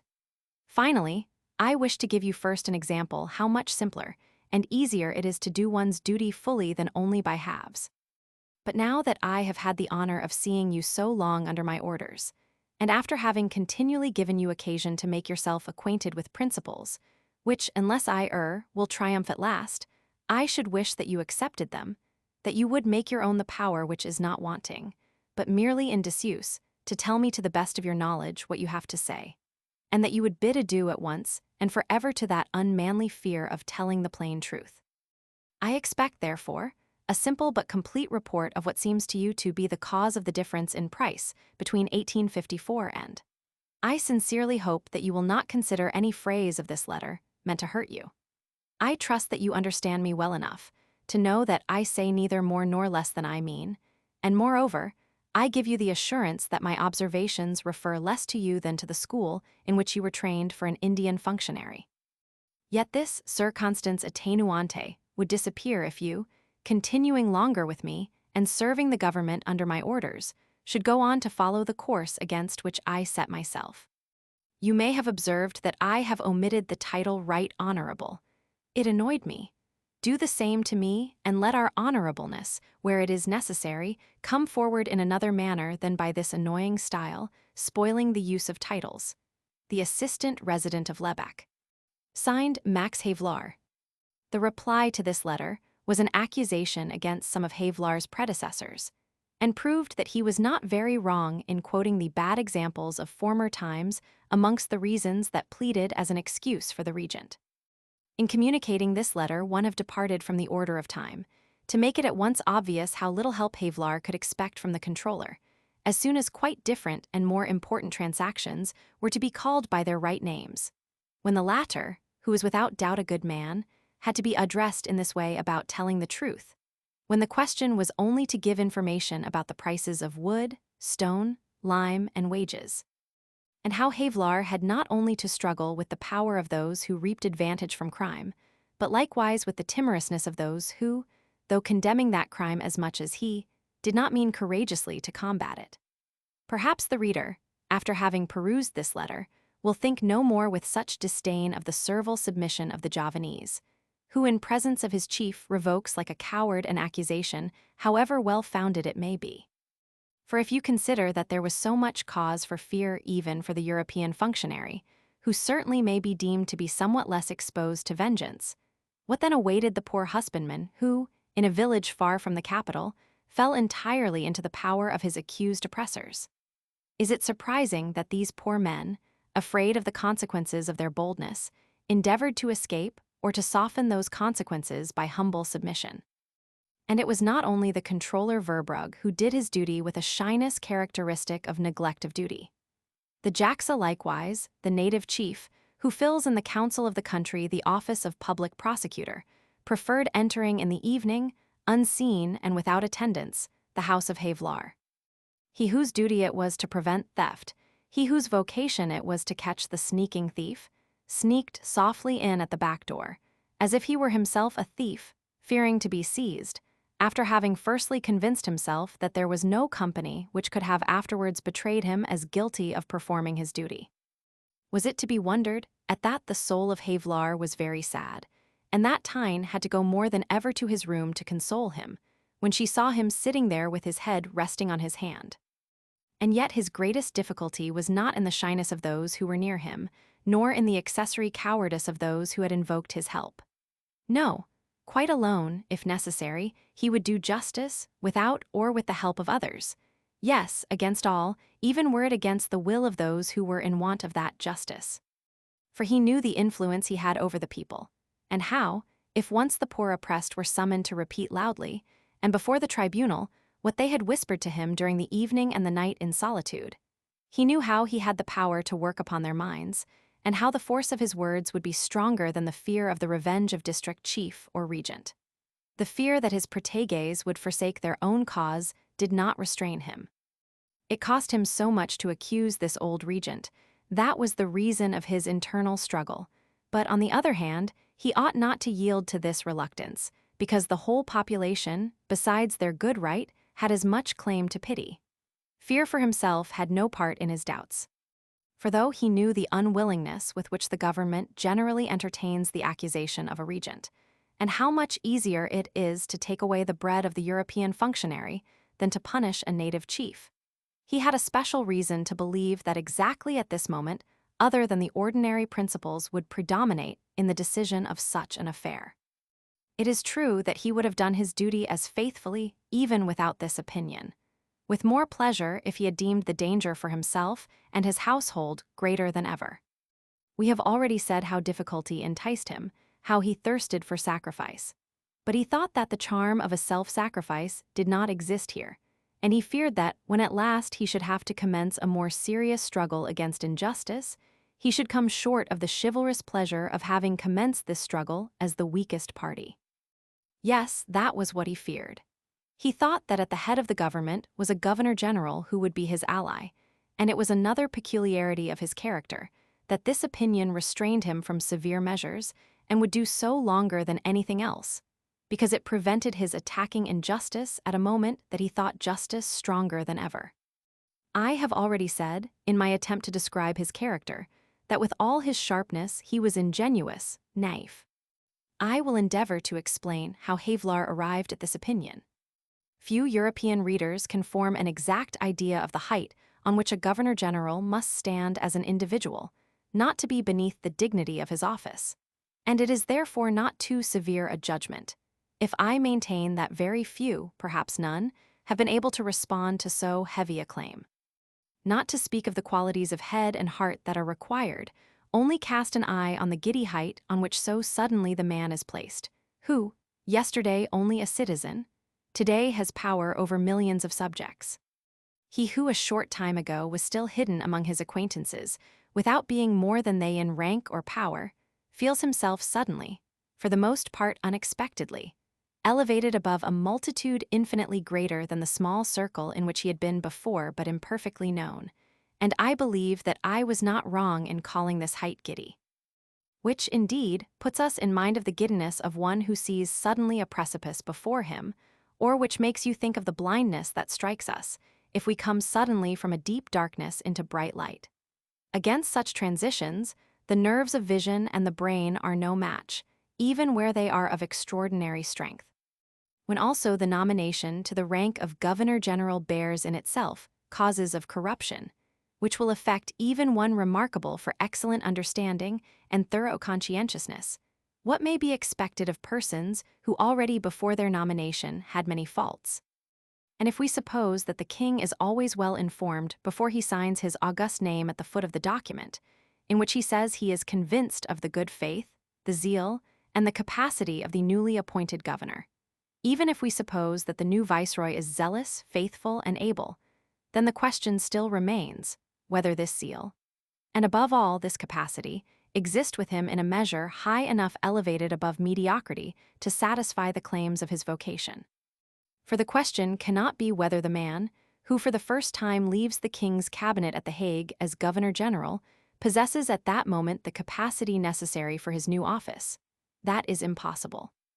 By the declaration of confidence in his capacity can only be meant the belief that he, in a quite different situation on a given moment, shall know, as it were by intuition, what he could not have learned at The Hague.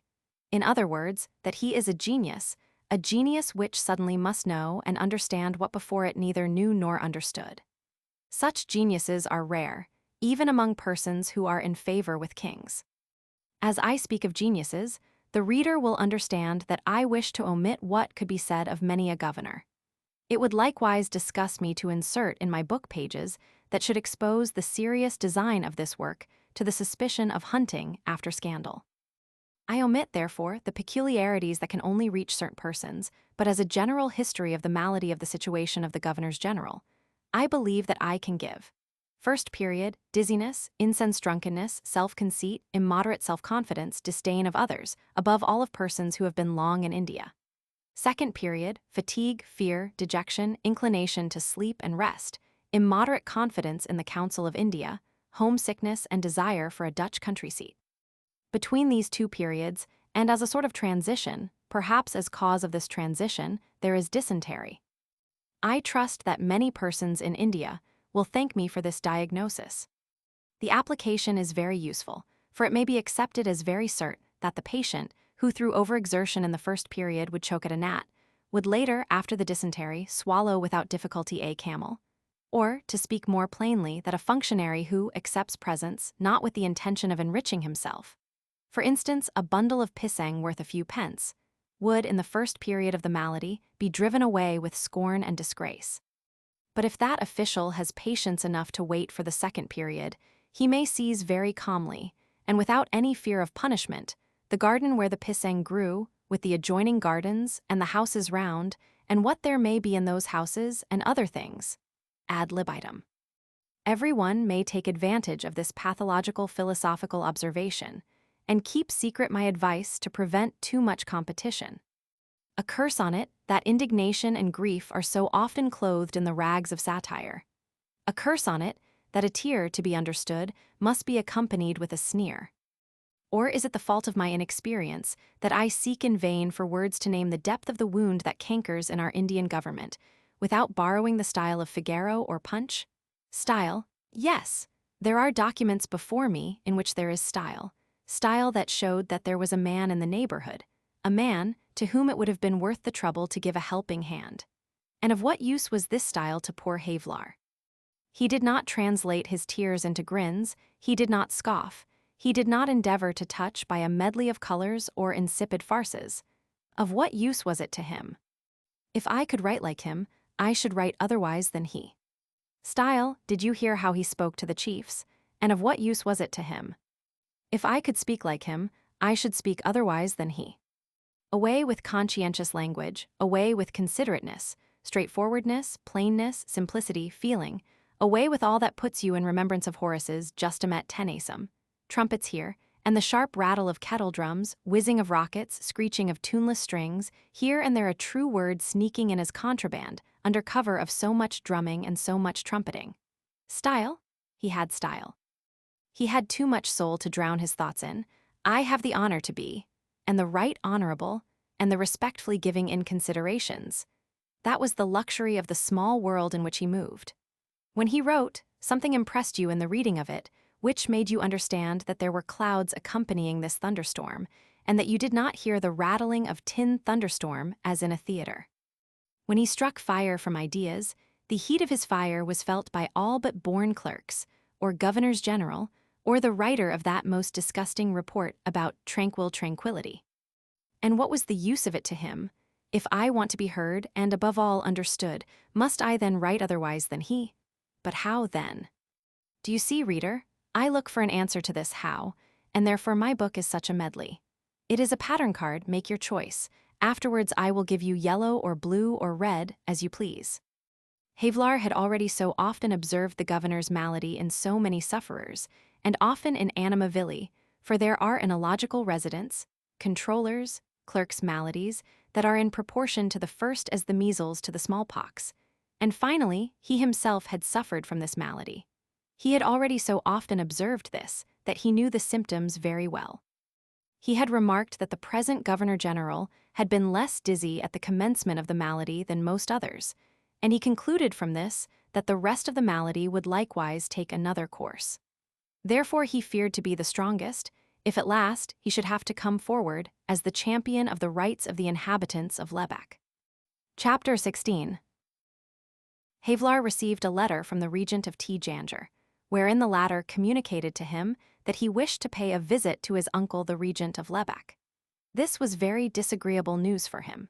He knew how the chiefs in the Pringan regencies were accustomed to display much magnificence, and how the regent of Tjanger could not undertake such a journey without a train of many hundreds, all of whom must be lodged and fed, as also their horses.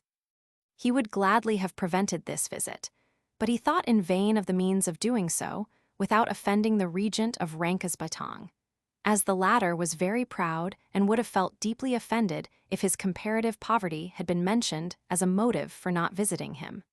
And if this visit could not be avoided, it would inevitably give occasion to aggravate the oppression of the people. It is to be doubted if Havelaar's speech had made a lasting impression on the chiefs. With many this was certainly not the case. But it is certain that, in all the villages, the report had spread that the gentleman who had power at Rankesbytong would do justice, and if his words were powerless to prevent crime, they had at least given the victims the courage to complain, however hesitatingly and secretly. In the evening they crept through the ravine, and when Tyne was sitting in her room, she was frightened by an unexpected noise, and saw before the open windows dark forms that sneaked along with a shy step. But very soon she started no more, for she knew what it meant when these forms wandered like so many spectres round the house, and asked protection of her Max. Then she beckoned him, and he got up to call in the complainants. Most of them came from the district of Parankujang, where one of the chiefs was a son-in-law of the regent. And though this chief did not omit to take his part of the extortion, yet it was no secret that he generally robbed in name of the regent, and for his benefit. It was affecting to see how these poor men relied upon the chivalry of Havelaar, that he would not summon them to repeat the following day openly what they told him in his room. This would have caused the ill-treatment of them all, and the death of many. Havelaar made notes of what they said, and after that ordered the plaintiffs to return to their village. He promised that justice should be done, provided they made no opposition and did not emigrate, as was the intention of many. Generally, he was shortly afterwards at the place where the injustice happened. Yes, he had often been there already, and had for the most part examined into the affair before the plaintiff himself had returned to his dwelling. In this manner, he visited in this extensive department villages that were 80 miles distant from Rankesbytong, without the regent or even the controller Verbrugge knowing that he was absent from the capital. His object in so doing was to shield the complainants from the danger of revenge, and at the same time to spare the regent the shame of a public inquiry, which with Havelaar would not have ended in a revocation of the complaint. He still hoped that the chiefs would turn back on the dangerous road which they had already walked so long, and he would in that case have been contented merely to claim indemnification for the poor sufferers. But on every occasion of his speaking to the regent, it was evident to him that all promises of amendment were vain, and he was deeply pained at the ill success of his endeavors. We shall now leave him for a time in his disappointment and the difficult work he had undertaken, to relate to the reader the history of the Javanese Saija in the Dis Sa Badur. I extract from Havelaar's notes the name of this village and that of the Javanese concerned. It is a case of extortion and plunder. Unless my history should be thought fictitious, I give the assurance that I can furnish the names of the 32 persons in the district of Parankujang alone, from whom in the course of 1 month 36 buffaloes had been stolen for the use of the regent. Or, still better, I can give the names of 32 persons in that district, who in 1 month dared to complain, and whose complaints, having been examined by Havelaar, were found to be true. There are 5 such districts in the residency of Lebec. Now, if one chooses to believe that the number of stolen buffaloes was less in those parts that had not the honor of being governed by the son-in-law of the regent, I will grant that, though the question still remains whether the rapacity of other chiefs was not founded on as sure ground as that of near relationship. For instance, the district chief of Tjillincahan on the south coast could, in default of a father-in-law, of whom one was much afraid, rely upon the difficulty with which the poor in their complaints had to contend, that, namely, of walking 40 or 60 miles before hiding themselves during the evening in the ravine near Havelaar's house.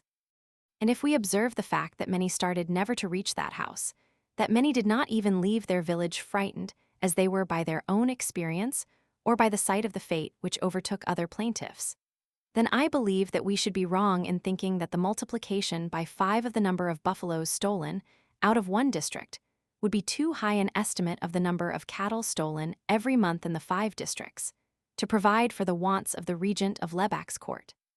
And it was not buffaloes alone, nor was buffalo robbing the main thing. A somewhat less degree of shamelessness is required, above all in India, where statute labor is still lawful, to summon the people unlawfully for unpaid labor than is necessary to take away property.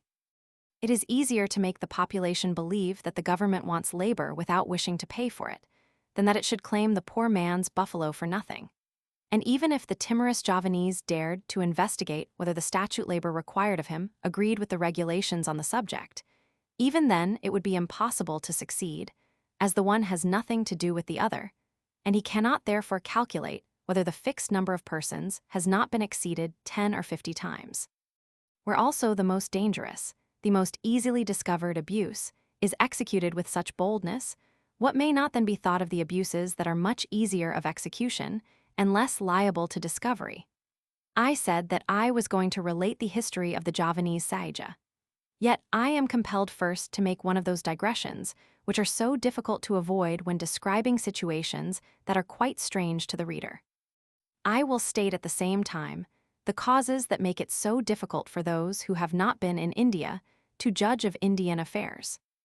I have repeatedly spoken of the people as Javanese, and however natural this nomenclature may appear to the European reader, it must have sounded wrong to the ears of anyone acquainted with Java. The western residencies of Bantam, Batavia, Pringan, Crowend, and a part of Cherubin, all together called Sunda countries, are not considered as belonging to Java proper. And not to speak now of the foreigners that came from over the sea into these regions, the aboriginal population is quite different from that of the middle of Java, or that of the so-called East Corner. Language, character of the people, manners, dress change so much as you go eastward that, indeed, there is more difference between the Sundanese and the Javanese proper than between the English and the Dutch. Such differences are often the cause of disputes in judging of Indian affairs. If we observe that Java alone is so sharply divided into 2 distinct parts, without marking the many subdivisions of these, we may calculate how great the difference must be between populations that lie further from each other and are separated by the sea. He whose knowledge of Dutch India is confined to Java can no more form a just idea of the Malay, the Ambonese, the Bata, the Ulfoer, the Timorese, the Dayak, or the native of Macassar than he who never left Europe. And for a person who has had the opportunity of observing the difference between these populations, it is indeed often amusing to hear the conversations, and afflicting to hear the speeches, of persons who get their knowledge of Indian affairs at Batavia or at Buitenzorg. I have often wondered at the courage with which, for instance, a late Governor-General endeavored, in the representative chambers, to give weight to his words, by a pretended claim to local knowledge and experience. I esteem very highly the knowledge acquired by profound study in the library, and have often been astonished at the extent of the knowledge of Indian affairs, which some have displayed without having ever trod Indian ground.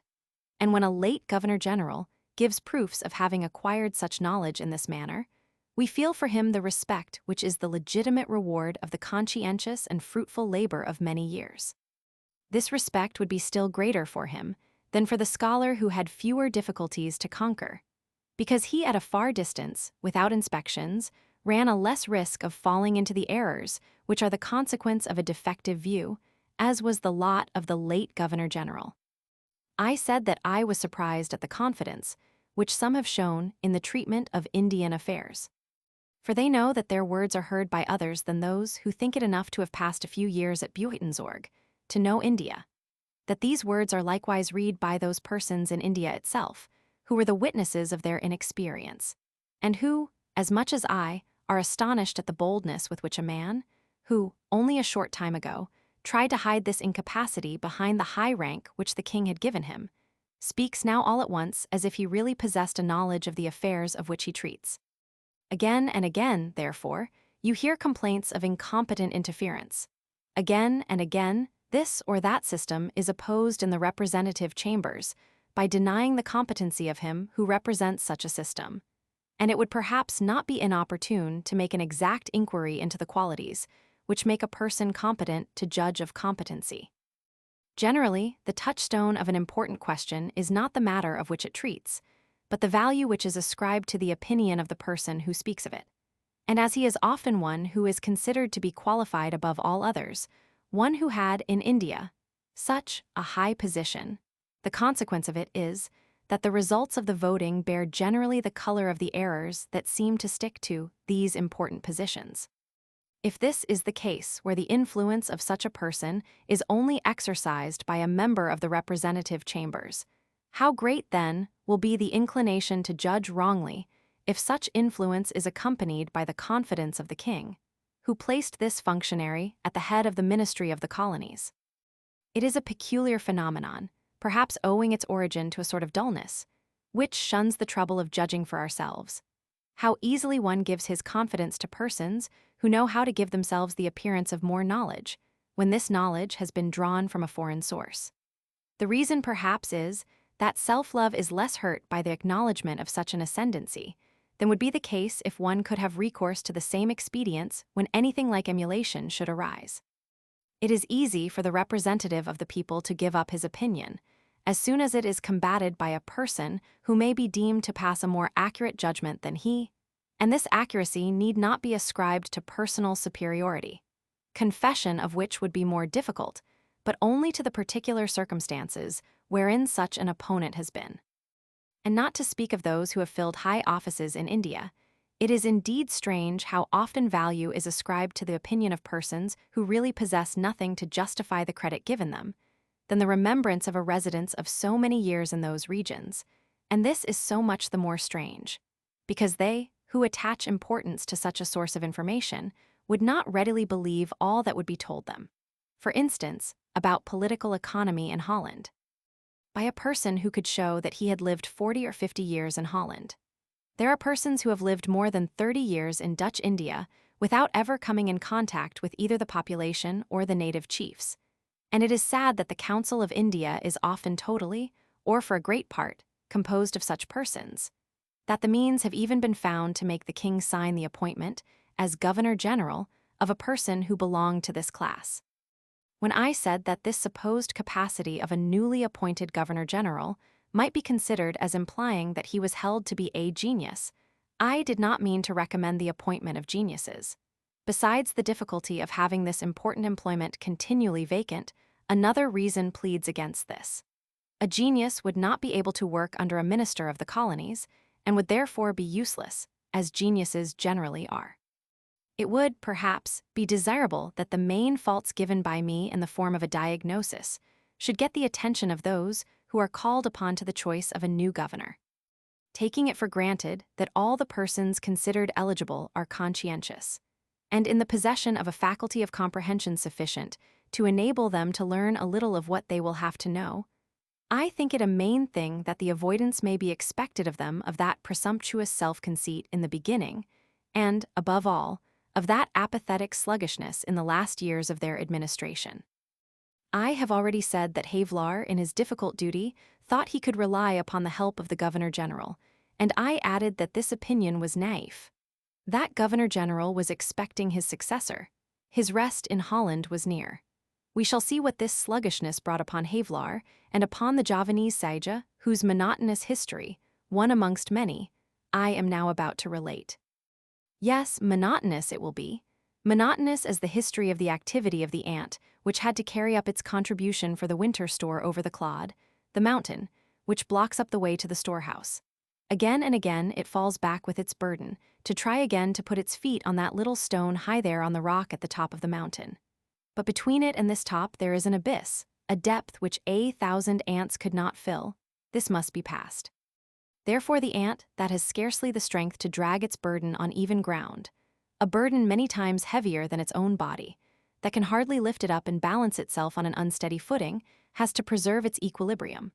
When it climbs with its burden between the four legs, it has to sling it round to the side to make it come down on the point which stretches out on the rock. It staggers, totters, is frightened, sinks down, endeavors to take hold of the half-rooted-up trunk of a tree. If a blade of grass, which with its top points to the depth, it loses the fulcrum which it sought for, the tree gives way, the blade of grass yields under its weight, and the ant falls back into the depth with its burden. Then it is still for a moment, which is long in the life of an ant. It is stunned by the pain of its fall, or does it yield to grief that so much exertion was in vain? No, its courage does not forsake it. Again it seizes the burden, and again drags it aloft, again soon to fall into the depth. So monotonous is my tale. But I shall not speak of ants, whose joy or sorrow escapes our observation through the dullness of our organs. I shall speak of men who move in the way same as we do. It is true he who shuns emotion, and would fain avoid compassion, will say that those men are yellow or brown, many call them black. And for them the difference of color is reason enough for turning the eye from their misery, or at least for looking down on it without emotion. My narrative is therefore only addressed to those who are capable of the difficult faith, that hearts throb under that dark epidermis, and that he who is blessed with a white skin, and the civilization thereunto belonging, generosity, mercantile knowledge, and religion, virtue, etc., might use these qualities of the white man better than has yet been experienced by those less blessed in color and mental capacity.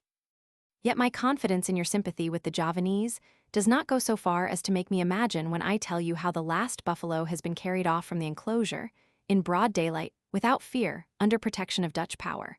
When I cause the stolen cattle to be followed by the owner and his weeping children, and make him sit down upon the steps of the robber's house, speechless and senseless, absorbed in sorrow, to be chased away with outrage and disdain, menaced with stripes and prison.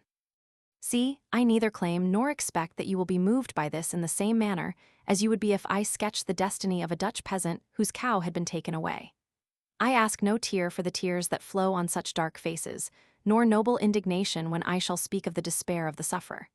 Neither do I expect that you will rise and go with my book in your hand to the king, saying, "Look here, O king, that happens in your empire, in your beautiful empire of Insolent." No, no, all this I do not expect. The excess of misery at home overmasters your feeling of sympathy for what is far off. Was there not yesterday but little business going on at the exchange, and does not the glutting of the coffee market threaten a reduction in price? Don't write such nonsense to your papa, Stern, I said, and perhaps a little passionately, for I can't bear untruth. That has always been a fixed principle with me. I wrote that evening to old Mr. Stern, telling him to beware of false reports.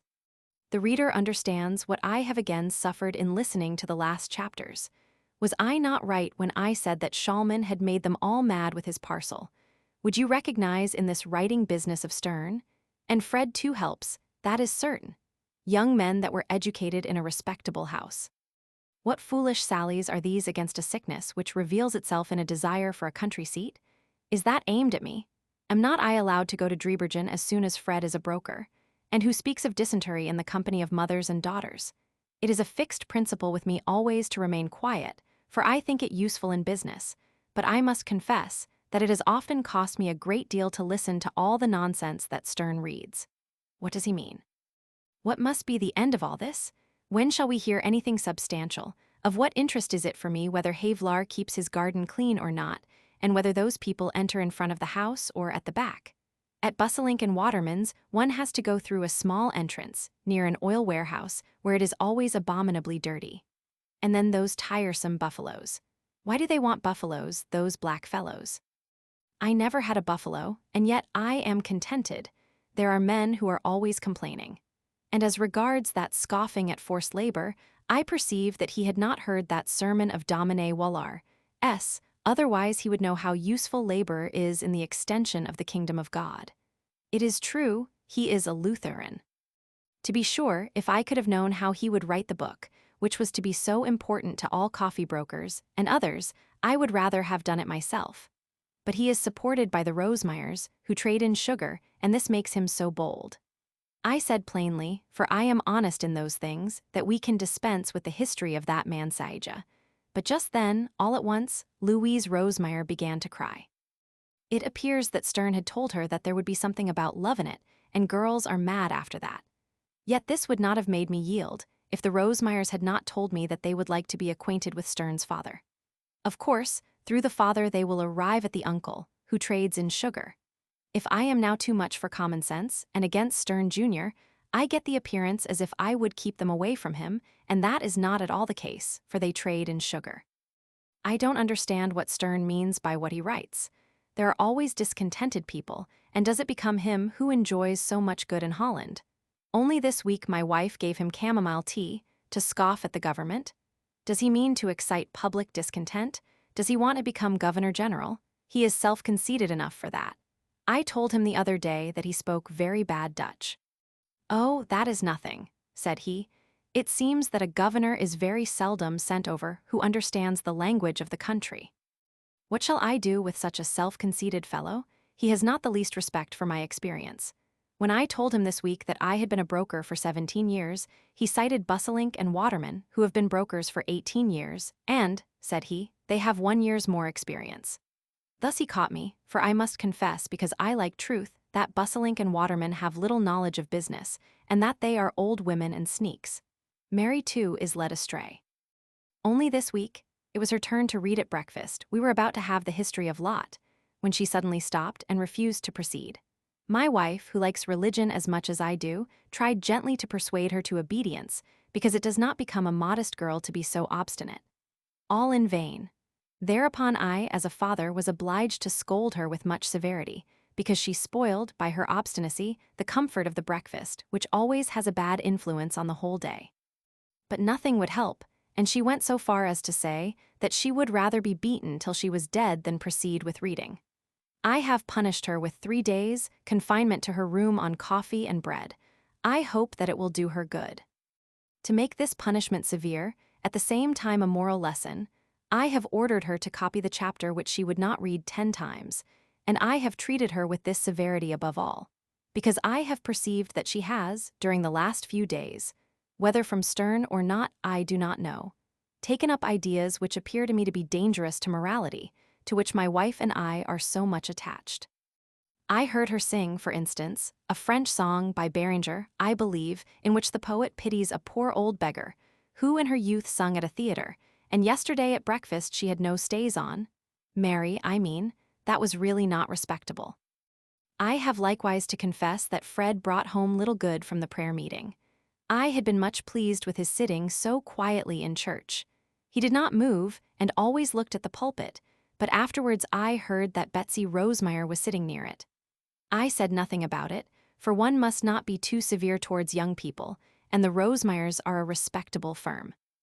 They have given their eldest daughter, who married Bruggeman the druggist, something very nice, and therefore I believe that this will keep Fred away from the Western market, which is very gratifying to me, because I am so attached to morality. But I am grieved to see that this does not prevent Fred from hardening his heart, like Pharaoh, who was less guilty, because he had no father to show him continually the right path, for the scriptures do not speak of old Pharaoh. Domine Wallar complains of his conceit, I mean Fred's, at catechism, and he seems, again from Schalman's parcel, to have derived this self-conceit, which drives the conscientious Wallar almost mad. It is touching how the worthy man, who often lunches with us, endeavors to work on Fred's feelings, and how the scamp is always ready with new questions, which show the perversity of his heart. It all comes from that accursed book of Schalman's. With tears of emotion on his cheeks, the zealous servant of the gospel endeavors to move him to turn away the eyes from the wisdom of men, to be introduced into the mysteries of the wisdom of God. With gentleness and meekness he prays him not to throw away the bread of eternal life, and to fall while acting thus into the clutches of Satan, who, with his angels, inhabits the fire prepared for him to all eternity. "Oh," said he yesterday, "Wallar, I mean, oh my young friend, Open now eyes and ears, and hear and see what the Lord gives you to see and hear by my mouth.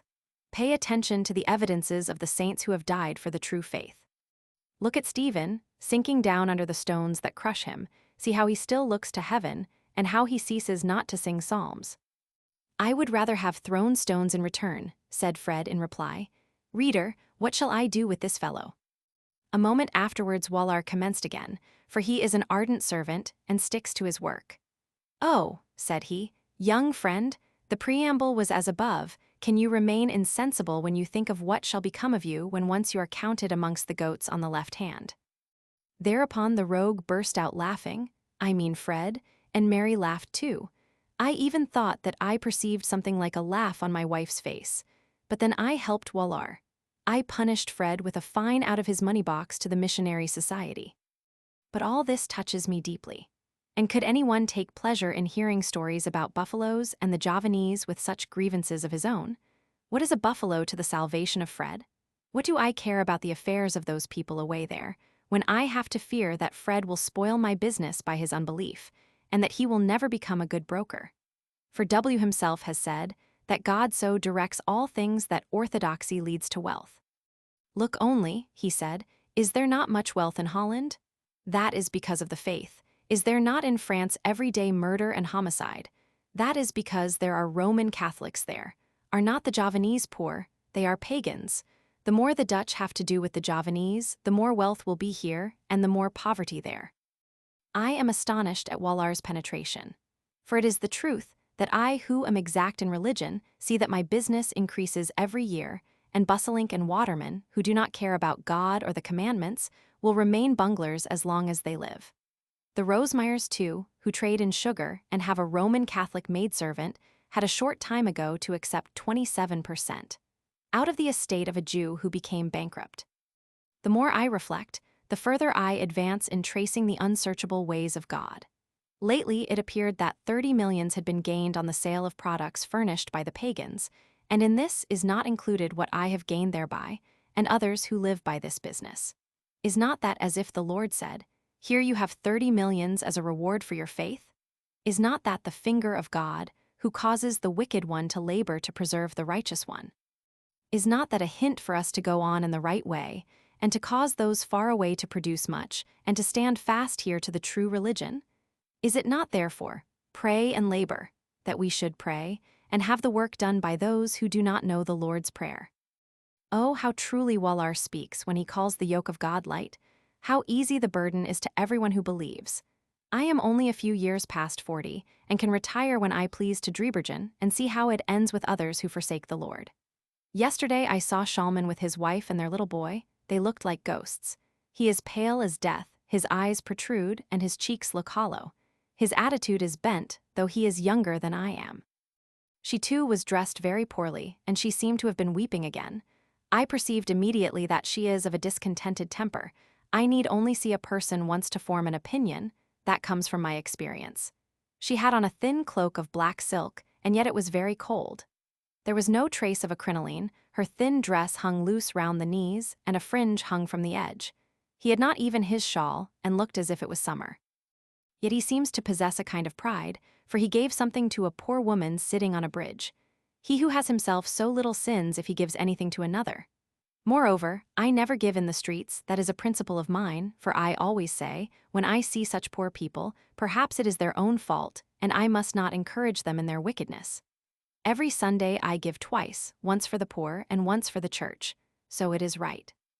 I do not know if Schalman saw me, but I passed rapidly and looked upwards, and thought of the justice of God, who would not have allowed him to walk along without an overcoat if he had behaved better, and if he were not idle, self-conceited, and sickly.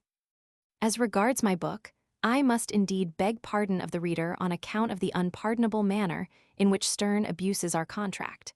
I must confess that I look forward without pleasure to our next party and the love story of this Saija. The reader knows already the sound notions which I have about love.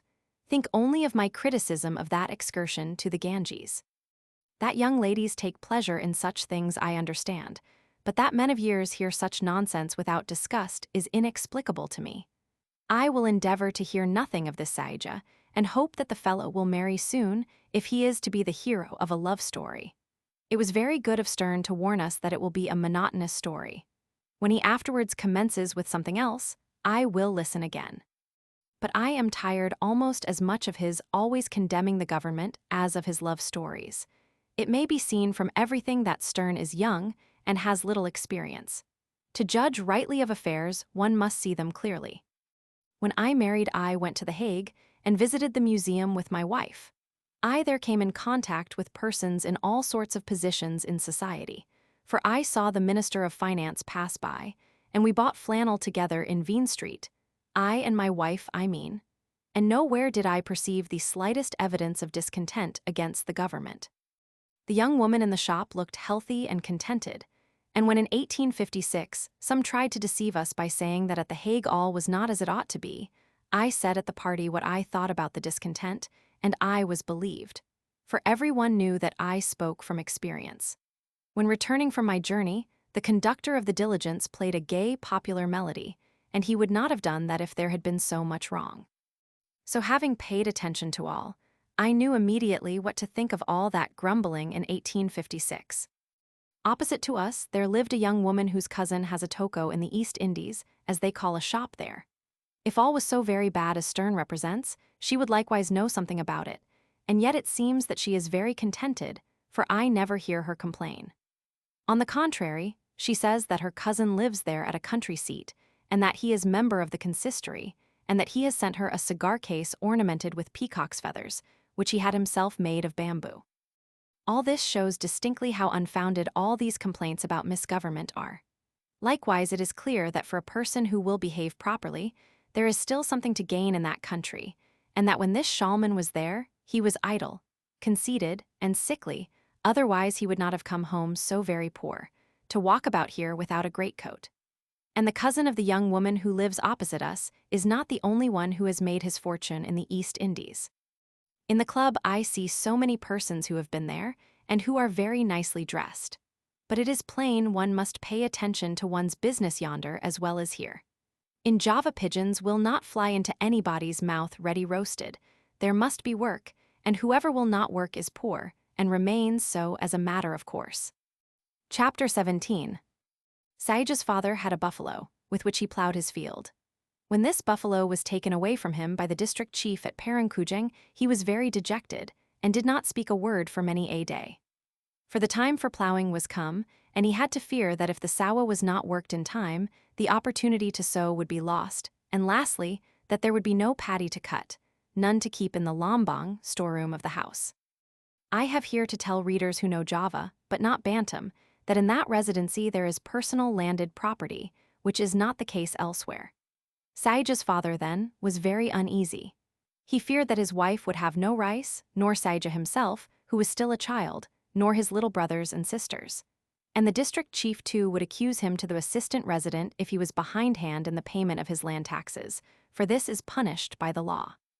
Saeja's father then took a crease, which was pusaka from his father. The crease was not very handsome, but there were silver bands round the sheath, and at the end there was a silver plate. He sold this crease to a Chinaman who dwelt in the capital, and came home with 24 guilders, for which money he bought another buffalo. Saeja, who was then about 7 years old, soon made friends with the new buffalo. It is not without meaning that I say made friends, for it is indeed touching to see how the carbo is attached to the little boy who watches over and feeds him. Of this attachment, I shall very soon give an example. The large, strong animal bends its heavy head to the right, to the left, or downwards, just as the pressure of the child's finger, which he knows and understands, directs. Such a friendship little Saeja had soon been able to make with the newcomer, and it seemed as if the encouraging voice of the child gave still more strength to the heavy shoulders of the strong animal, when it tore open the stiff clay and traced its way in deep, sharp furrows. The buffalo turned willingly, on reaching the end of the field, and did not lose an inch of ground when plowing backwards the new furrow, which was ever near the old, as if the sawa was a garden ground raked by a giant. Quite near were the sawas of the father of Adinda, the father of the child that was to marry Saeja. And when the little brothers of Adinda came to the limit of their fields just at the same time that the father of Saeja was there with his plow, Then the children called out merrily to each other, and each praised the strength and the docility of his buffalo. But I believe that the buffalo of Saija was the best of all, perhaps because its master knew better than anyone else how to speak to the animal, and buffaloes are very sensible to kind words. Saija was 9 and Adinda 6, when this buffalo was taken from the father of Saija by the chief of the district of Parangkujang. Saija's father, who was very poor, thereupon sold to a Chinaman 2 silver clambu hooks, pusaka from the parents of his wife, for 18 guilders, and for that money bought a new buffalo. But Saija was very dejected, for he knew from Adinda's little brothers that the other buffalo had been driven to the capital, and he had asked his father if he had not seen the animal when he was there to sell the hooks of the clambu. To this question, Saija's father refused to give an answer. Therefore he feared that his buffalo had been slaughtered, as the other buffaloes which the district chief had taken from the people. And Saija wept much when he thought of this poor buffalo, which he had known for such a long time, and he could not eat for many days, for his throat was too narrow when he swallowed. It must be taken into consideration that Saija was a child. The new buffalo soon got acquainted with Saija, and very soon obtained in the heart of Saija the same place as his predecessor. Alas, too soon, for the wax impressions of the heart are very soon smoothed to make room for other writing. However this may be, the new buffalo was not so strong as the former. True, the old yoke was too large for his neck, but the poor animal was willing, like his predecessor, which had been slaughtered. And though Saija could boast no more of the strength of his buffalo when he met Adinda's brothers at the boundaries, yet he maintained that no other surpassed his in willingness. And if the furrow was not so straight as before, or if lumps of earth had been turned, but not cut, he willingly made this right as much as he could with his patjal. Moreover, no buffalo had an isaresaran like his. The Penghulu himself had said that there was ontong in the course of the hair whorls on its shoulders. Once when they were in the field, Saija called in vain to his buffalo to make haste. The animal did not move. Saija grew angry at this unusual refractoriness and could not refrain from scolding. He said, Everyone who has been in India will understand me, and he who does not understand me gains by it if I spare him the explanation of a coarse expression. Yet Saija did not mean anything bad. He only said it because he had often heard it said by others when they were dissatisfied with their buffaloes. But it was useless. His buffalo did not move an inch. He shook his head, as if to throw off the yoke, the breath appeared out of his nostrils, he blew, trembled, there was anguish in his blue eye, and the upper lip was curled upwards so that the gums were bare. Fly, fly, Adinda's brothers cried, fly Saija, there is a tiger. And they all unyoked the buffaloes, and throwing themselves on their broad backs, galloped away through sawas, galingans, mud, brushwood, forest, and aling-aling, along fields and roads, and when they tore panting and dripping with perspiration into the village of Badur, Saija was not with them. For when he had freed his buffalo from the yoke, and had mounted him as the others had done to fly, an unexpected jump made him lose his seat and fall to the earth. The tiger was very near. Saija's buffalo, driven on by his own speed, jumped a few paces past the spot where his little master awaited death. But through his speed alone, and not of his own will, the animal had gone further than Saija, for scarcely had it conquered the momentum which rules all matter even after the cause has ceased, when it returned, and placing its big body, supported by its big feet, like a roof over the child, turned its horned head towards the tiger, which bounded forward, but for the last time. The buffalo caught him on his horns and only lost some flesh, which the tiger took out of his neck. The tiger lay there with his belly torn open, and Saija was saved. Certainly there had been ontong in the isaresaran of the buffalo, when this buffalo had also been taken away from Saija's father and slaughtered. I told you, reader, that my story is monotonous. When this buffalo was slaughtered, Saija was just 12, and Adinda was wearing sarongs and making figures on them. She had already learned to express thoughts in melancholy drawings on her tissue, for she had seen Saija very sad. And Saija's father was also sad, but his mother still more so, for she had cured the wound in the neck of the faithful animal which had brought her child home unhurt, after having thought, by the news of Adinda's brothers, that it had been taken away by the tiger. As often as she saw this wound, she thought how far the claws of the tiger, which had entered so deeply into the coarse flesh of the buffalo, would have penetrated into the tender body of her child. And every time she put fresh dressings on the wound, she caressed the buffalo and spoke kindly to him, that the good, faithful animal might know how grateful a mother is. Afterwards, she hoped that the buffalo understood her, for then he must have understood why she wept when he was taken away to be slaughtered, and he would have known that it was not the mother of Saija who caused him to be slaughtered. Some days afterwards, Saija's father fled out of the country, for he was much afraid of being punished for not paying his land taxes, and he had not another heirloom to sell, that he might buy a new buffalo, because his parents had always lived in Parangkujang and had therefore left him but few things. The parents of his wife, too, lived in the same district. However, he went on for some years after the loss of his last buffalo by working with hired animals for plowing. But that is a very ungrateful labor, and moreover, sad for a person who has had buffaloes of his own. Saija's mother died of grief, and then it was that his father, in a moment of dejection, fled from Bantam, in order to endeavor to get labor in the Buitenzorg districts. But he was punished with stripes because he had left Lebak without a passport and was brought back by the police to Badoer. There he was put in prison because he was supposed to be mad, which I can readily believe, and because it was feared that he would run amok in a moment of Madaglap. But he was not long in prison, for he died soon afterwards. What became of the brothers and sisters of Saija, I do not know. The house in which they lived at Badoer was empty for some time and soon fell down, for it was only built of bamboo and covered with atap. A little dust and dirt covered the place where there had been much suffering. There are many such places in Lebak. Saija was already 15 years of age when his father set out for Buitenzorg, and he did not accompany him thither because he had other plans in view. He had been told that there were at Batavia many gentlemen who drove in bendies, and that it would be easy for him to get a post as bendy boy, for which generally a young person is chosen, so as not to disturb the equilibrium of the two-wheeled carriage by too much weight behind. He would, they told him, gain much in that way if he behaved well. Perhaps he would be able to spare in 3 years money enough to buy 2 buffaloes. This was a smiling prospect for him. With the proud step of one who has conceived a grand idea, he, after his father's flight, entered Adinda's house and communicated to her his plan. "Think of it," said he, "when I come back we shall be old enough to marry and shall possess 2 buffaloes.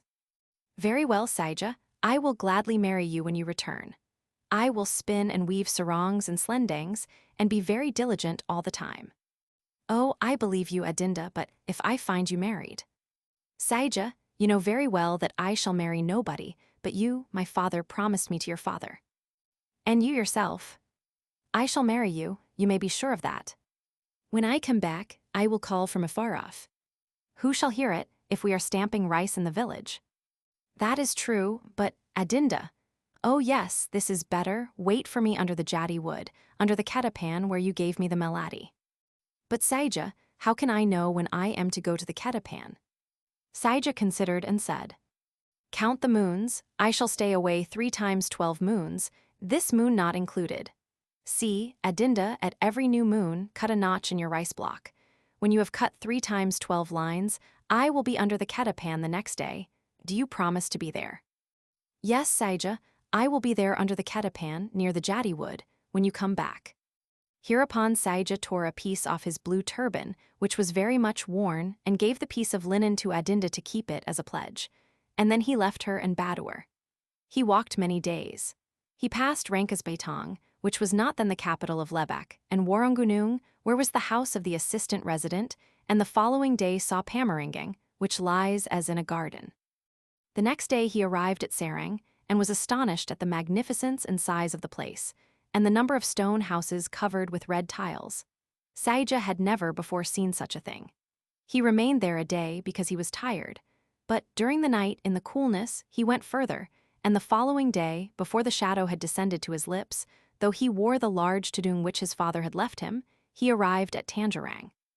At Tangerang, he bathed in the river near the passage, and rested in the house of an acquaintance of his father's, who showed him how to make straw hats like those that come from Manila.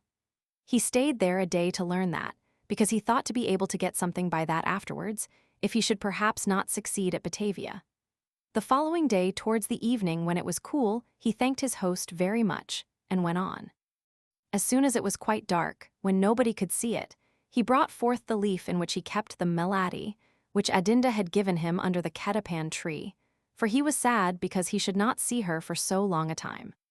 The first day, and the second day likewise, he had not felt so much how lonely he was, because his soul was quite captivated by the grand idea of gaining money enough to buy 2 buffaloes, and his father had never possessed more than one. And his thoughts were too much concentrated in the hope of seeing Adinda again to make room for much grief at his leave-taking. He took that leave in anxious hope, and mingled the memory of it in his thoughts with the prospect of again seeing Adinda at last under the kettle. For this prospect so occupied his heart that he, on leaving Badoer and passing that tree, felt something like joy, as if the 36 moons were already past that separated him from that moment. It had appeared to him as if he had only to turn round, as if on his return from the journey, to see Adinda waiting for him under the tree. But the further he went away from Badoer, the more attention he paid to the duration of one day, the longer he thought the period of the 36 moons before him. There was something in his soul which made him walk less quickly. He felt affliction in his knees, and though it was not dejection that overcame him, yet it was mournfulness, which is not far from it. He thought of returning, but what would Adinda think of so little heart? Therefore he walked on, though less rapidly than the first day. He had the melody in his hand, and often pressed it to his breast. He had become much older during the last 3 days, and he no longer understood how he had lived so calmly before, when Adinda was so near him, and he could see her as often as he liked. But now he could not be calm, when he expected that he should see her again by and by. Nor did he understand why he, after having taken leave, had not returned once more to look at her again. And he even remembered how a short time ago he had quarreled with her about the cord which she had made for the lalyang of her brother, and which had broken because there was a defect in her work by which a wager had been lost against the children of Tjipurot. How was it possible, he thought, to have been angry about that with Adinda? For if there was a defect in the cord, and if the wager of Badoer against Tjipurot had been lost in consequence, and not by the piece of glass which little Jamian had thrown while hiding himself behind the pagar, ought I then to have been so rough to her, and called her by unseemly names? What if I die at Batavia without having asked her pardon for such harshness? Will it not make me appear as if I were a bad man, who scolds a girl? And when it is heard that I have died in a foreign country, will not everyone at Badoer say, "It is good that Saija died, for he had an insolent mouth against Adinda"? Thus his thoughts took a course which differed much from their former buoyancy, and involuntarily were uttered, first in half-words and softly, soon in a monologue, and at last in the melancholy song, of which a translation follows. My first intention was to have recourse to measure and rhyme in this translation, but like Havelaar, I thought it better to leave it without the corset.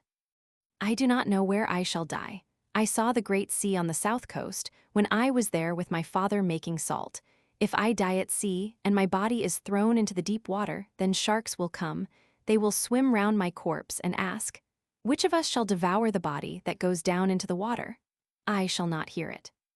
I do not know where I shall die. I saw in a blaze the house of Poanso, which he himself has set on fire because he was Madaglap.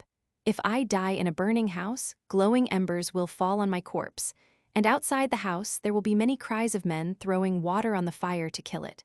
I shall not hear it. I do not know where I shall die. I saw the little Siona fall out of a klappa tree when he plucked a klappa for his mother. If I fall out of a klappa tree, I shall lie dead below in the shrubs like Siona. Then my mother will not weep, for she is dead. But others will say with a loud voice, "See, there lies Saija." I shall not hear it. I do not know where I shall die. I have seen the corpse of Paliso, who died of old age, for his hairs were white. If I die of old age with white hairs, hired women will stand weeping near my corpse, and they will make lamentation, as did the mourners over Paliso's corpse. And the grandchildren will weep very loud. I shall not hear it. I do not know where I shall die. I have seen at Badoer many that were dead. They were dressed in white shrouds and were buried in the earth. If I die at Badoer, and I am buried beyond the Dissa, eastward against the hill, where the grass is high, then will Adinda pass by there, and the border of her sarong will sweep softly along the grass. I shall hear it. Saija arrived at Batavia. He begged a gentleman to take him into his service, which this gentleman did, because he did not understand Saija's language, for they like to have servants at Batavia who do not speak Malay, and are therefore not so corrupted as others who have been longer in connection with Europeans. Saija soon learned Malay, but behaved well, for he always thought of the 2 buffaloes which he should buy and of Adinda. He became tall and strong because he ate every day what could not always be had at Badoer. He was liked in the stable, and would certainly not have been rejected if he had asked the hand of the coachman's daughter. His master even liked Saija so much that he soon promoted him to be an indoor servant, increased his wages, and continually made him presents, to show that he was well pleased with his services. Saija's mistress had read Sue's novel, which for a short time was so popular. She always thought of Prince Jalma when she saw Saija, and the young girls, too, understood better than before how the Javanese painter, Radin Sale, had met with such great success at Paris. But they thought Saija ungrateful when he, after almost 3 years of service, asked for his dismissal and a certificate that he had always behaved well. This could not be refused, and Saija went on his journey with a joyful heart. He passed Pisang, where Havelaar once lived many years ago, but Saija did not know this, and even if he had known it, he had something else in his soul which occupied him. He counted the treasures which he was carrying home. In a roll of bamboo he had his passport and a certificate of good conduct. In a case, which was fastened to a leathern girdle, something heavy seemed to sling continually against his shoulder, but he liked to feel that, and no wonder. This contained 30 piasters, enough to buy 3 buffaloes. What would Adinda say? And this was not all. On his back could be seen the silver-covered sheath of the creese, which he wore in the girdle. The hilt was certainly very fine, for he had wound it round with a silk wrapper, and he had still more treasures. In the folds of the kahin round his loins, he kept a belt of silver links with gold ikat pending. It is true that the belt was short, but she was so slender, Adinda. And suspended by a cord round his neck, under his bajo, he wore a small silk bag, in which were some withered leaves of the melody. Was it a wonder that he stopped no longer at Sanjarang than was necessary to visit the acquaintances of his father who made such fine straw hats? Was it a wonder that he said little to the girls on his road, who asked him where he came from and where he was going, the common salutation in those regions? Was it a wonder that he no longer thought Sarang so beautiful, he who had learnt to know Batavia? That he hid himself no more behind the pagar, as he did 3 years ago, when he saw the resident riding out? For he had seen the much grander lord, who lives at Buitenzorg, and who is the grandfather of the Susuhunan, Emperor of Solo. Was it a wonder that he did not pay much attention to the tales of those who went a part of the way with him, and spoke of the news in Bantam Kidul? How the coffee culture had been quite suspended after much unrewarded labor.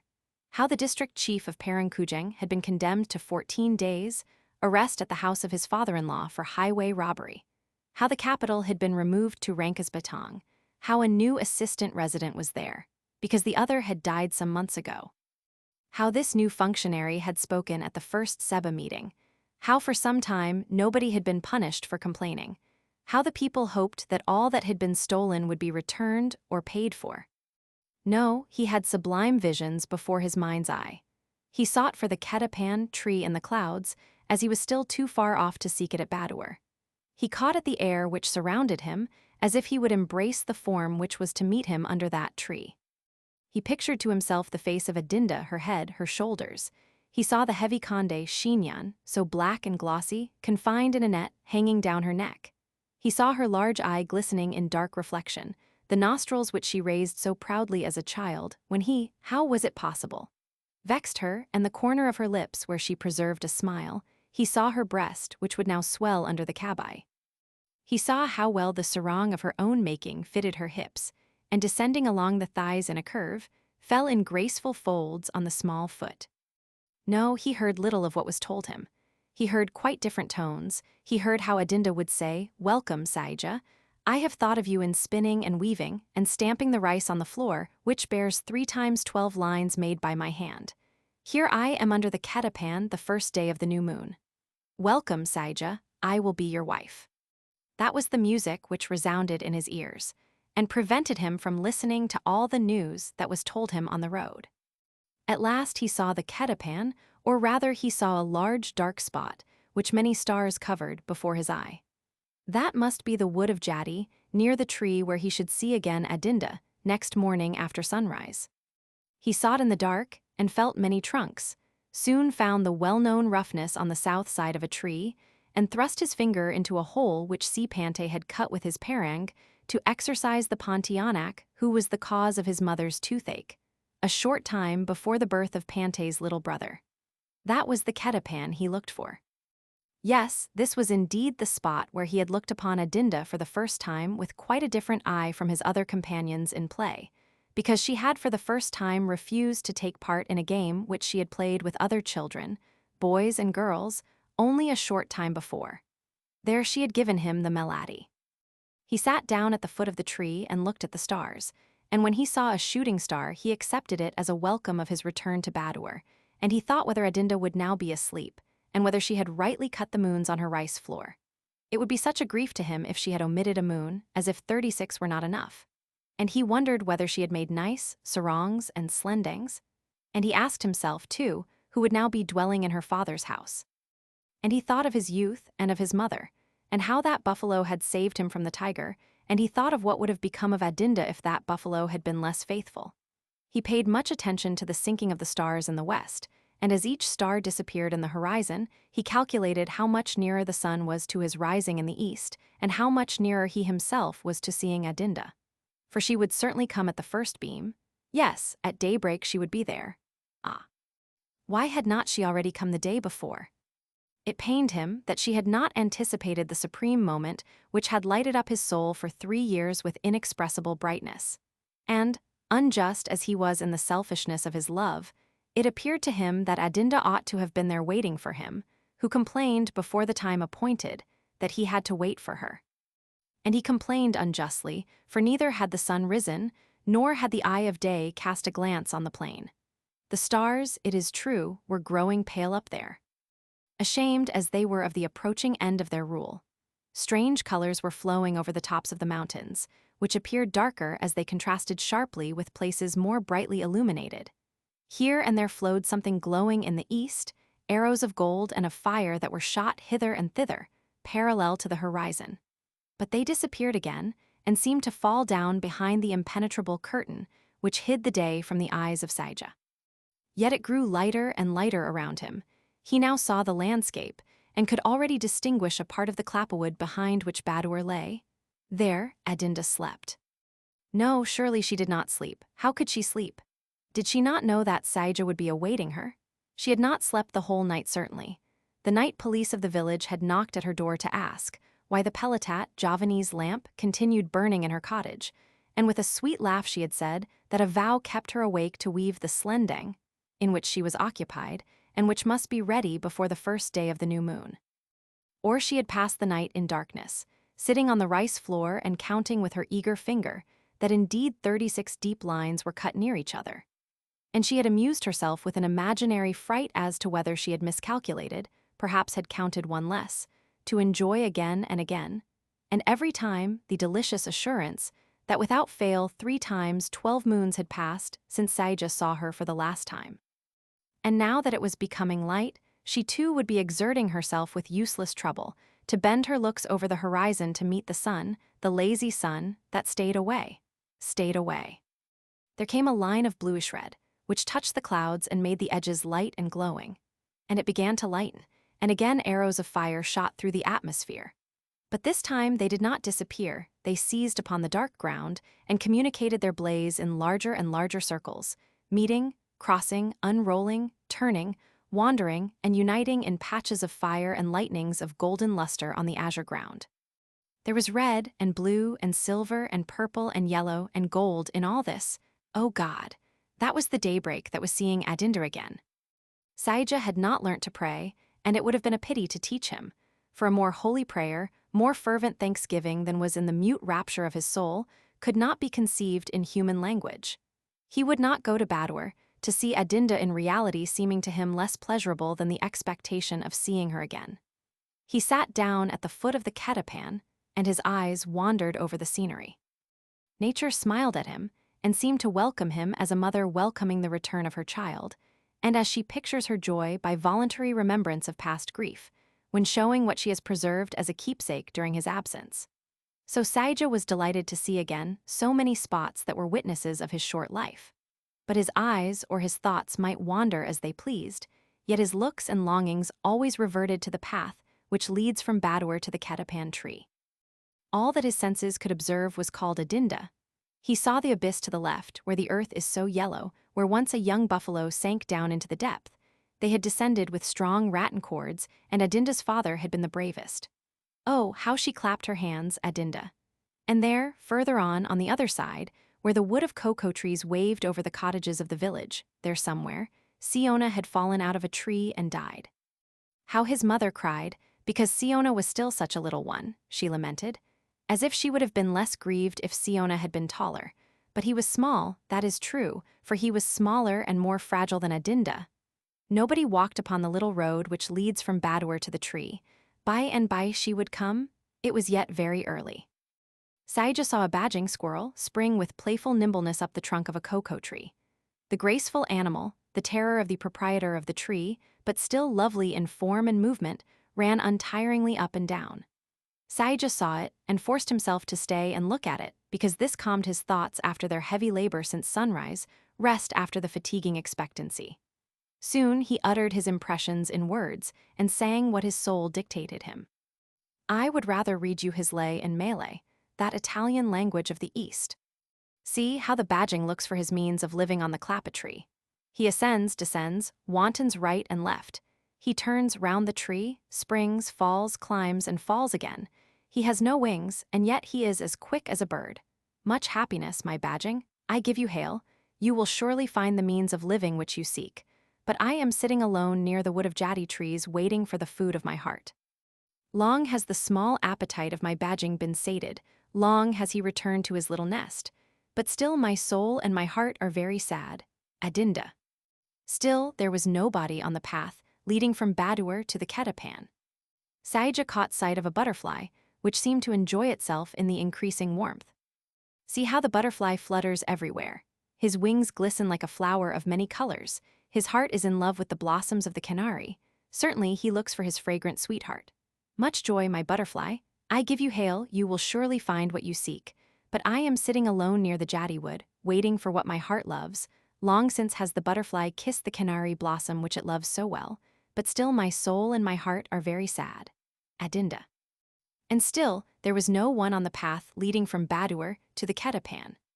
The sun began to rise high, there was warmth in the air.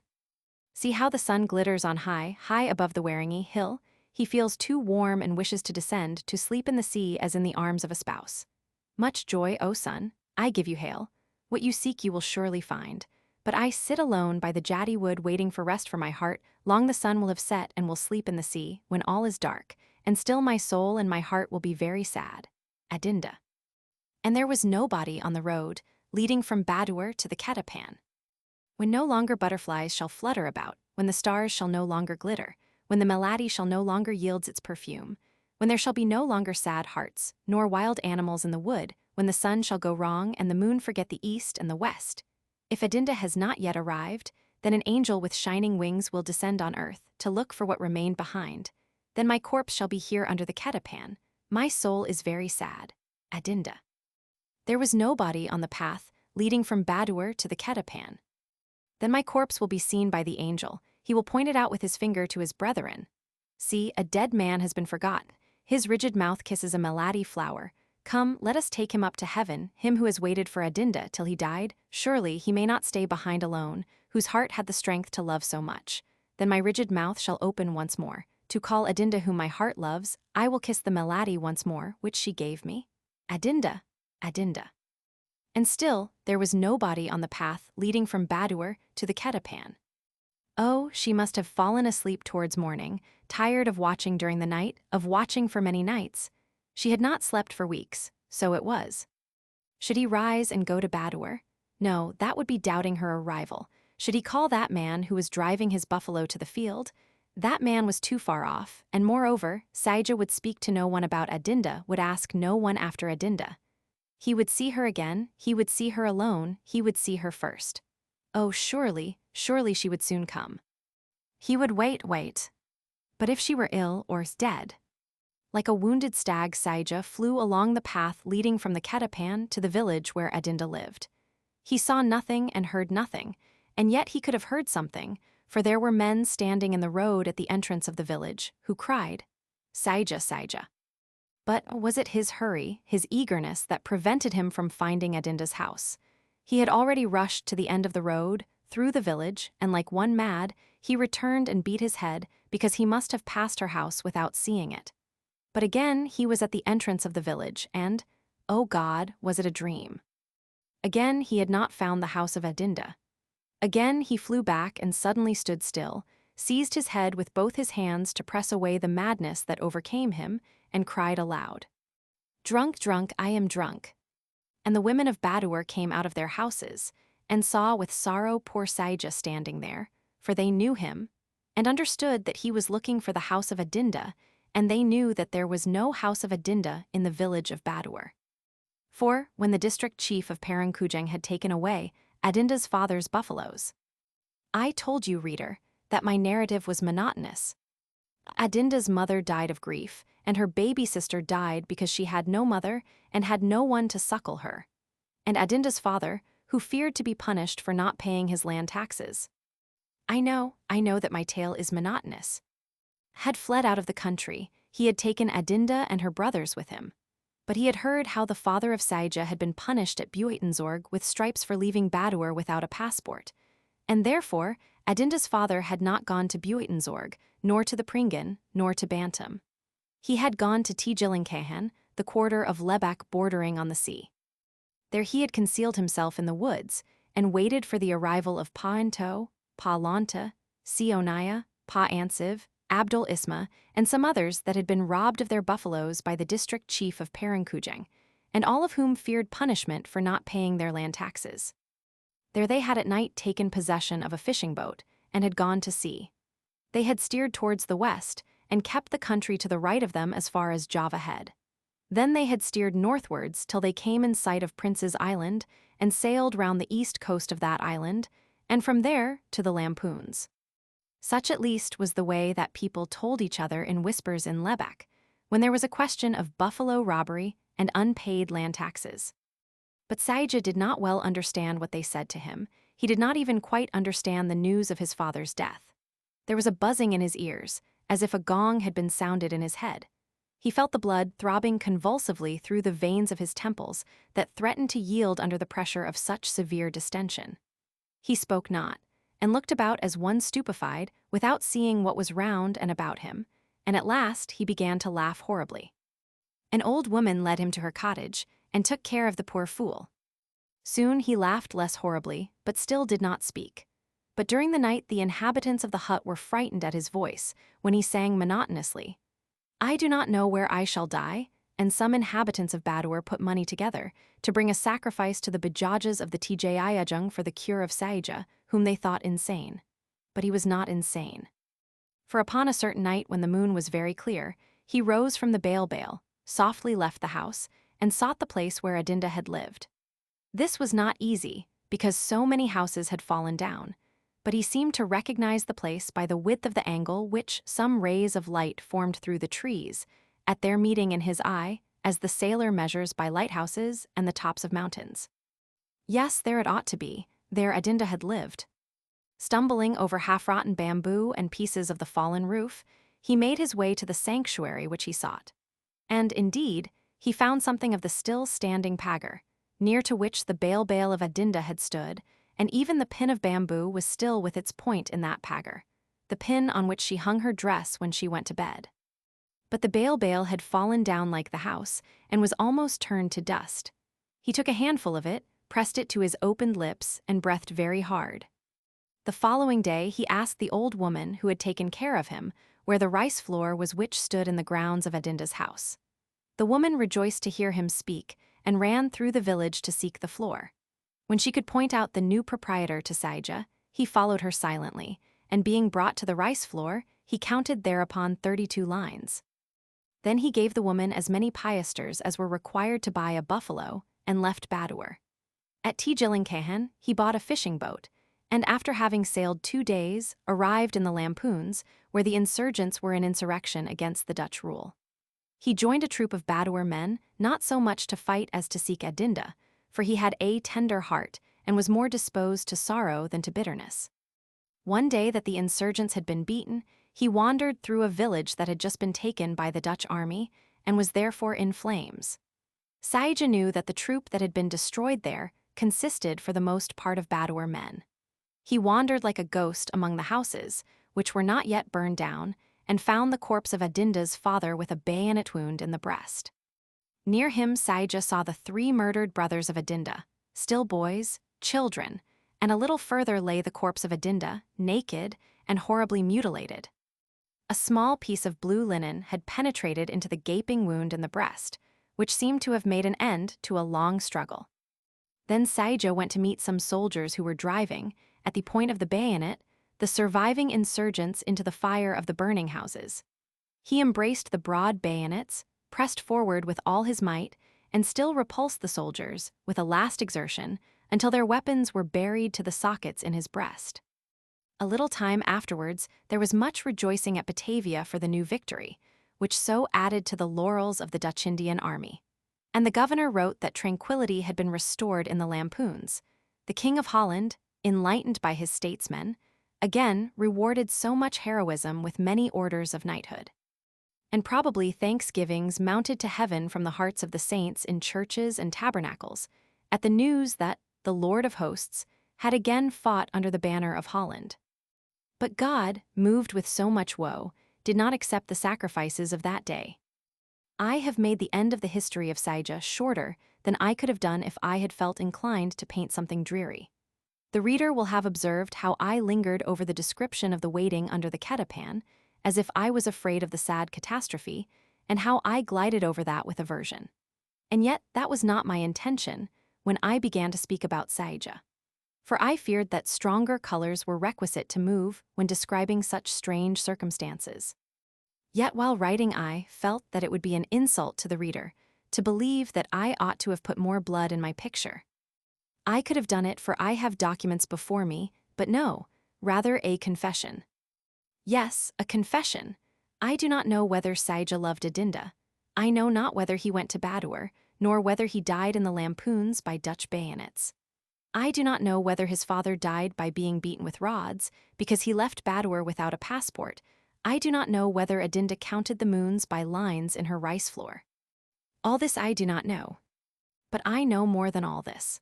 I know, and I can prove it, that there were many Adindas and many Saijas, and that what was fiction in one case becomes truth generally speaking. I have already said that I can give the names of persons who, like the parents of Saija and Adinda, were driven away by oppression from their country. It is not my intention to publish in this book communications, such as would be suitable for a tribunal that had to decide on the manner in which the Dutch power is exercised in India. Communications that would have the power to convince him only who had patience enough to read them all, which cannot be expected of the public that looks for recreation in its reading. Therefore, instead of barren names of persons and places with the dates, instead of a copy of the list of thefts and extortions which lies before me, I have tried to give a sketch of what can take place in the hearts of the poor people who are robbed of their means of subsistence. Or even, I have only made you guess this, as I feared to be mistaken in painting emotions which I never experienced. But as regards the main point, oh that I were summoned to prove what I wrote, oh that it were said, you invented that Saija, he never sang that lay, there never lived an Adinda in Badoer. Oh that it were said with the power and the will to do justice as soon as I have proved myself to have been no slanderer. Is there untruth in the parable of the Good Samaritan, because perhaps a plundered traveler was never taken to the Samaritan's house? Is there untruth in the parable of the sower, because it is clear that no husbandman will throw his seed on a rock? Or, to descend to more conformity with my book, can the main thing, truth, be denied to Uncle Tom's Cabin, because there never existed an Evangeline? Shall people say to the author of that immortal protest, immortal not because of art or talent, but because of tendency and impression, shall they say to her, you have lied, the slaves are not ill-treated, for there is untruth in your book, it is a novel? Had not she to give a tale, instead of an enumeration of barren facts, a tale which surrounded those facts to introduce them into our hearts? Would her book have been read if she had given it the form of a lawsuit? Is it her fault or mine that truth, to find entrance, has so often to borrow the dress of a lie? And to some who will pretend that I have too much idealized Saija and his love, I ask how they can know this, as only very few Europeans have given themselves the trouble to stoop to observe the emotions of the coffee and sugar machines, called natives. But even if this observation were well-founded, whosoever quotes this as a proof against the cardinal tendency of my book gives me a complete triumph. For that observation when translated is as follows: the evil which you combat does not exist, or not in such a high degree, because the native is not like your Saija. There is not in the ill treatment of the Javanese so much evil as there would be if you had rightly drawn your Saija. The Sundanese do not sing such songs, do not love so, do not feel thus. No, colonial ministers. No, governors general in retirement. You have not to prove that.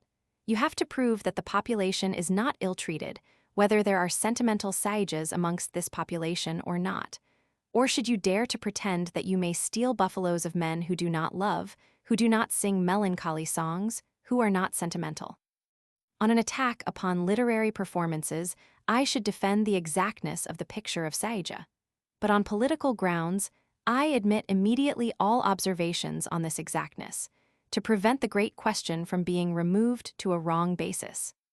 It is quite indifferent to me whether I am thought to be an incapable painter, if it is only admitted that the ill treatment of the native is excessive. That is the word on the notice of Havelaar's predecessor, which he showed to the controller Verbrugge. A notice which lies before me. But I have other proofs, and that is fortunate, for this predecessor of Havelaar could also have been mistaken. Alas, if he was mistaken, he has been very severely punished for his mistake. Chapter 18.